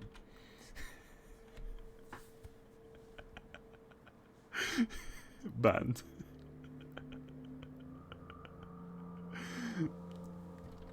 Life canister usage sound. Yeah, exactly like that, Darth Vader. Have you watched? Have any of you watched? It's an old movie, a parody. It's called Spaceballs. I am a big fan of this movie. A parody, comedy movie. Oh, seriously? It's barely fitting. We have to move everything. Ah. That's so bad. Spaceballs is so bad.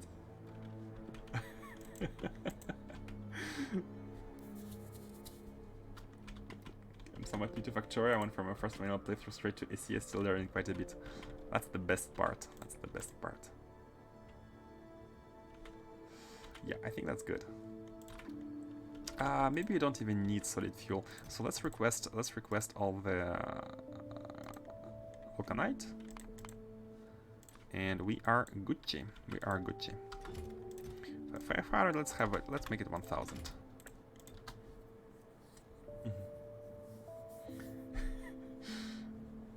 I heard about it, but I prefer to avoid parodies since Scary Movie. I see what I mean. Scary Movie is typically an American kind of humor, and I have some trouble with some of the American humor. Indeed, I kind of agree with you. You missed my K2 speedrun request. Oh, sorry. Sorry, the messages right now are going at a crazy speed. We need K2 SE speedrun. Yeah, I'm the best Factorio speedrunner there is. You can watch VODs to see how we have speedrun all the factories and how I'm right now speedrunning this simple rocket set. Don't you worry about the speedrun. K2 SE under 10 hours, do it. Man, I'm a slow player. I'm a super slow player. I don't know why. I'm really impressed by people who do speedruns. I can watch speedruns of games I play and I'd be non-stop amazed at how precise, fast, and knowledgeable they are about the game. But I cannot do that on my own because I'm a slow kind of player. I like to think a lot about what I'm gonna do and act accordingly. This is why I'm not a good speedrunner, unfortunately.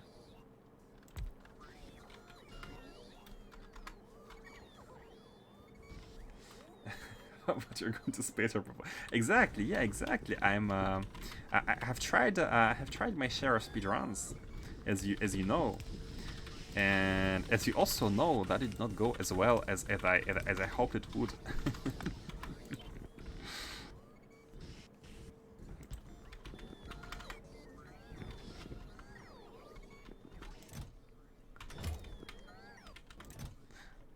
This one is almost full.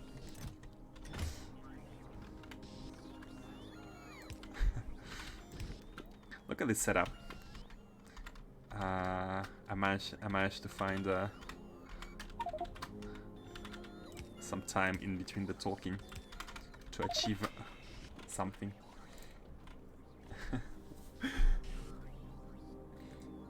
You're one of the most talking ones. Oh!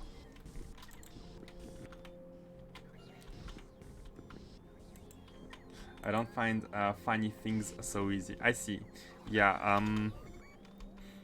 for me it's a particular kind of type of humor for in some American parodies. Not all of them, of course, but some. I don't know. I have trouble laughing at them. I understand what's supposed to be funny, but I have trouble laughing at them sometimes, right? But Spaceballs for some reason. It was just it was well thought of. I felt like a good balance of goofiness and smart parody.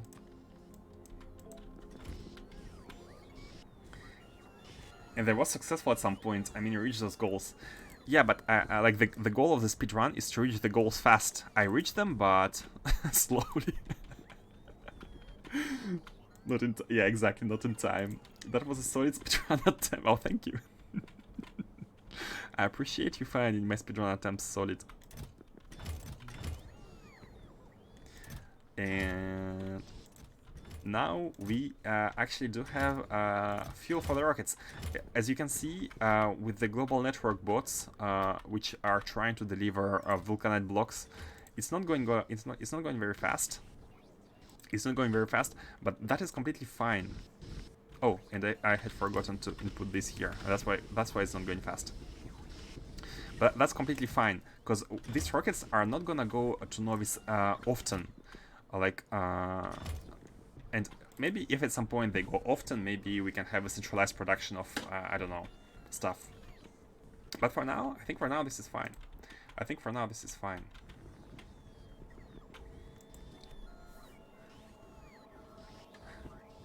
This is why I'm stuck here. He talks with people. I mean, not only with chat, but all the time. Other streamers aren't doing so.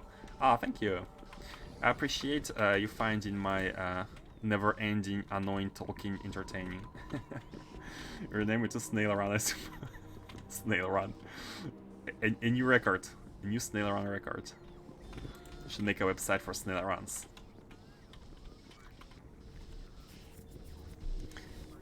You're right, I like it here as well because of that. Ah, thank you. Thank you, guys. appreciate that. It's still a bit hard for me to find a correct balance between like attention to the game and attention to what you are saying, but I'm trying to learn to multitask.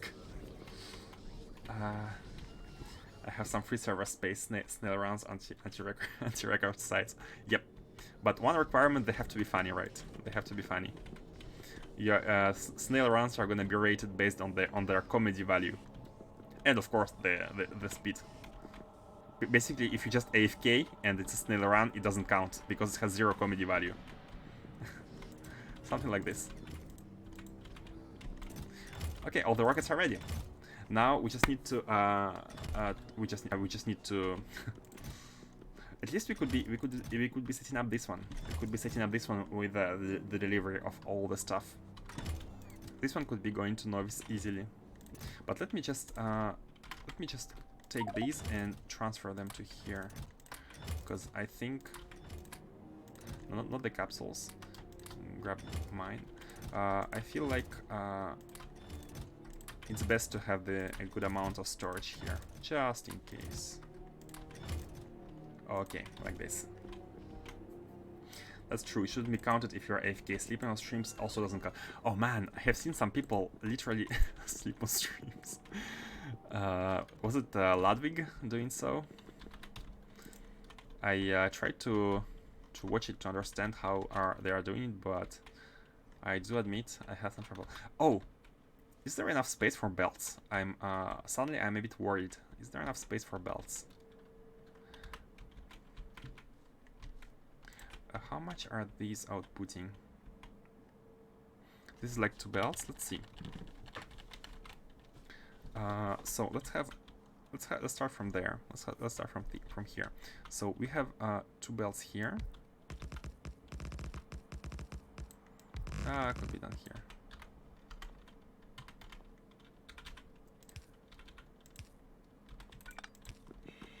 Recently I saw one hand streamer. Hold on, I'm getting some messages. The last movie I laughed so hard I had to cry was A Wolf of Wall Street at the cinema. Oh, I saw that movie as well. Yeah, this one, this is the one movie which I also appreciated. Like, American humor is weird. Sometimes it's good, and sometimes it's just dumb. It's a bit too dumb. But Wolf of the Wall Street it was smart. It was neat, and it like the actor. I have a blank on his name, but I'm really liking the actor Leonardo DiCaprio. Why did I have a blank? Leonardo DiCaprio. I'm enjoying his style.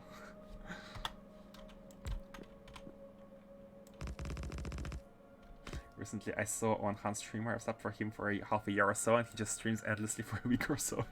he just sleeps on stream. Oh man, that's some dedication. That is some big dedication levels there. Hold on, this is not needed to be here.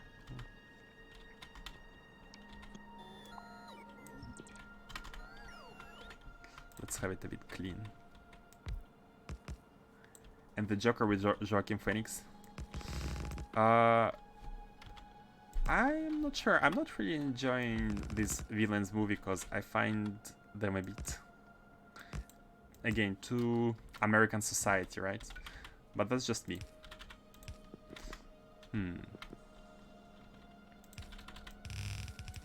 But it was good. It was a good movie. It was a good movie.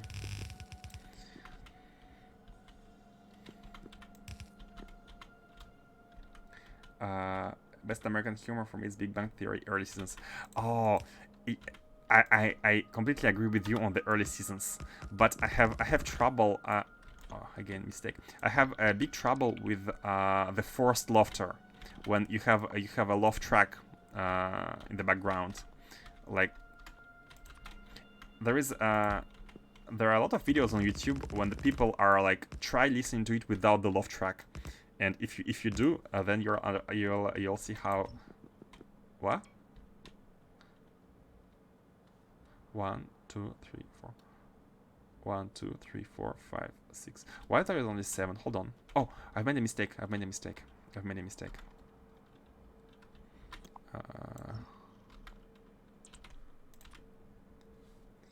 I feel one. Yeah, right.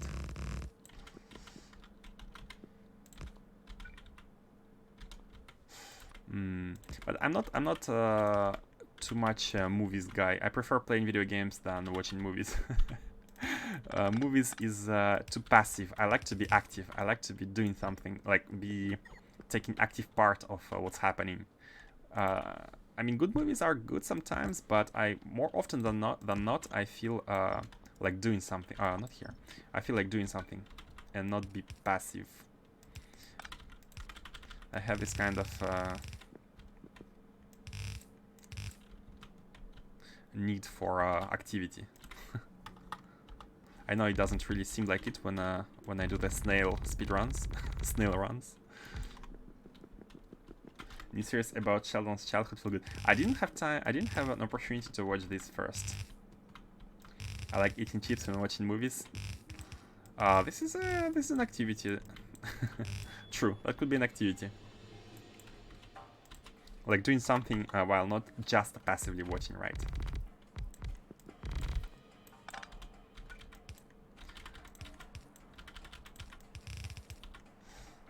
Okay, let's start connecting. I really do hope that we have enough space here. And we don't have enough belts for... let me grab them. We need belts.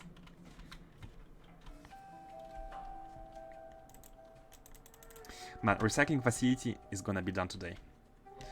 Recycling facility is a work that is gonna be done today. Oh, I just realized how late it is. I'm gonna try to finish the belting, but I hope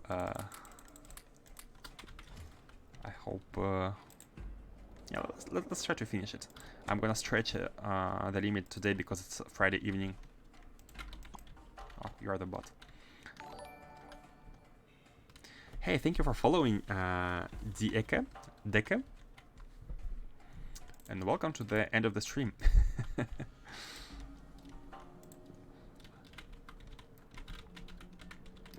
I have a 6.5 PC at home, so I always watch something in background, but I prefer games also. That's why I don't watch. I didn't watch the second seasons of Mandalorian and The Witcher.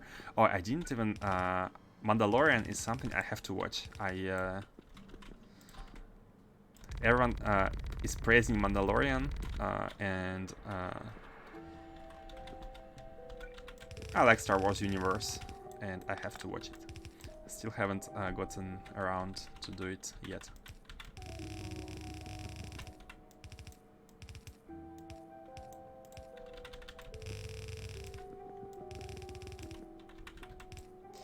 Man, the belts are taking lots of space. I'm a bit scared right now about whether they is gonna be.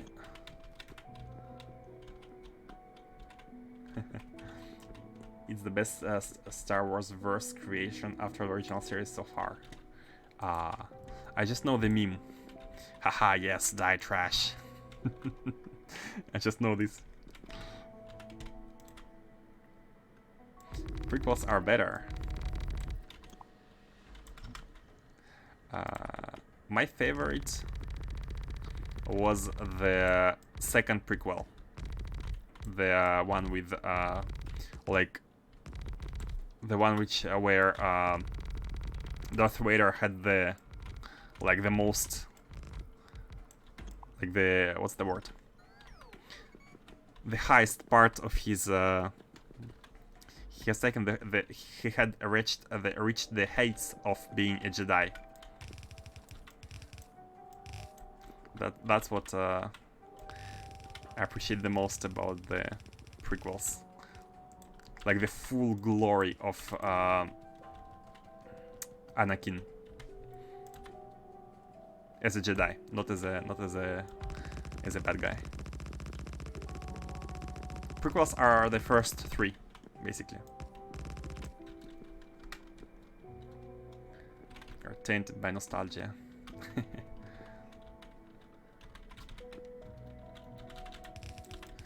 this belts lane is... Okay, whew, done. Done and dusted. I mean, only for these. Now we need to connect these. Good thing is that in the future we're gonna be removing half of these, so we can be having more lanes if necessary. So we shall... and how many belts per... I think I'm gonna go with 3 belts per... but if it's 3 belts, how much do we have left? 1, 2, 3, 4, 5. No. 1, 2, 3, 4, 5, 6, 7, 8, 9, 10, 11, 12. Oh man, that's a lot of belts. That's a lot of belts. Let me make sure to be staying in the network. No, it's fine.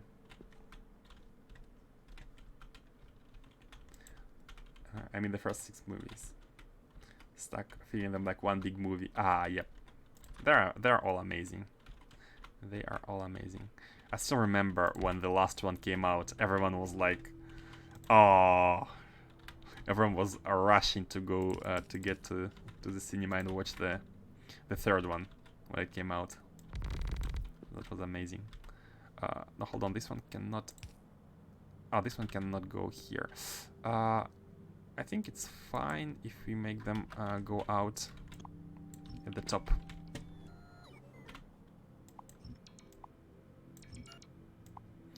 Like this. Yep. Here. I think if we do this... mistakes were made. Mistakes were made. Like this. I absolutely dislike all new attempts to take old juices from Star Wars. Thing is, they don't make sense. Like, they are like the new ones. They break the laws which have been decided in the original ones. They break the laws, and that starts making any sense. Mistakes were made. Good idea, good idea. Oh, by the way, Wondergraph, if you don't mind, put your PC build in on Discord. Oh yes, no bus. Oh, this is not the bus. This is not the bus, guys. This is not the bus. This is just a belt way of items. It's not a bus. Yeah, I had a bunch of emotes approved.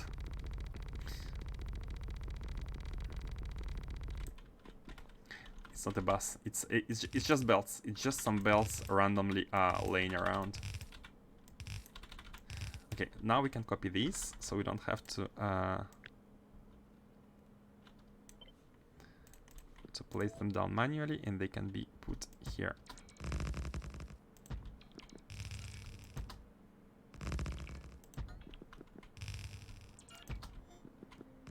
Oh, hold on. These aren't gonna fit. They're not gonna fit. I think these are... Oh, wait. I need to fill these as well.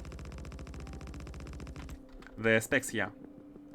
You posted the... Oh, did you post the photo of the specs? I didn't check. I'm gonna check after the stream, but I don't remember seeing... Did I miss it?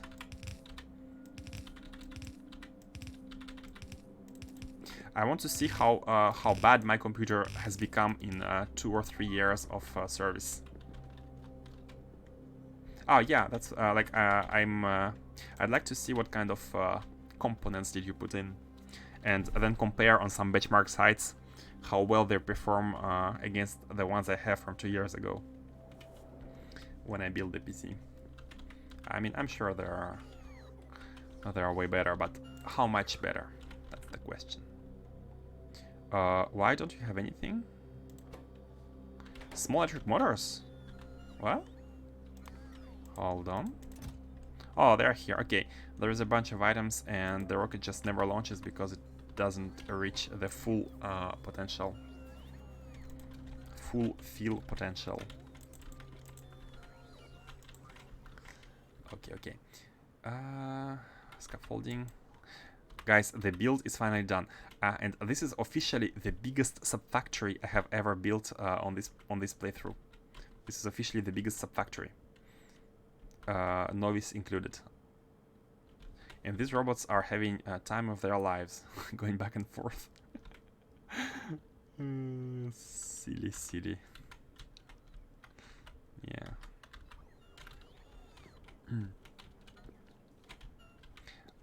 Okay, so that means that there are no belts, right? Every belt has been used. Oh no, there are belts here. Let me grab these. Okay. Oh, that's a lot of belts. And I think we do have, let me check. I think we do have some remaining landfill here. Here, yep. We do have some landfill. I think it's gonna be enough. Oh, look at them carrying the vulcanite. This is like an emergency lane, so that the robots can reach their destinations. Which is okay. Okay, you have to have a lane at some point.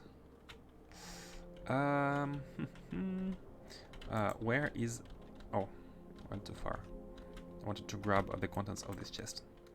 Okay, and now I think we have enough belts to finish everything. I need to be... I mean, I think you can see how a bit tired I am, because I am doing inefficient positioning. I could be using copy pasting. Like all of this is like one huge row. It's not even a bus, because we're not really taking from the bus, but it's one big yeah, let's do this here. And for the sake of people who like symmetry, I'm gonna do this just for you guys, just for you.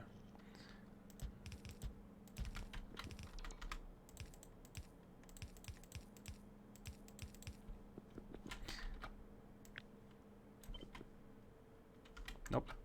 And they are going out. Scrap recycling.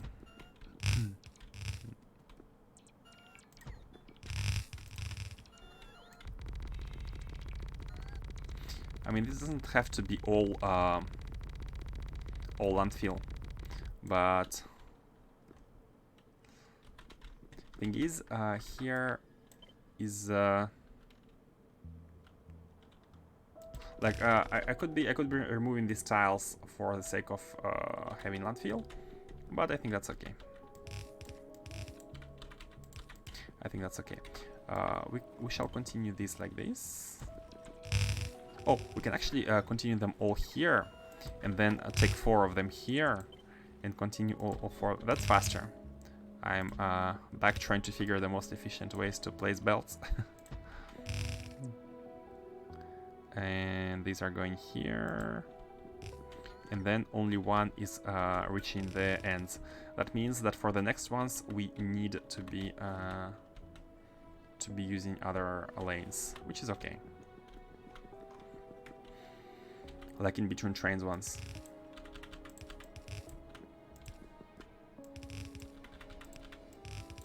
And we shall see whether all the speeders are definitely without any mistake. So we have two more left. We have 2 more left. And this is these are gonna be used by this one. Oh, we have 2 of them. Hold on, why are you not advancing? Oh, you are just taking time to be processed. Hold on a second. Okay, okay, good. It was a small mistake, just 1 tile. Oh! There was 1 belt missing here. And for some reason, this tile is missing everywhere. And this one is missing everywhere as well. Not sure why, but as you can see, I feel like these are feeling all nicely. And of course, the conditions are not properly pasted to these. Okay, on white signal, just include everything. This is all nice. Nice and clean. The recycling is online. One small problem here would be because we still have 2 of these to pipe to the bottom, but we only have 2 more belts remaining. However, I think it's not a problem, because this is how much it's not a problem because this is how much in total we are going to be outputting of scrap. But what we need to know is that these upper stations have priority over the bottom ones, because they're closer to the exit and to the entrance.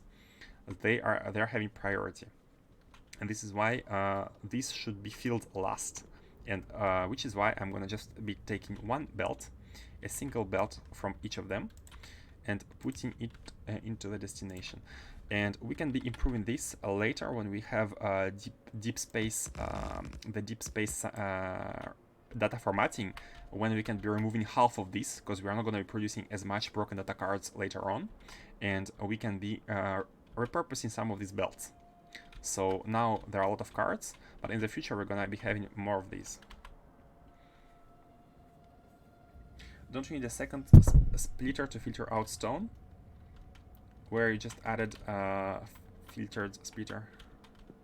Oh, you're right. You're right. 2 were missing, not just 1. Sorry, 2 were missing, not just 1. Good eye, good eye. I am definitely too tired to notice that. And this one as well, yeah. So basically this part wasn't correct.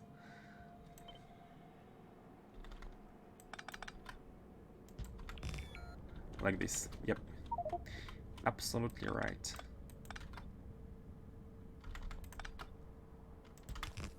Like this. And now I believe every single one of them has both iron and copper. Iron, copper, iron, copper.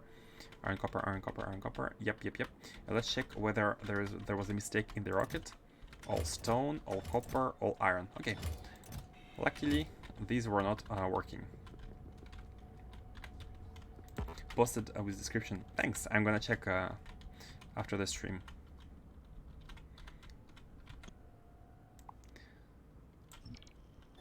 So let's have one single belt here and have a double lane here, which is gonna be like, unfortunately we have to go on this side because we don't have any more. Like if I were smarter, I would have calculated how much belts we need to be having and have left that much more space. I mean, what we could be doing, is maybe taking one of these and moving them here. But then we would need to be moving the beacons and moving all this, and I don't want to do it. Oh, we actually have 2 tiles here.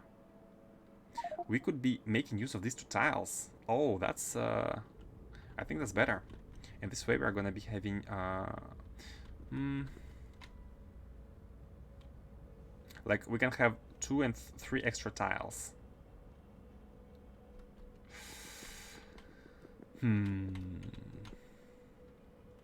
Okay, let's take them. No, not even 2, only 1. Basically 1 and 2 for this one.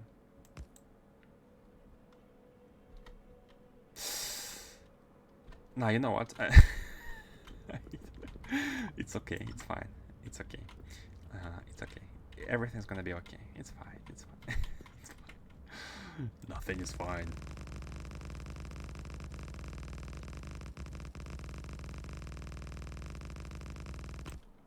What would oh, I cannot talk.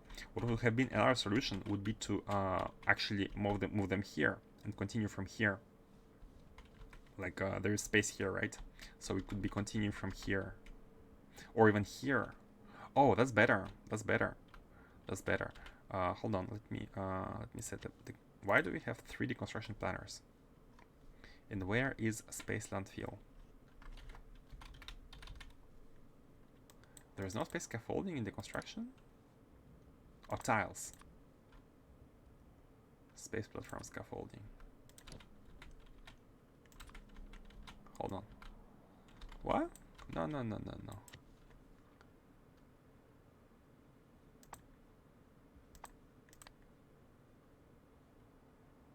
Only. Okay. First time I played with that. And once again, I want to praise Factorio on how intuitive the interface is. I couldn't find scaffolding, so I was like, must be somewhere. So there was a tab. That's really, like there are so many user-friendly, good design solutions. I'm going to go. Thanks for the stream. Glad to hear you today. Thank you for coming, man. I'm glad you're back. Hope to be tomorrow. I'm definitely gonna be tomorrow. Friday and Saturday are 2 days I'm streaming. Like never. I mean, there are 2 days I don't want to be missing the streaming because there are 3 days. 3 days. Let me do this and place these belts.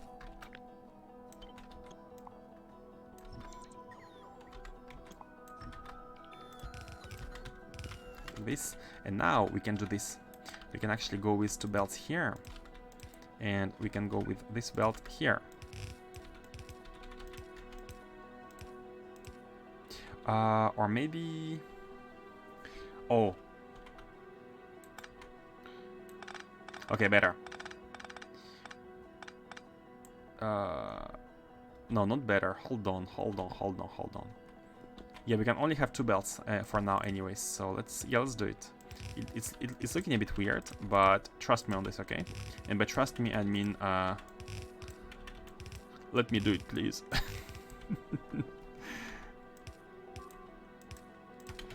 I mean, I think it's easier to just drag them.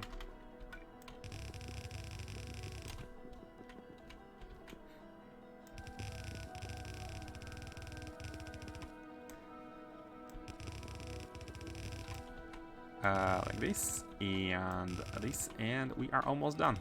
Almost done here. Oh. Okay, fine.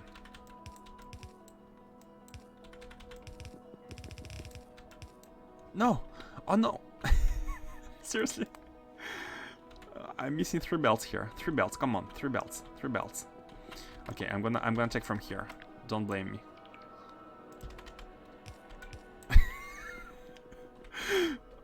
For all people with OCD, I'm deeply sorry. I'm deeply sorry. Okay. Nope. I'm gonna improve. I'm gonna be a better man. I'm gonna try to do something good. I'm gonna try to behave. I mean, where is this one?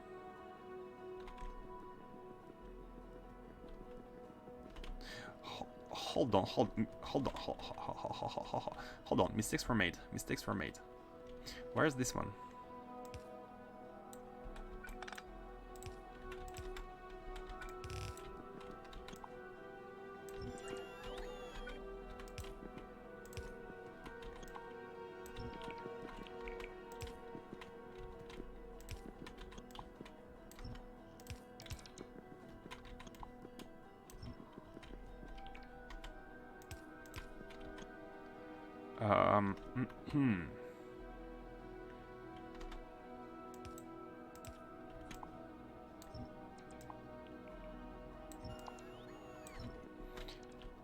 So how many belts does that make?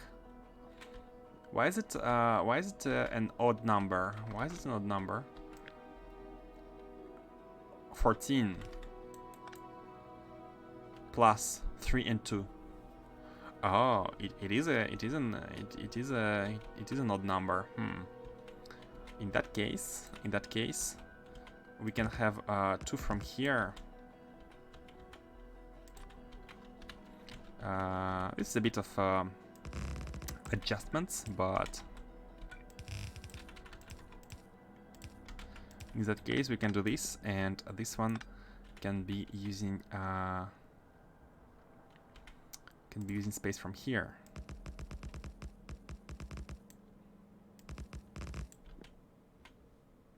Something like this.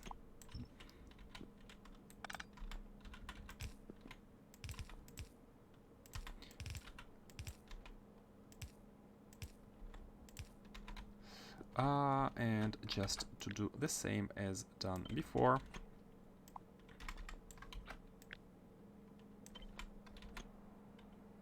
Copy from here.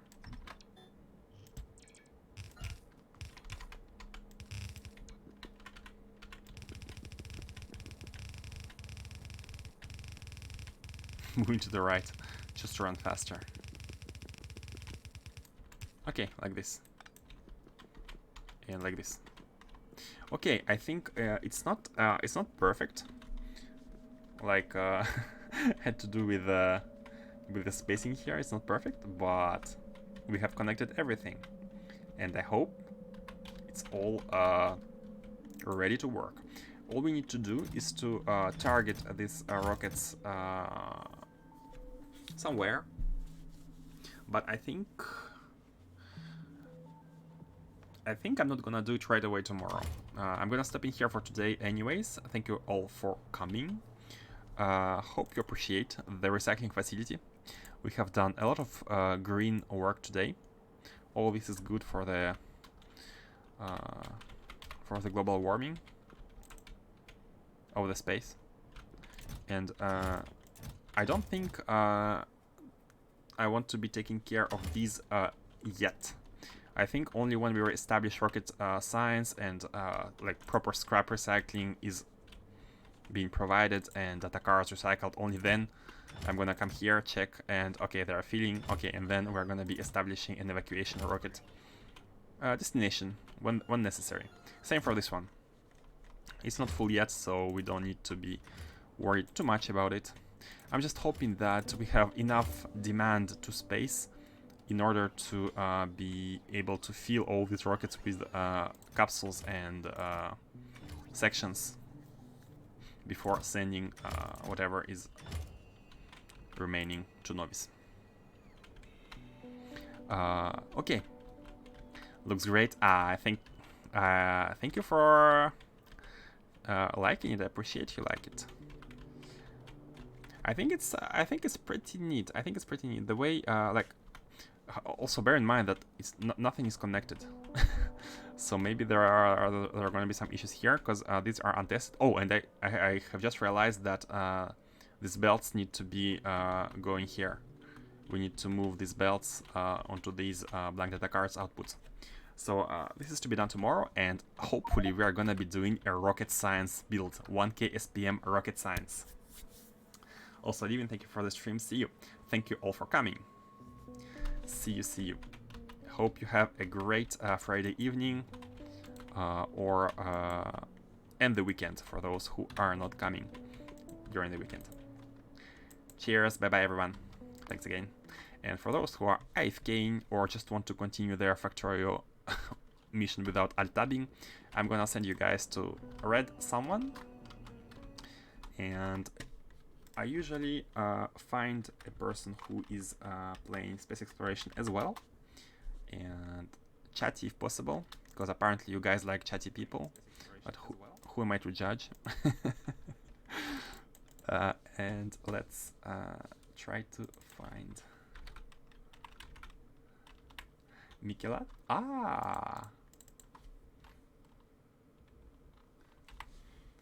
That's a good suggestion.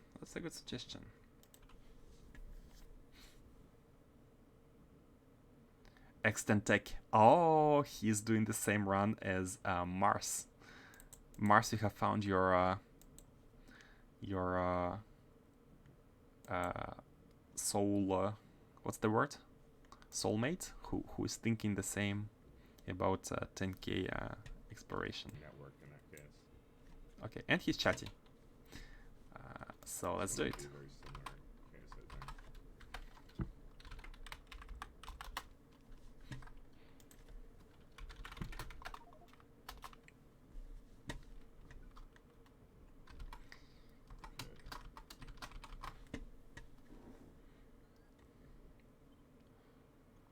Your rails are a mess. What do you mean? Your rails are a mess. You don't like you don't like these? Oh, no, I'm hearing myself.